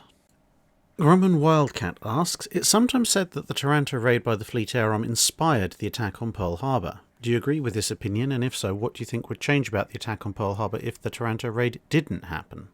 It is a bit of a conundrum, because obviously Taranto happens a fair bit before Pearl Harbor, and there are a number of parallels to be drawn. However, in terms of direct inspiration, i.e. did the Japanese sit around going, I wonder what we can do to surprise attack the US Pacific Fleet, and then Taranto happens, and they're like, I know. No, it wasn't a direct inspiration in that manner. Whilst the US Pacific Fleet was based on the US West Coast for the interwar period, and indeed part of World War II, at least as far as World War II is defined by the European conflict, the Japanese knew that the American fleet would have to stage out of Pearl Harbor at some point, even if it was on its way across the Pacific. And they knew that Pearl Harbor was a forward base, so there was also a possibility that the US might deploy to Pearl Harbor and stay there for a few days, a few weeks, maybe even a few months before heading into the Western Pacific. So just because the US fleet wasn't permanently based at Pearl Harbor, the way it would be in the immediate run-up to December 7th, 1941, it didn't mean the Japanese weren't looking at ways of attacking it. And indeed, well, the Japanese looked even as far back as the late 1920s at how can we attack Pearl Harbor with torpedo bombers, which shouldn't be too much of a surprise considering obviously in World War One and for a few years thereafter they were working very closely with the British, who had been considering a mass torpedo strike on the High Seas Fleet for early 1919. Then you've got obviously Admiral King, who actually, conducts torpedo strikes on Pearl Harbor as part of various fleet problems in the 1930s. People are kind of aware of what he did, even if the upper echelons of the US Navy didn't pay that much attention to it. So the Japanese were thinking long and hard at various points about how to go after Pearl Harbor, and one of the front-run tactics was torpedo bomber attack. Now, what you could say about Taranto is that Taranto did allow the Japanese to validate a few of the slightly trickier issues surrounding Pearl Harbor. One, the fact of sort of roughly how successful would such a thing be, because no one had actually done this before. So the relatively small numbers of swordfish compared to the effect they had on the Italian fleet, that could give the Japanese a bit more assurance that their idea had a reasonable chance of success if you threw enough aircraft at it. But also Taranto showed that it was possible to do airdrop torpedoes into a relatively shallow harbour, and for those torpedoes to not smash into the seabed. Now, the Japanese didn't use the same technique as the Royal Navy. The swordfish used a spooling drum of wire that was attached to the front of the torpedo, whereas the Japanese attached disposable wooden fins to the back of theirs. So it wasn't a direct copy, but by talking to the Italians, the Japanese could at least be reassured that there was a solution to the problem. Rather than just maybe giving it up as a bad idea because Pearl Harbor was such a shallow anchorage. So, no, Taranto was not the direct template for Pearl Harbor, but the Japanese observers who popped over to Italy in the aftermath probably took away a few principles that reassured them that their own developing ideas could be made successful. Whiskey Delta Golf asks, during the US Civil War, both sides had experimental submarines such as the CSS Hunley and the brilliantly named USS Intelligent Whale. How effective were these, and what key ingredients were still missing from them that stopped the post-war US Navy from widely adopting submarines for a few more decades? In terms of effectiveness, not very. The main two ingredients that prevented submarines at this point from being of any real use were, one, a lack of any significant useful warload. So the self-propelled torpedo had yet to be invented. Hunley had rather decisively demonstrated why a spar torpedo on a submerged vessel was probably not the wisest idea. And so the only way you could realistically get a submarine to have any effect on an opponent at this stage, given how small they were, ramming's going to be pretty much out, was basically the delivery system that Intelligent Whale had, which was basically to go up to the target, pause, let someone out, and then they could go and attack a primitive limpet mine, then go back in, and then hopefully the sub could take you far enough away before the mine went off, which is a bit of a long and complicated procedure, and it ties in with the other major weakness, which is a source of propulsion. So they don't have the electric motor at this point, they don't have a battery operation for being underwater, and so they, both Intelligent Whale and Hunley, are reliant on a hand cranking. And it turns out you can't go particularly fast with that, you can't go particularly far with that either, before either your crew get exhausted or you run out of oxygen or both. And so you're not going very far, you're not going very fast, and therefore your submarine has very limited utility. You can only attack ships that are basically already at anchor, and they have to be very, very close to your launch site, which I suppose is kind of okay if somebody's sitting at anchor on blockade duty, very, very, very close to you, in the manner that occasionally ships would do in the American Civil War. But any kind of slightly more active blockade, or even a blockade where the ship's anchor but they happen to anchor a few miles away from your nearest prospective launch site, it completely obviates the point of the submarines. And given the relative limitations of the technology at the time, you'd be gambling an awful lot, because you'd be losing a lot of people in training accidents in peacetime, against the very remote possibility that someone's going to be dumb enough to anchor a target worthwhile incredibly close to an area where you might be able to deploy one of these incredibly slow submarines, and they're not going to notice any of this, which is a little bit of a tall order. Matt Osborne asks, what, if anything, do you know about the Royal Navy's role in the defence of Busan and the suppression of the North Korean Air Force in 1950? I'm particularly interested in any information on the use of SIGINT or EW for these missions. So the Royal Navy's role in the defence of Busan was, relatively speaking, somewhat limited. There was some short bombardment going on, but when it came to carrier support, there were a couple of issues. One was HMS Triumph, which was the carrier that was on station for a fair bit of it, was a relatively small carrier, only had a limited number of aircraft, and earlier on, in the opening stages of the war, it had been discovered that because Triumph's aircraft generally was slightly shorter range than the American aircraft, it was held that it was better to use the Seafires for combat air patrol and the Fireflies for anti-sub work. The Fireflies because they were reasonably good at it, and the Seafires were, for all the fact they tended to break themselves after too many landings, were actually probably about the best air defence fighters that the various Allied carriers actually had. So that made sense, and it let the Americans go off to do a bunch of bombing.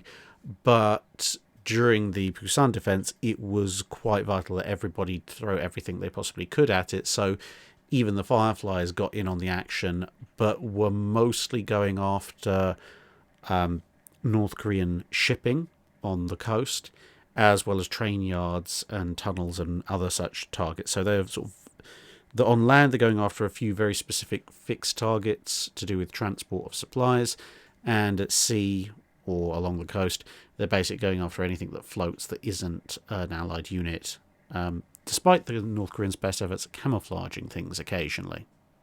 Now, as the war progressed and the Royal Navy took over most of the responsibility for the west coast of Korea, the number of strikes and types of strikes they were able to conduct grew. So they went from just targeting things like trains to lorry convoys to point targets on the active battlefields and so on and so forth. But in terms of signals intelligence and electronic warfare, the heaviest updated use of electronic measures as compared to something like World War II actually seems to have been of the rapidly advancing field of search and rescue using early helicopters, which managed to pluck a number of downed pilots from out of North Korean hands, and also in terms of communications with forward scout aircraft. So quite often there'd be a forward air observer for static targets who would have located and determined which targets needed to be attacked, and then they would communicate this kind of almost in a live manner to Royal Navy strike aircraft as they showed up. But there was not so much electronic warfare, but definitely in terms of signals intelligence, was used to triangulate the potential position of North Korean not shipping, but transportation movements, whether that be convoys of trucks or trains.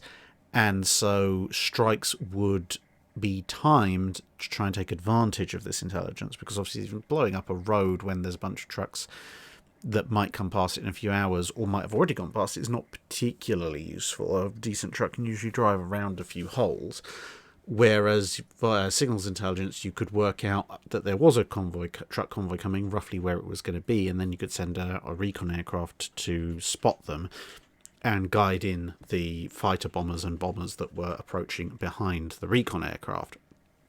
And likewise, with the trains, signals intelligence was used to work out if there was a marshalling yard, when are the maximum number of trains going to be there, or if there's a tunnel that can be collapsed, is there a train that's due through that tunnel soon? Maybe you can trap it in the tunnel, that kind of thing. So that there was a reasonable amount of use of signals intelligence in that respect. There wasn't a tremendous amount of North Korean electronics to conduct electronic warfare on, to be perfectly honest, and even air-to-air, a lot of stuff was still being done by visual spotting. Kevin Mack asks, how successful were Japanese submarines in World War II? It seems like US subs were more effective at commerce raiding once the Mark 14 and 15 torpedoes were fixed, but I don't know how the Japanese used their submarines. Japanese submarines were nowhere near as successful as they could have been.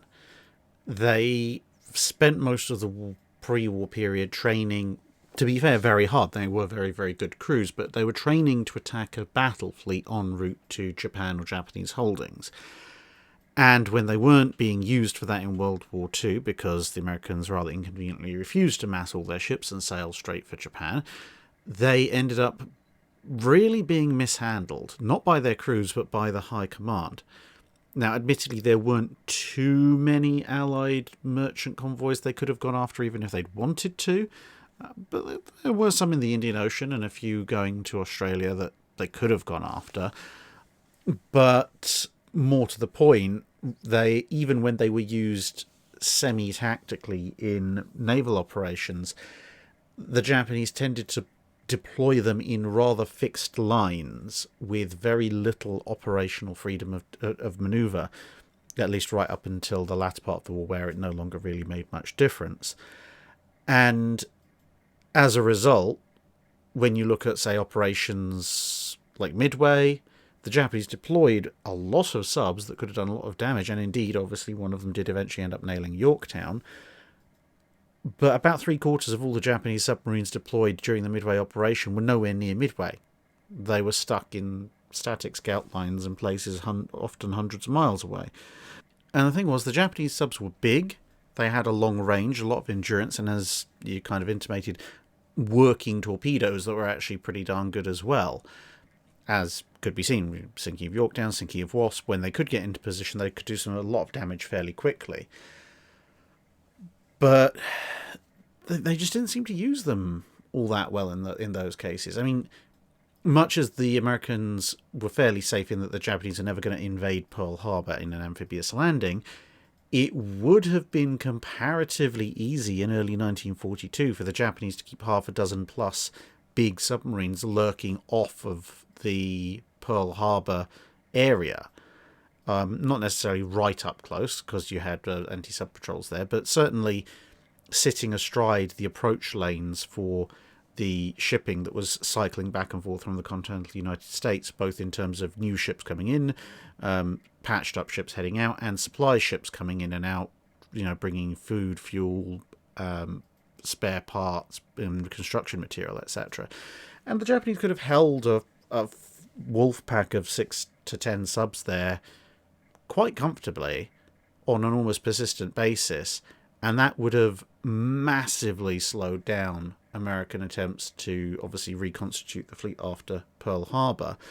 But they didn't do that, and to be honest, even if they had, they probably would have insisted that their subs remain in a fixed picket line, which would have meant that if one or two lucky anti-sub escorts had downed a couple of them, there would have been a big gap which the rest of the US ships could have sailed through until the Japanese got on to what had happened, which isn't exactly great.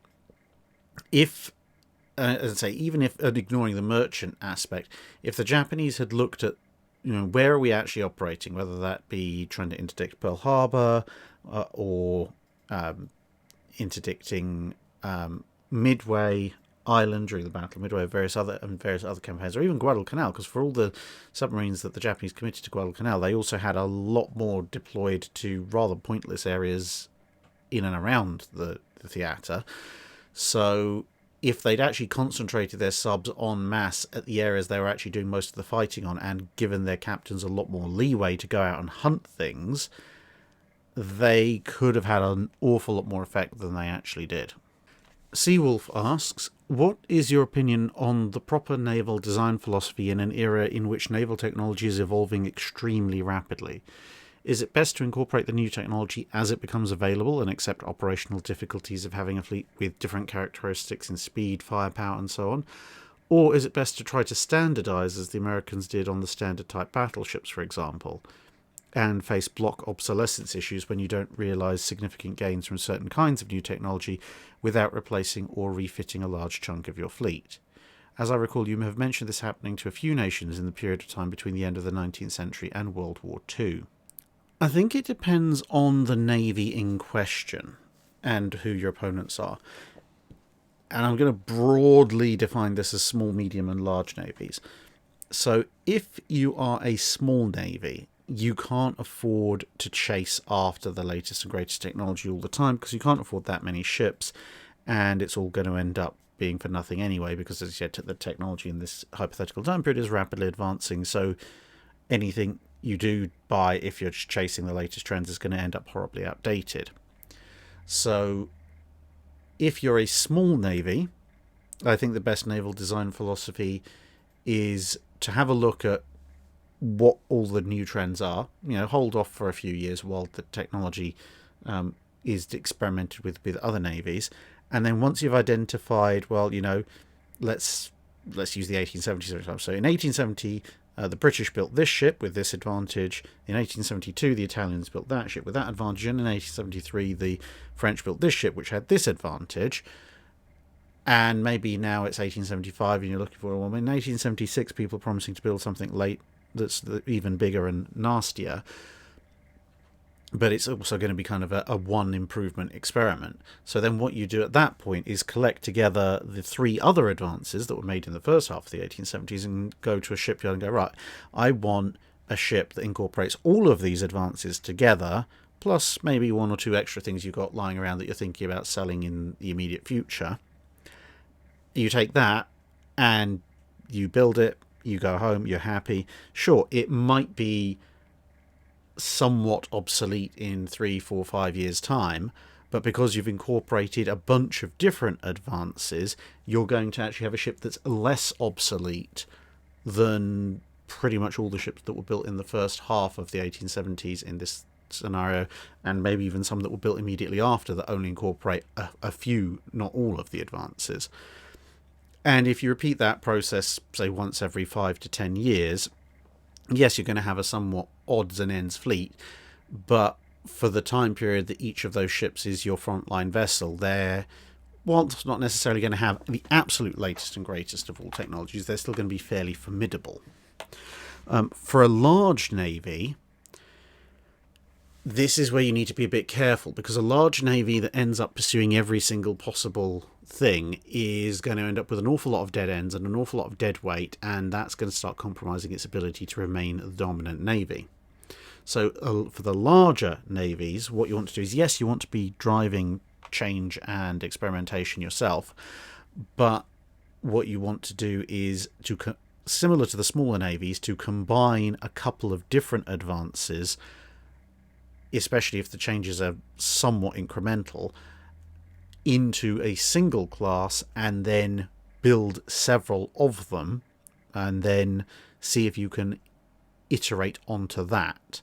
So this is kind of an evolution of what I've sometimes dubbed the warrior principle of, let everyone else make the running with individual upgrades, group them all together, and then build a class of those en masse, because it kind of works similar to how I recommended a smaller navy to go for, in that you now end up with a ship that incorporates 3, 4, 5 different major technological advances, and therefore is comprehensively better than a fleet of 4 or 5 of such ships, each with their own individual advances, if you have an equal number. And you should have the industry available to build them in a class of 4 or 5 vessels. It's the mid-sized navies where potentially there is the opportunity to build lots of different experimental vessels, because you're not the biggest navy on the block, so you don't have a major dominance of the sea to potentially lose if you do go down the wrong rabbit hole. But at the same time, if you do intend to challenge or at least stave off a larger navy, you kind of need to be grabbing every opportunity you can get. And you're not probably going to be in the position to build vast numbers of identical ships in large classes anyway. So completely heterogeneous mass of shipping with all sorts of weird and wonderful technologies on it, you can loosely group them together into squadrons of similar vessels. You'll have enough ships with enough advances that smaller navies won't be a worry for you, and you might hit on something that'll give you at least a temporary advantage. And the thing is, a lot of them with a medium-sized navy, you're either just hoping you've got just enough deterrence, in which case the sheer unpredictability of your navy actually adds to deterrence, or you're hoping to maybe knock a navy a bit bigger than you down a peg or two, at which point having something that nobody else has deployed to sea yet and might actually be quite surprising to hand, again, that kind of furthers your goals a little bit. But you are very much playing on a knife edge. So you have the top navies and the lowest navies, where you're really at a better situation of grouping designs and then building, so it's all kind of a rapid advance and then a plateau, rapid massive advance and then a plateau. And it's actually the medium-sized navies that will usually be driving the front lines of innovation, although bigger navies might also be coming up with a few things themselves as well. Slasher Fisher asks, how do you do damage control in each era, especially when the ship is leaking water due to underwater damage? In the age of sail, it can't be that you can just put some wood planking on a cannon hole and hope the water stops coming in. And in the modern era, can you do anything beside closing watertight compartments? Is there any way to know if the other side of a watertight door is filled with water before opening it? For the latter bit, there are a few ways. Obviously, it ranges in exact time period and exactly what kind of bulkhead door you're looking at. Some bulkhead doors have a very, very thick glass porthole, so you can just look through and say, that looks like water. Others, you can tell by how hard it might be to open them. Obviously, if it's full of water and you open all the latches, then it's just going to pour open, which is a bit of a giveaway, but also not helpful. But obviously, if that door is under a lot of pressure, again, depending on the door design, it might be much, much harder to open those levered latches that hold it shut than it would normally be. So that would usually be something of a giveaway. And also, some bulkheads actually come with little testing valves to the side of the bulkhead door, so you can open this very tiny valve, and if you get sprayed in the face like a clown with a flower on his lapel, then there's a bunch of water behind there, so maybe not. So, and you can look for other things like also temperature differences, especially if on a steam-powered ship where the bowels of the ship are likely to be relatively warm. If you happen to know that possibly this area of the ship is flooded, you can just place a hand on the bulkhead, and if the bulkhead is unnaturally cold, then there's probably a massive heat sink on the other side, like a massive body of seawater, as opposed to what you might otherwise expect, although that last one is a little bit imprecise. As far as dealing with underwater damage is concerned, a lot of it depends on how big the breach is. So even in the modern day, if there's a small breach, so let's say the hull's buckled and some part of it has ripped slightly, or there's been an explosion of something nearby and some shrapnel has come through and water is spraying in, there is still a fair bit of manual damage control that can be done, i.e. people going in usually with wooden wedges because they can be cut and hammered to shape much more easily than steel plating can be. And the idea there would be to hammer some kind of obstacle into the worst of the breach, and that then allows you to brace padding, matting, and other things to fully seal the breach, because just hammering a wedge into it isn't necessarily going to stop all the leaks. But obviously that only applies up to damage up to a certain point. If the damage looks a bit more like this, as you can see in the picture, then you probably just want to close off that area and hope for the best, because as you can see from the socking great prop that's holding the hull up in this dry dock, you ain't carrying anywhere near enough wood to start actively trying to plug that while the water's pouring in. On an age of sail ship, there are a number of things you can do, and it is actually quite urgent because most age of sail ships don't have bulkheads. So if you start flooding in a major way, this could be the end of you. But fortunately, because your hull is made of wood, it is actually more tractable to being plugged by wooden plugs. So if you've got a hole through there, the ship's carpenter quite often could very quickly saw up a wooden plug of approximately the right shape and form, and then with a mixture of cloth and picked rope, which you'd have the fibres of to hand already, and some old rope and maybe some tar and stuff, you could get a wedge in place using this kind of stuff as wadding, and hammer that all in place, and that would actually seal off the breach pretty quickly and pretty easily, and then the carpenter can obviously hammer up a patch to completely seal it off. If the breach is really weird and jagged, then again it's wood. The carpenter can, if the flooding isn't massively bad, can actually open up that gap a bit more, shape it a bit to more readily accept a standard plug rather than some weird zigzag thing. So with Age of Sail ships, actually plugging the gaps is somewhat easier than it would be on a more modern vessel, with the sole caveat, of course, that if it's a huge breach and water is pouring in to the point that the ship's going to sink very quickly, you just better start running, because you don't have the bulkheads to save you that you might have if you have a large breach on a modern ship. Dr. Irrelevant asks, what was the most powerful ship ever operated by a pirate, both in absolute terms and relative to their time period? Was any pirate ever able to get their hands on a ship of the line?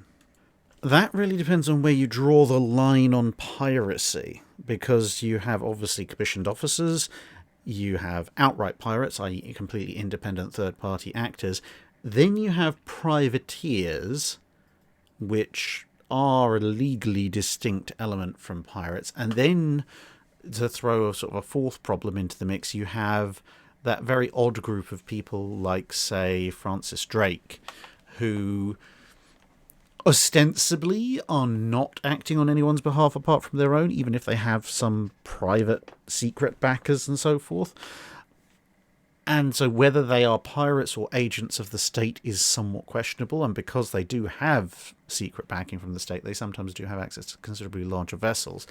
But if we're talking about people who are absolute free individuals, they have no backing from any state whatsoever, then one of the several ships that Bartholomew Roberts called the Royal Fortune would probably count as the most powerful ship ever operated by a pirate in the age of piracy, if you like. Obviously, once you get into the 19th and 20th centuries, things can become a little bit silly to argue, because, you know, is a small modern-day 500-ton fishing trawler that just happens to be carrying several dozen angry men with RPGs more powerful than a 17th century frigate? Yes, but does that count as the most powerful ship ever operated by a pirate? Not really.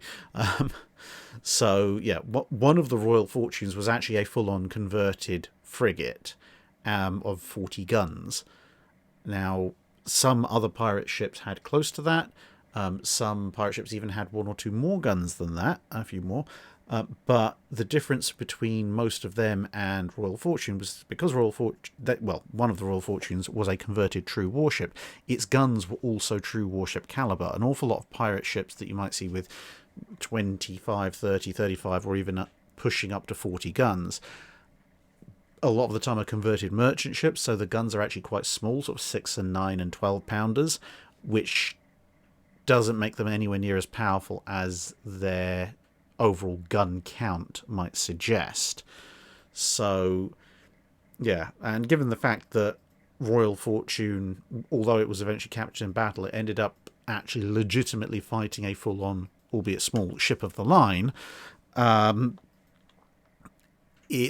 would probably be my candidate for the absolute most powerful, fully independent private pirate ship. But relative to their time period, there were some considerably more powerful ones, which it's a little bit of a cheat, but basically if you go into the medieval period, back before cannon-armed ships became much of the norm, when the power of a ship as a warship, or as a ship that was conducting offensive actions, was measured largely by size, speed, and how many crew you could get on with lots of nasty weaponry. Pirates like Jean de Clisson and so forth, they had fleets of fairly large cogs, hulks, and other such medieval shipping, and they in many cases were just as big and just as nasty as 95% of what any kind of king or nobleman could expect to bring to bear against them. And sure, there might be one or two great cogs or whatever, the centerpieces of royal fleets, but they'd be about the only things that, in a straight-up one-on-one fight with the typical pirate vessel under command of some of the larger, more organised pirate groups of that period, that would have a chance of straight-up victory. Whereas, say, if you had Jean de Clisson's fleet show up and there was an equal number of, say, French warships, because she really didn't like the French king, you could put even odds on the pirate ships coming off the winners in that case.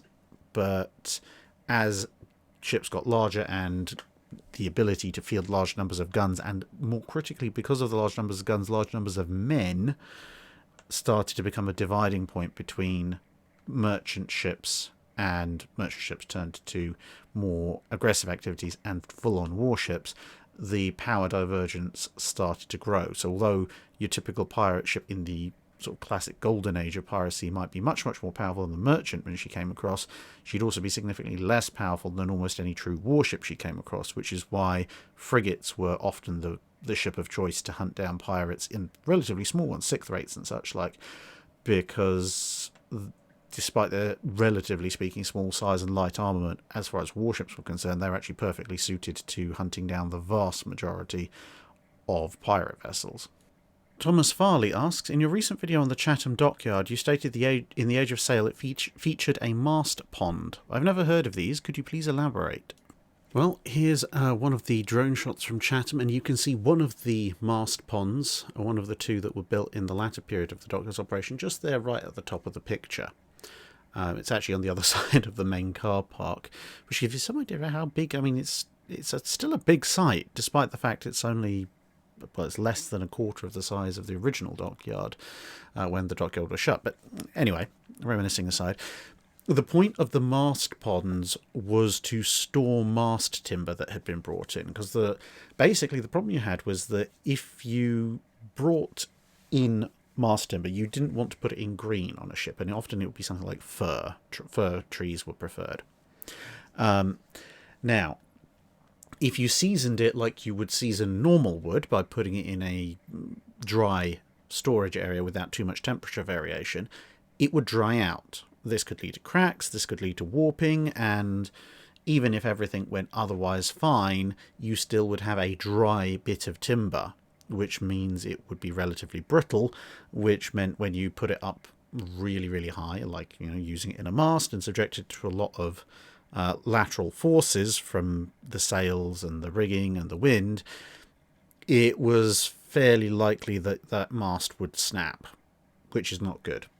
So with a mast pond, what you would do is you take your mast timber and you would stick it underwater.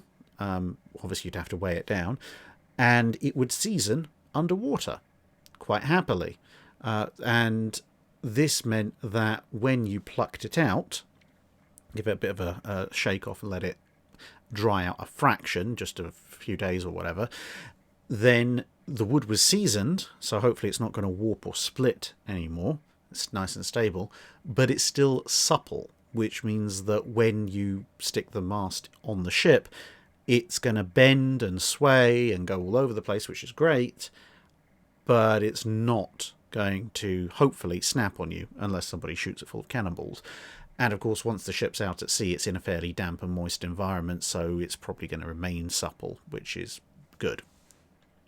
And mast ponds weren't the only time people would use submersion in water to season wood whilst keeping it from cracking, drying out overmuch, etc.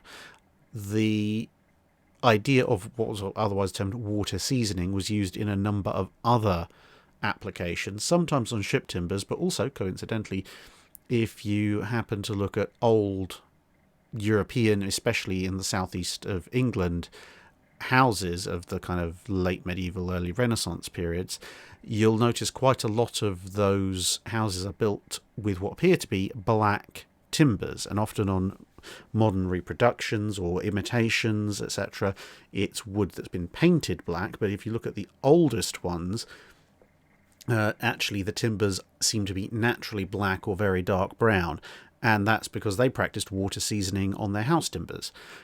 It's just that the tannin content of the water that they submerged it in, plus the fact they usually used oak as well, meant that the wood was naturally stained very dark, and this gave the classic, if you like, what we call in Britain, Tudor house appearance. And then people, having forgotten why that was in latter years, just stuck paint on it because they thought it looked nice.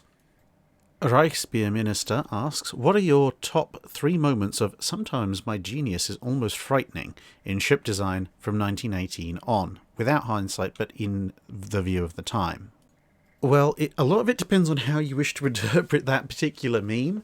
So if you take the interpretation that I've always kind of gone with, which is, it seems utterly crazy, it is utterly crazy, but also bizarrely it kind of works. Which, to explain the origin of the meme, it's from Top Gear, Jeremy Clarkson, when he doesn't have a handbrake, so cars not really going to slow down, which is a bit of a problem, so he decides to stick a massive log on the back of the vehicle, which, basically acting as a ground anchor.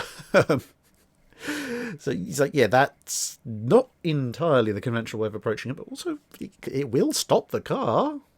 You may not necessarily like the consequences thereafter, but it on paper it works. So anyway, if we're interpreting it in that manner, then the Abdiel class mine layers, I think, probably have to fall into that category, because if you look at them on paper in terms of size, displacement and firepower, you think that's an awful lot of ship for not a lot of firepower, and we're packing it full of explosive ordnance, because clues in the name, it's a mine layer. It's going to get shot to pieces by destroyers, it's going to get shot to pieces by anything it runs into, it's going to be hunted from the air, it's a prime target. And somebody's genius idea was, what if we make it really, really fast? And it turned out that, bizarrely enough, this was actually a genuinely valid solution. The things went motoring around the Mediterranean and the Atlantic for a good chunk of World War II, never actually falling victim to anything you might expect a fast-moving tin can full of explosive to fall victim to. Ironically enough, one of them fell victim to a mine. And because of their sheer performance and the fact that their armament suggested they should be used in destroyer-type roles, even though they were much bigger than that. But it meant that between that and their speed, they actually lasted for a surprisingly long period of time after the war, because as actual destroyers grew to sizes that approximated their own, they were competitive and still ridiculously fast, including the wonderful story of the one that just overhauled one of the US carrier fleets in the Mediterranean while heading off to Suez. So yeah, the Abdiel class, it makes a lot of very weird design decisions when it comes to building them in the first place, but turns out to actually work surprisingly well. Another one would probably be, I'd say, the US Brooklyn class of cruisers. They're light cruisers. Now, bearing in mind that light cruisers are held to be fleet scouts and fight off destroyers, other cruisers, and join in destroyer flotillas when they're attacking enemy capital ships, most roles of which require torpedoes, and indeed everybody else still equipped their cruisers with torpedoes for those kinds of roles. Also gives them a bit of a punch against capital ships generally if they run into them, because, let's face it, a 6-inch gun's not particularly aggressive against a full-scale capital ship. But somebody in US design circles not only had decided that no, we weren't going to have torpedoes on our cruisers anymore, but they decided the clear solution to practically any situation a Brooklyn could run into was just gun. And when they were asked how does that solve a problem, their response was more gun, and then fast gun, and more fast gun. And what you ended up with was obviously the 15-gun turret farm that is the Brooklyn class. Absolutely no ability to blow big holes in an enemy capital ship underwater. And so you could look at it and go, well, yeah, okay, it's enough guns to wipe out enemy destroyers, but enemy destroyers can wipe you out with torpedoes. And if you do happen to run into capital ships like battlecruisers and so forth, you're just going to irritate them before they blow you clean out of the water. And probably heavy cruisers are going to do that to you as well, because they can outrange you, so all your firepower doesn't make for much. And then you see things like the original flavour USS Helena go to war, and it turns out that actually there is something to be said for just absolutely plastering anything that moves in an utter hail of 6-inch gunfire. Destroyers, as it turns out, generally don't last long enough to do much other than die messily. Cruisers last a little bit longer, but are usually burn very well and are rather distracted by the fact that everything's on fire and exploding to actually shoot back at you with anything that requires a significant amount of time and effort to think about using, like, say, torpedo launchers. And even when you go up against things like Congo-class battle cruisers, a distressing amount of explosive being chucked at the upper works can be quite the distraction from trying to, level you the way that, in all due likelihood on paper, the Congo should have done. Plus, it allows you to go and rescue a lot of your friends who are struggling with enemy destroyers turning up, because you can just, again, either terrify everybody into running away or actually legitimately sink them, because why not? You've got enough 6-inch shells. You're not getting refunds on the receipts.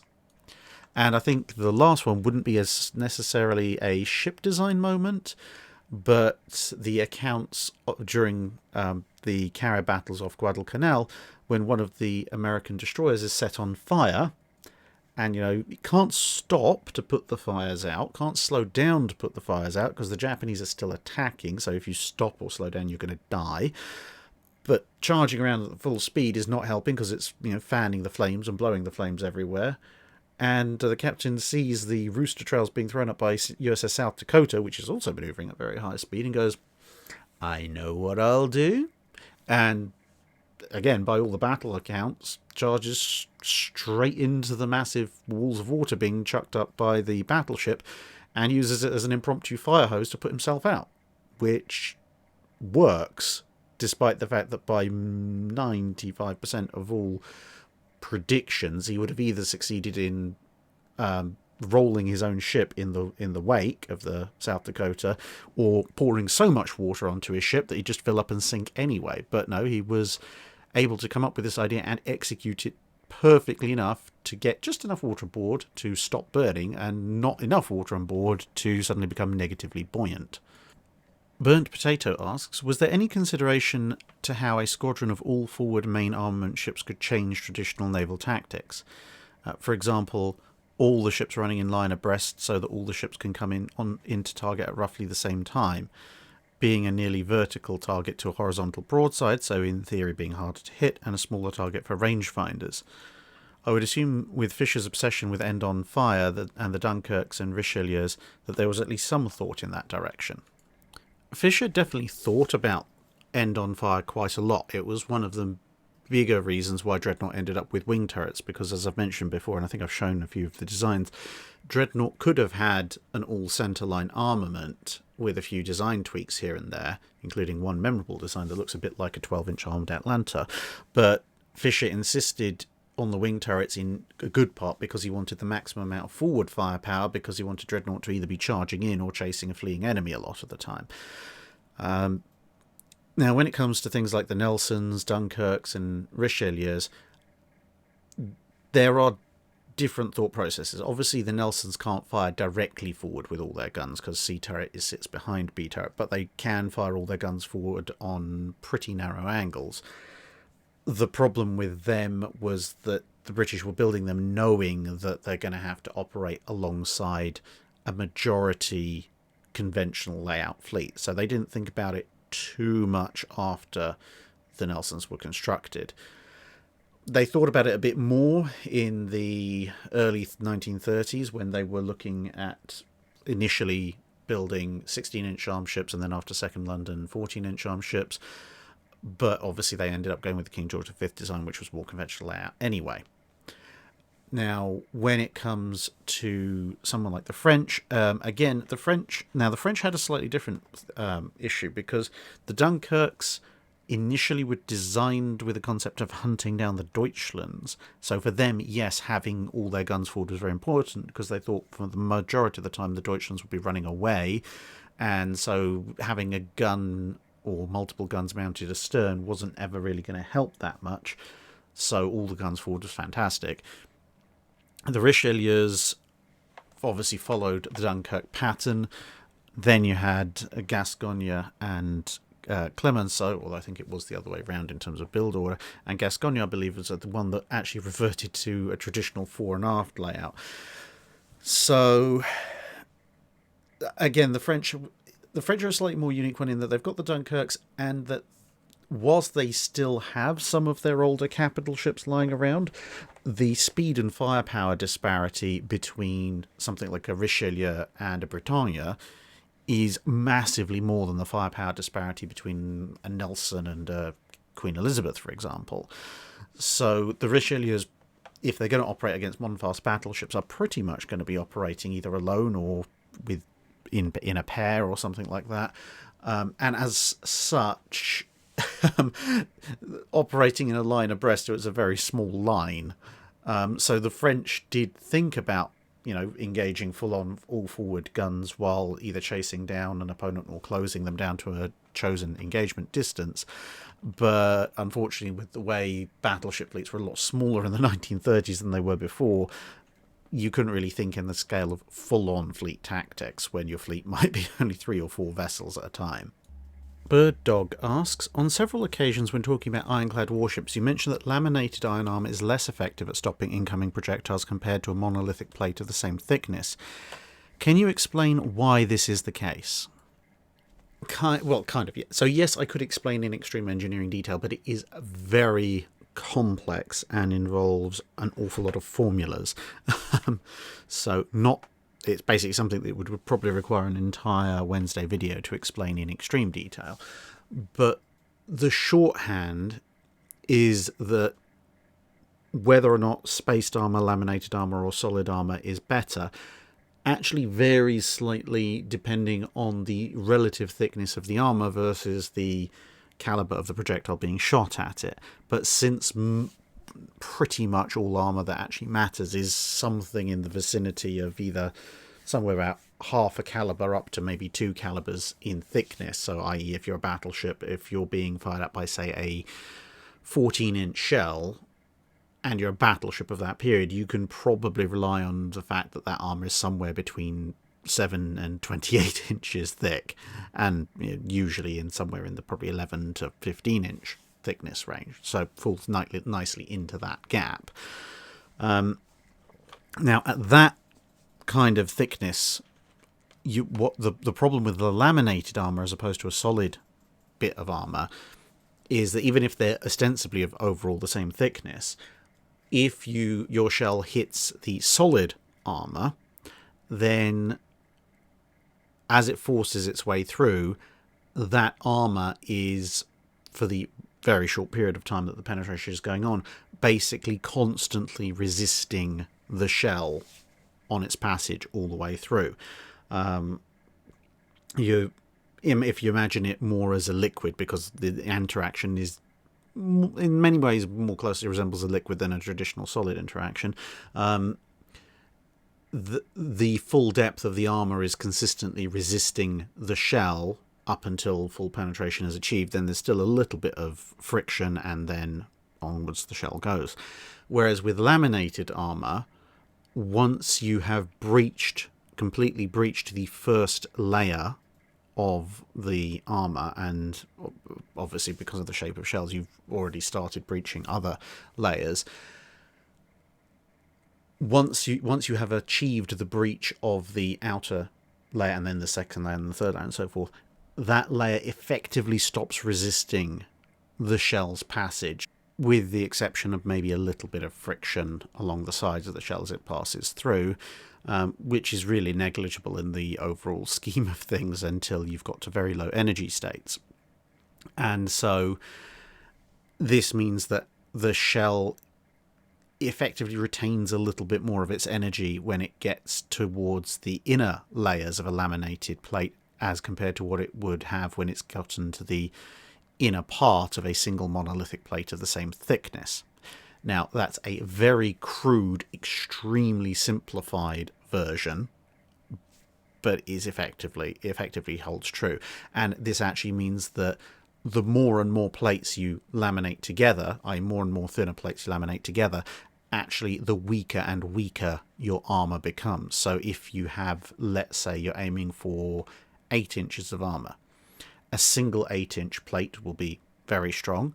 2 4-inch plates put together will be somewhat weaker. A 6-inch plate on a 2-inch plate will be a little bit stronger than 2 4-inch plates, but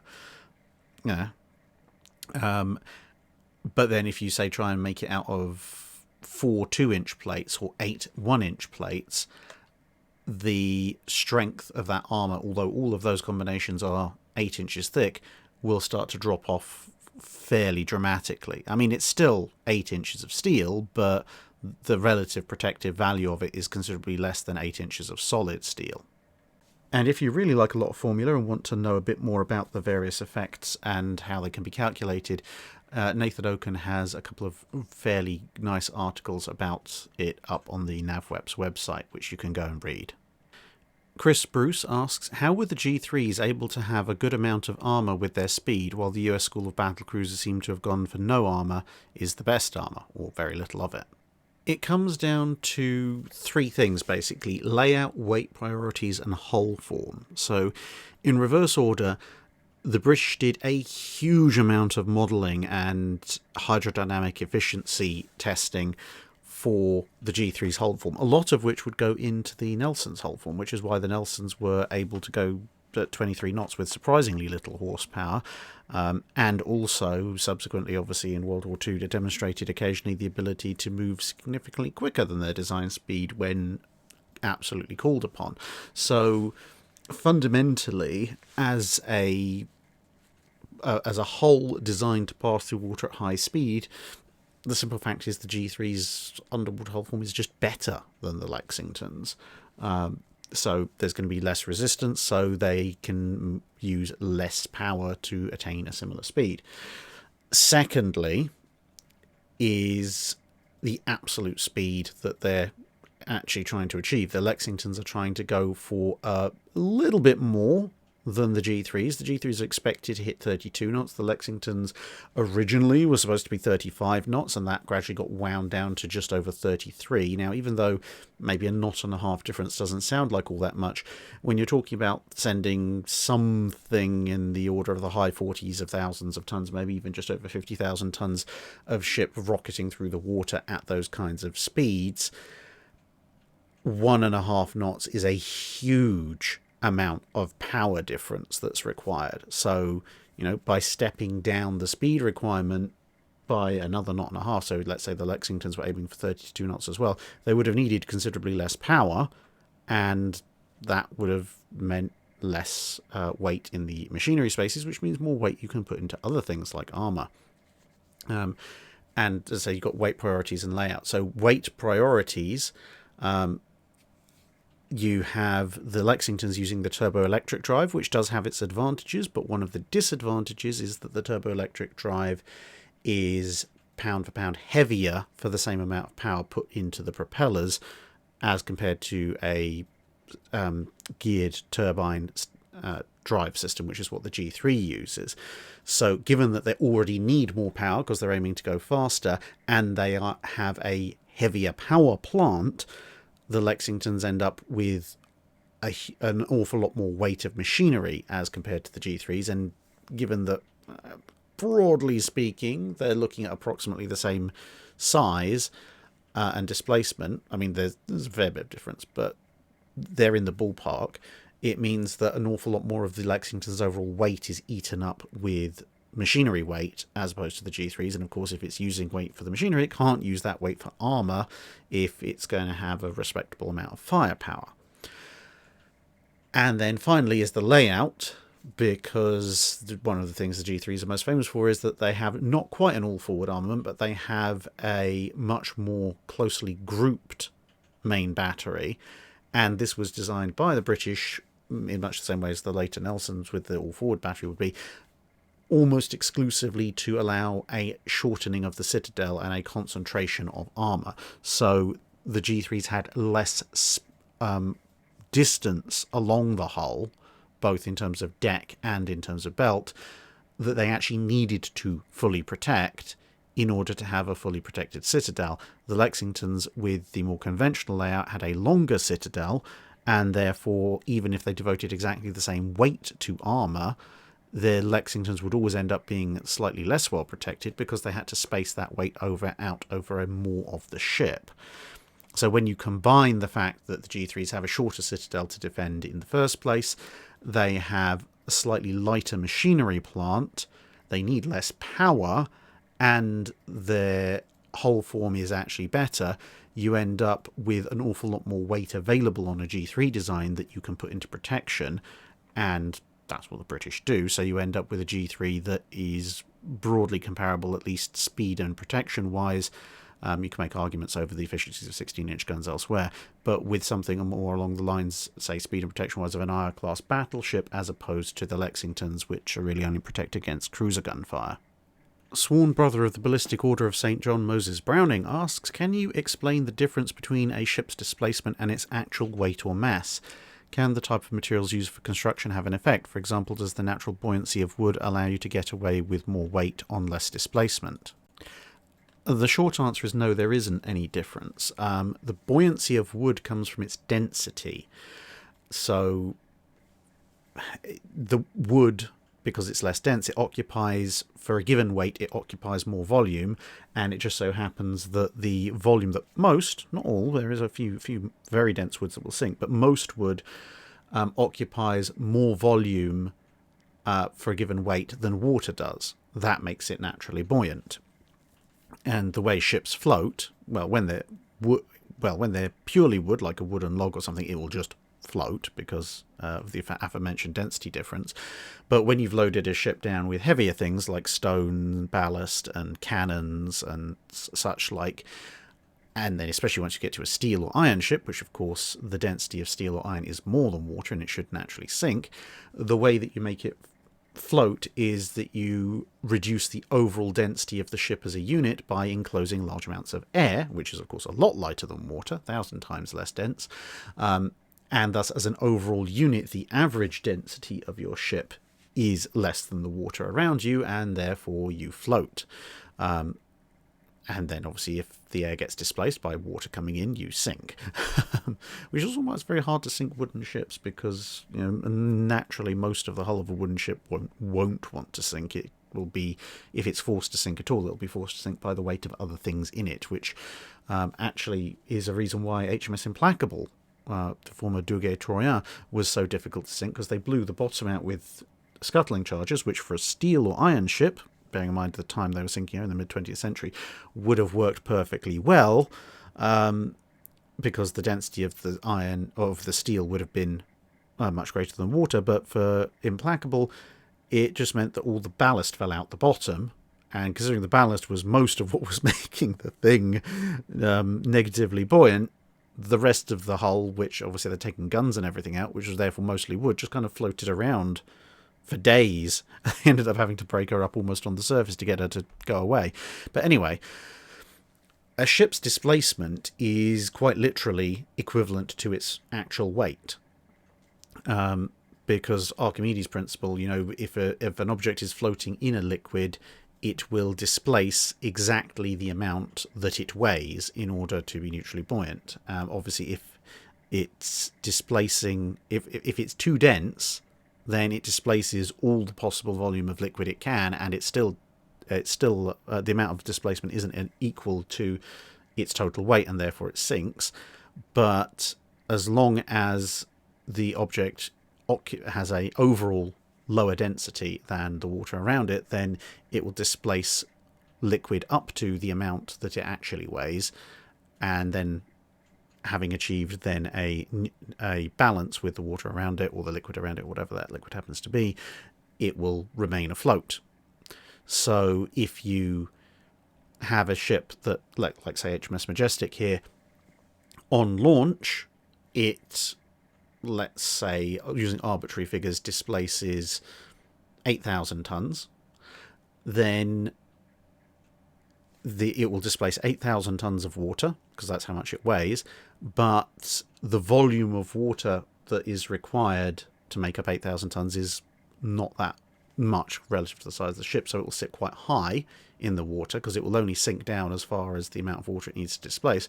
But then when you start sticking, say, several thousand tons of guns and superstructure and crew and supplies and fuel, etc. on it, well, now that same overall shape as far as the water is concerned, because all the superstructure stuff hopefully is staying well above the water, this now weighs more. Therefore, it needs to displace more water, and the only way it can displace more water is to sink further into the water, and thus it starts to approach approximately the waterline, if you've done your calculations correctly. And as you can see here with Majestic, there's a few armour slabs missing as well.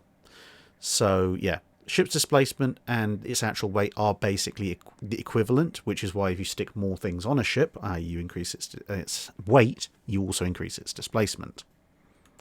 Jack Devaney asks, what is the perfect dry dock question? Obviously, the subject is kind of up to us, but I'm talking in terms of length, form, amount of detail, things like that. So I don't think there's anything as the perfect dry dock question for me. I mean, obviously, it is entirely subjective because I'm the one doing the answering. But I would say there are a few types of questions that I prefer, and perhaps in some cases they're preferred because the alternative is not good. It's not as not so much that I prefer that particular thing, it's just that that's the best way of going about it. So as a rough guide, I don't really mind how long a dry dock question is, because sometimes a question can be perfectly answerable in the dry dock if it's 5 words. Sometimes a question might take 3 or 4 paragraphs to explain the context, but can still be answered reasonably well in the same amount of time. So dry dock questions, I would say, as long as the answer can be given in something approximating between 2 and 7 minutes, roughly. So a question that is too short or has too short an answer, like, was this good or bad, yes or no, if there's not a tremendous amount to be said beyond that, like, you know, was, I don't know, is making a gun out of wood a good idea? Yes or no? Well, you can make cannons out of wood, as it turns out, actually, but the simple answer will be, for a naval ship, no, because you have to be at sea for a very long time. You're going to be firing your guns considerably more than once or twice, and wood simply can't stand up to those kinds of stresses. So, no, it's not a good idea to make your ship's guns out of wood. You see, that's basically all that needs to be said on that subject, unless you start going into really fancy detail, which is really unnecessary to answer the question. I mean, to a certain degree, it's a great dry dock question because it means I can get it over and done with and move on to the next one. But, you know, the poor guy who wrote it probably feels a bit shortchanged because I probably answered it quicker in more time than it took him to type it. Conversely, whilst I personally rejoice in questions like the one we just had about laminated armour, because there's all sorts of engineering detail in it, a question that's more perhaps suited for an entire Wednesday video doesn't make for a good dry dock question, because I'm faced with either answering it in something approaching an acceptable level of detail, which then means I'm there for 10, 15, 20 minutes at the exclusion of other people's questions, or I have to somehow try and compact down what I would consider to be a brief explanation that might take 40 or 50 minutes into approximately 5 minutes or less, which means I'm going to make massive sweeping simplifications and obviously miss out a lot of nuance and detail, which could, in some cases, make the actual answer that I give sound incorrect, because it presupposes a lot of underlying assumptions which are there in my head. But of course, for me answering you, that's not necessarily going to carry through, because after all, if you had all that, all of those bits and pieces of knowledge that I'm using as presuppositions for my summary, well, you probably wouldn't be asking the question because you'd know the answer. And actually, weirdly enough, that connects the beginning of the dry dock to the end of the dry dock with me talking with the whole reference about whether or not concrete is acidic. Arbitrarily speaking, it isn't, but practically speaking, when you're considering its effect on steel rebar, as an engineering shorthand, you can assume that it is.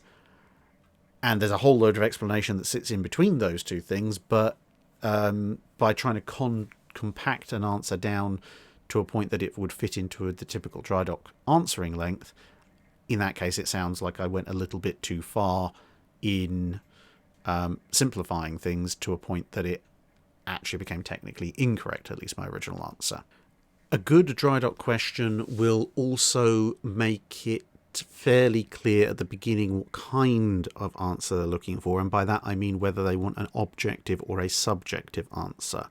So if someone asks what is, or what was, or something along those lines, then I read that question as they're asking for an objective answer, i.e. factually, what is the absolute answer to this, or as close as we can get.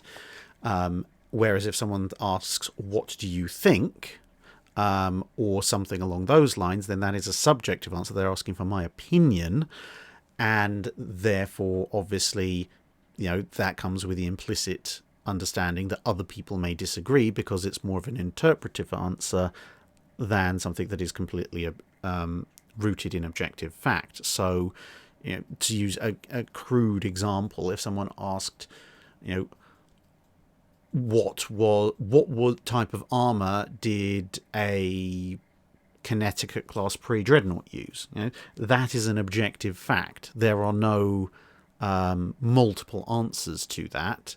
The Connecticut class pre-dreadnought, pretty much the last pre-dreadnought the US Navy produced, it used a certain type of steel for its armour, and if I say anything else other than the correct type of steel, then I'm wrong.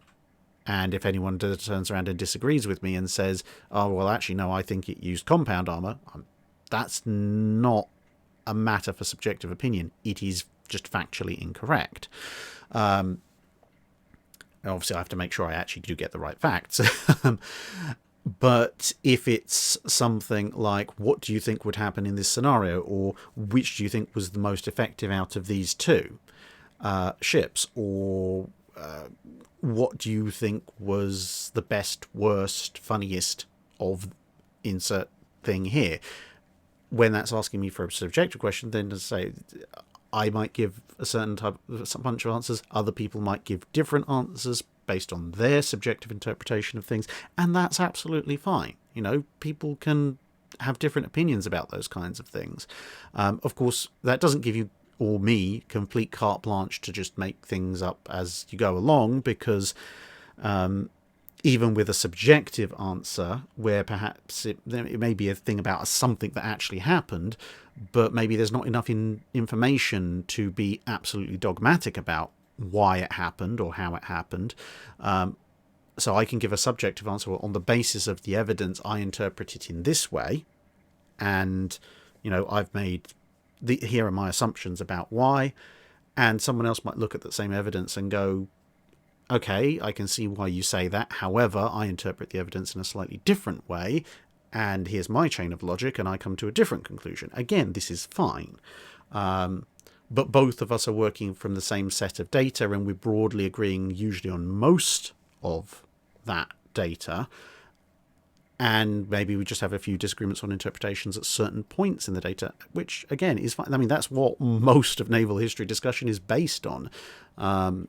As I've said before on a few of the guest interviews, if there was a single objective truth for absolutely everything in naval history, there wouldn't be a field of study of naval history. There'd just be a socking great multi-volume work that told you exactly what the facts were about every single thing, and that would be the end of it.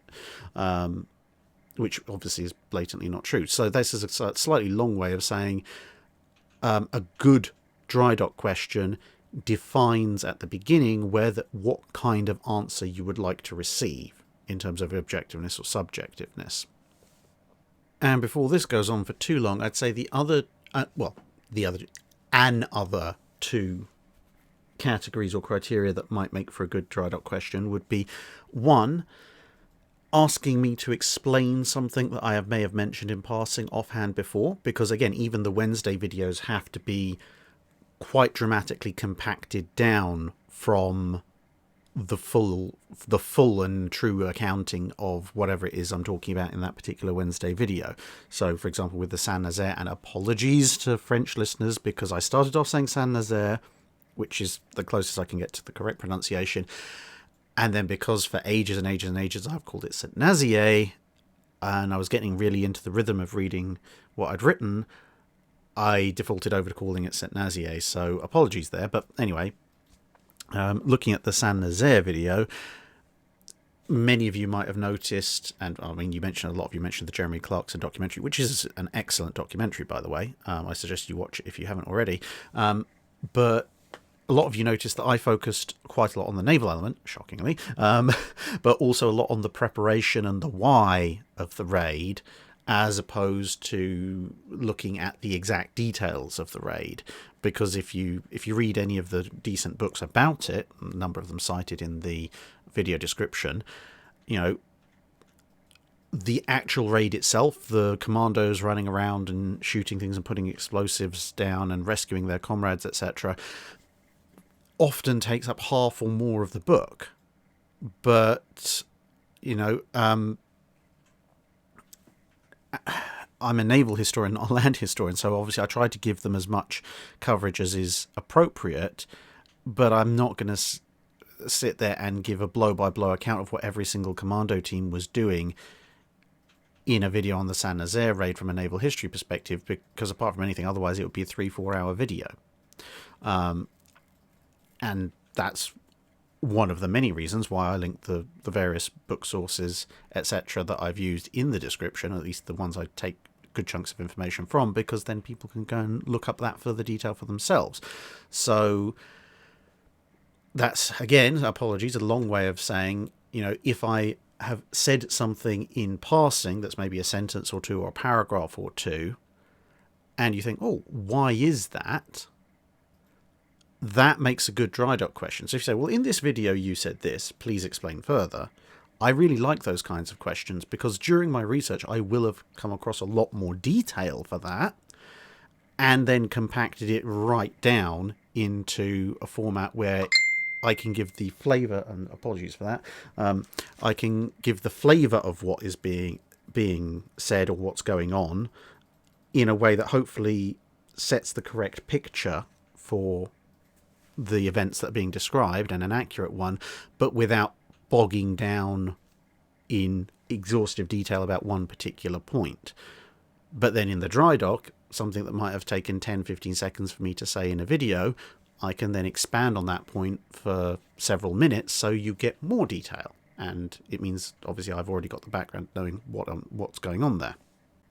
And then a final bit on this would be, kind of related, would be, and obviously, I do apologise, because this is not necessarily something that you guys can predict, but I do also love questions that make me go and research quite extensively into things. Because, I mean, questions that I can look at and go, yep, I know the answer to that, quick double check, yep, I was correct, okay, answer.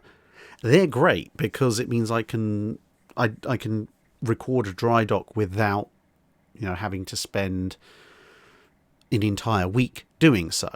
But as an occasional treat, a question where I look at it and go, I know what the questioner is talking about in as much as I know which books to go to find the answer, but off the top of my head I couldn't tell you the answer in anything except for the absolute broadest detail. Right, off I go. And then, as Mrs. Drack will probably quite happily confirm at points, sometimes I'll be recording a Drydock, I'll come across a question, and literally all she'll just hear is, and then the sound of me putting my headphones down, putting my keyboard down, and disappearing upstairs, and then that's the last that she'll see of me for 2.5 hours, and then she'll come back to find me looking like a rather miniature and less scaly version of Smaug, surrounded by my hoard of precious books, with about 6 different books out, maybe my tablet, my phone, and my laptop all showing different articles off of JSTOR and such like. as I've gone really down a rabbit hole cross-correlating some obscure bit of trivia to make sure that it's something approximating correct, which can be even more fun when you look up, as I usually try to do, 3 different sources and then discover that none of them actually agree. And then you have to look at 6 or 9 or 12 sources and try and work out what's the plurality of opinions. And then you have to come back and say, well, as far as I can tell, most of the sources seem to say this, but it's not necessarily 100% guaranteed that that did happen. It may also have been this, which is also quite interesting because it means that, well, there's an area that maybe way somewhere down in the future when I have some spare time, I can look into in even more detail and try and establish what I think might be the correct balance, especially when it's like, I don't know, 6 sources versus 4 that are claiming different things. And that brings us to the end of this month's Patreon Drydock. Thank goodness. So, a few minor bits of channel admin to go on. So, obviously, I will be away for 3 weeks in April on the US trip. There will be content coming out as regularly on the Drydock. And on all the other video formats that I do. So that's, hopefully you'll be enjoying that. Look out for all of that. The Patreon Drydock will be slightly different at the end of the month, however. So yeah, and that's basically because obviously while I'm running around the USA, I'm not going to have the time to sit down and do this kind of length of recording. So the heads up for that is that the Patreon Drydock at the end of the month is going to be live recorded answers from the ships themselves, and so the overall topics are going to be somewhat more narrow because I'm going to be asking people, to A, get their questions in early, and B, get the questions about the ships I'm going to go and see. So there'll be a lot of questions answered about different ships, but that's realistically the only way I'm going to be able to fulfill that. So yeah, anyway, that's that part. The second part regarding dockyard tours and museum ship tours, etc. in the UK. Now, that is something that I've done a couple of times now in Portsmouth. Seems to work out pretty well. Certainly the guys who came down to say hello and have a look around the dockyard at least seemed to be very happy with the information I was able to give them. So the only drawback is, of course, if that gets a bit too popular, I'm going to be running hither and yon all over southern England doing tours and meeting up with 1 or 2 people at a time, which is the latter part is fine, but the former part might then start to drastically eat into my ability to actually produce the videos that allow me to go and do those tours. But so what I'm thinking of doing, and of course let me know in the comments if you think this is a good idea or not, is having a word with some of the dockyards and museum ships, etc. in the country that I've already visited and talked to, etc., and say to them, look, this is who I am. I'd like to be able to give subscribers a tour around your ship, dockyard, museum, insert or delete as applicable here, although I probably don't put that part in the email. And I would like to arrange with you, the curatorial staff, a particular time and date to do that. And hopefully they'll agree, and they might agree to one date, they might agree to more than one date. That'll give them a little bit of an opportunity to, if they want to, publicise it. I don't even know exactly why they'd want to do that, but never mind, they can if they want.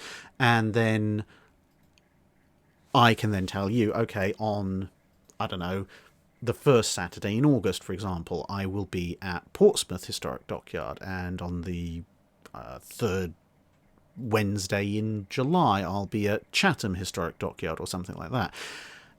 Which hopefully could give you guys, obviously not those actual dates, don't start making plans for those dates because that's just arbitrary examples I've come up with, but it means that if you guys want to come and see me and have a tour around that appropriate museum, ship or dockyard, you've got more time to plan it out, and it means I only have to make a limited number of trips to those dockyards, which makes it actually doable. or museum ships or museums or whatever. Obviously, stuff in London is much, much easier for me to get around. So if you want to look around the Golden Hind or the National Maritime Museum in Greenwich or HMS Belfast, etc., or even the Imperial War Museum to a degree, that's much easier for me to get to than Portsmouth or Chatham, which in turn are much easier for me to get to than, say, SS Great Britain, and so on and so forth. So, yeah, if you think a sort of a slightly more prearranged version is a good idea, then I can look at doing that. And obviously, it has to be with the agreement of the museum ships as well. And then finally, on a semi-related note for the USA tour, a bunch of people have asked what's going to happen with meet and greets, etc. So I'm clearing those with the ships themselves. Keep an eye on the website, drinkinfl.co.uk, look at the US April tour page. So I want to let the ships know in advance. A number of people might show up. Are you okay with this? Because the last thing I want to do is sour my relations with them because they think I'm coming on board to film. This is great, fantastic. And then all of a sudden, where did these 3 dozen people come from? Who told us about those? So the idea is, as I clear and collaborate with each of the ships, then on the tour page on the website, I will be filling in, on this date, at this time, meet at this location on the ship, and, well, we all say hi and talk, etc., etc., and that's how it'll work. So yes, I will be meeting people aboard ships rather than away from the ships, because it just seems to be easier. I'll be on the ship anyway, and it's a slightly more controlled environment. And the only other thing I would say when it comes to that is that obviously I will have a cameraman with me, a miniature crew, if you will. That's not a normal thing, but considering the sheer amount of filming that needs to be done and the time scale that I'm working on, seeing so many ships in such a compact amount of time, it's just I can do the film work and the bits to camera myself, but it takes a lot more time and energy, and I would run out of that. So this time, a couple of my friends are coming along to act as crew. It looks like, unfortunately, at the moment, that Mrs. Drack won't be able to make it because, as I mentioned before, she can't get an ESTA, because that only applies to certain countries. And while she is in the UK under all the proper visas and everything, in terms of her passport, she's still a South African citizen, at least until ironically enough, partway through the rest of this year. And because South Africa doesn't have the ESTA agreement with the USA, she has to apply for a regular visa, but it would seem that the US Embassy in London is running on an intern, their dog, and someone they dragged in off the street, and so, well, their appointment schedule basically runs, you want to apply for a visa to come and look at our great and glorious country that, we've opened up to travel. Congratulations. Here's an 11-month waiting list. If I apply to a visa to practically any other country with 4.5-5 months between when I start the application process and when I want to go there, I can be fairly confident I'm going to at least have the appointment, even if they ultimately say no, but I'll know one way or the other in fairly good time. But no, the American Embassy in London appears to believe that if you apply for a visa at the end of 2021, early 2022, then clearly you don't need that visa until November, which is considerably later than April. So it would appear, unfortunately, that Mrs. Drack will not make it. And the only other thing I would mention at this point, and I probably will emphasise this again later on, closer to the time, is, the people who are coming as my support crew, they are also my friends. They are there to help me out, to support me, to help with the filming, etc. Please don't mob them. Mob me if you will, because that's kind of what I'm letting myself in for. I understand that. But yeah, try not to mob them as well too much. It would be appreciated. I'm sure it won't happen, but it does have to be said. Anyway, that's enough from me. You've been sitting here listening to me ramble on for 5 hours and nearly 38 minutes, so go have fun with the rest of your day, or whatever's left of it. Bye.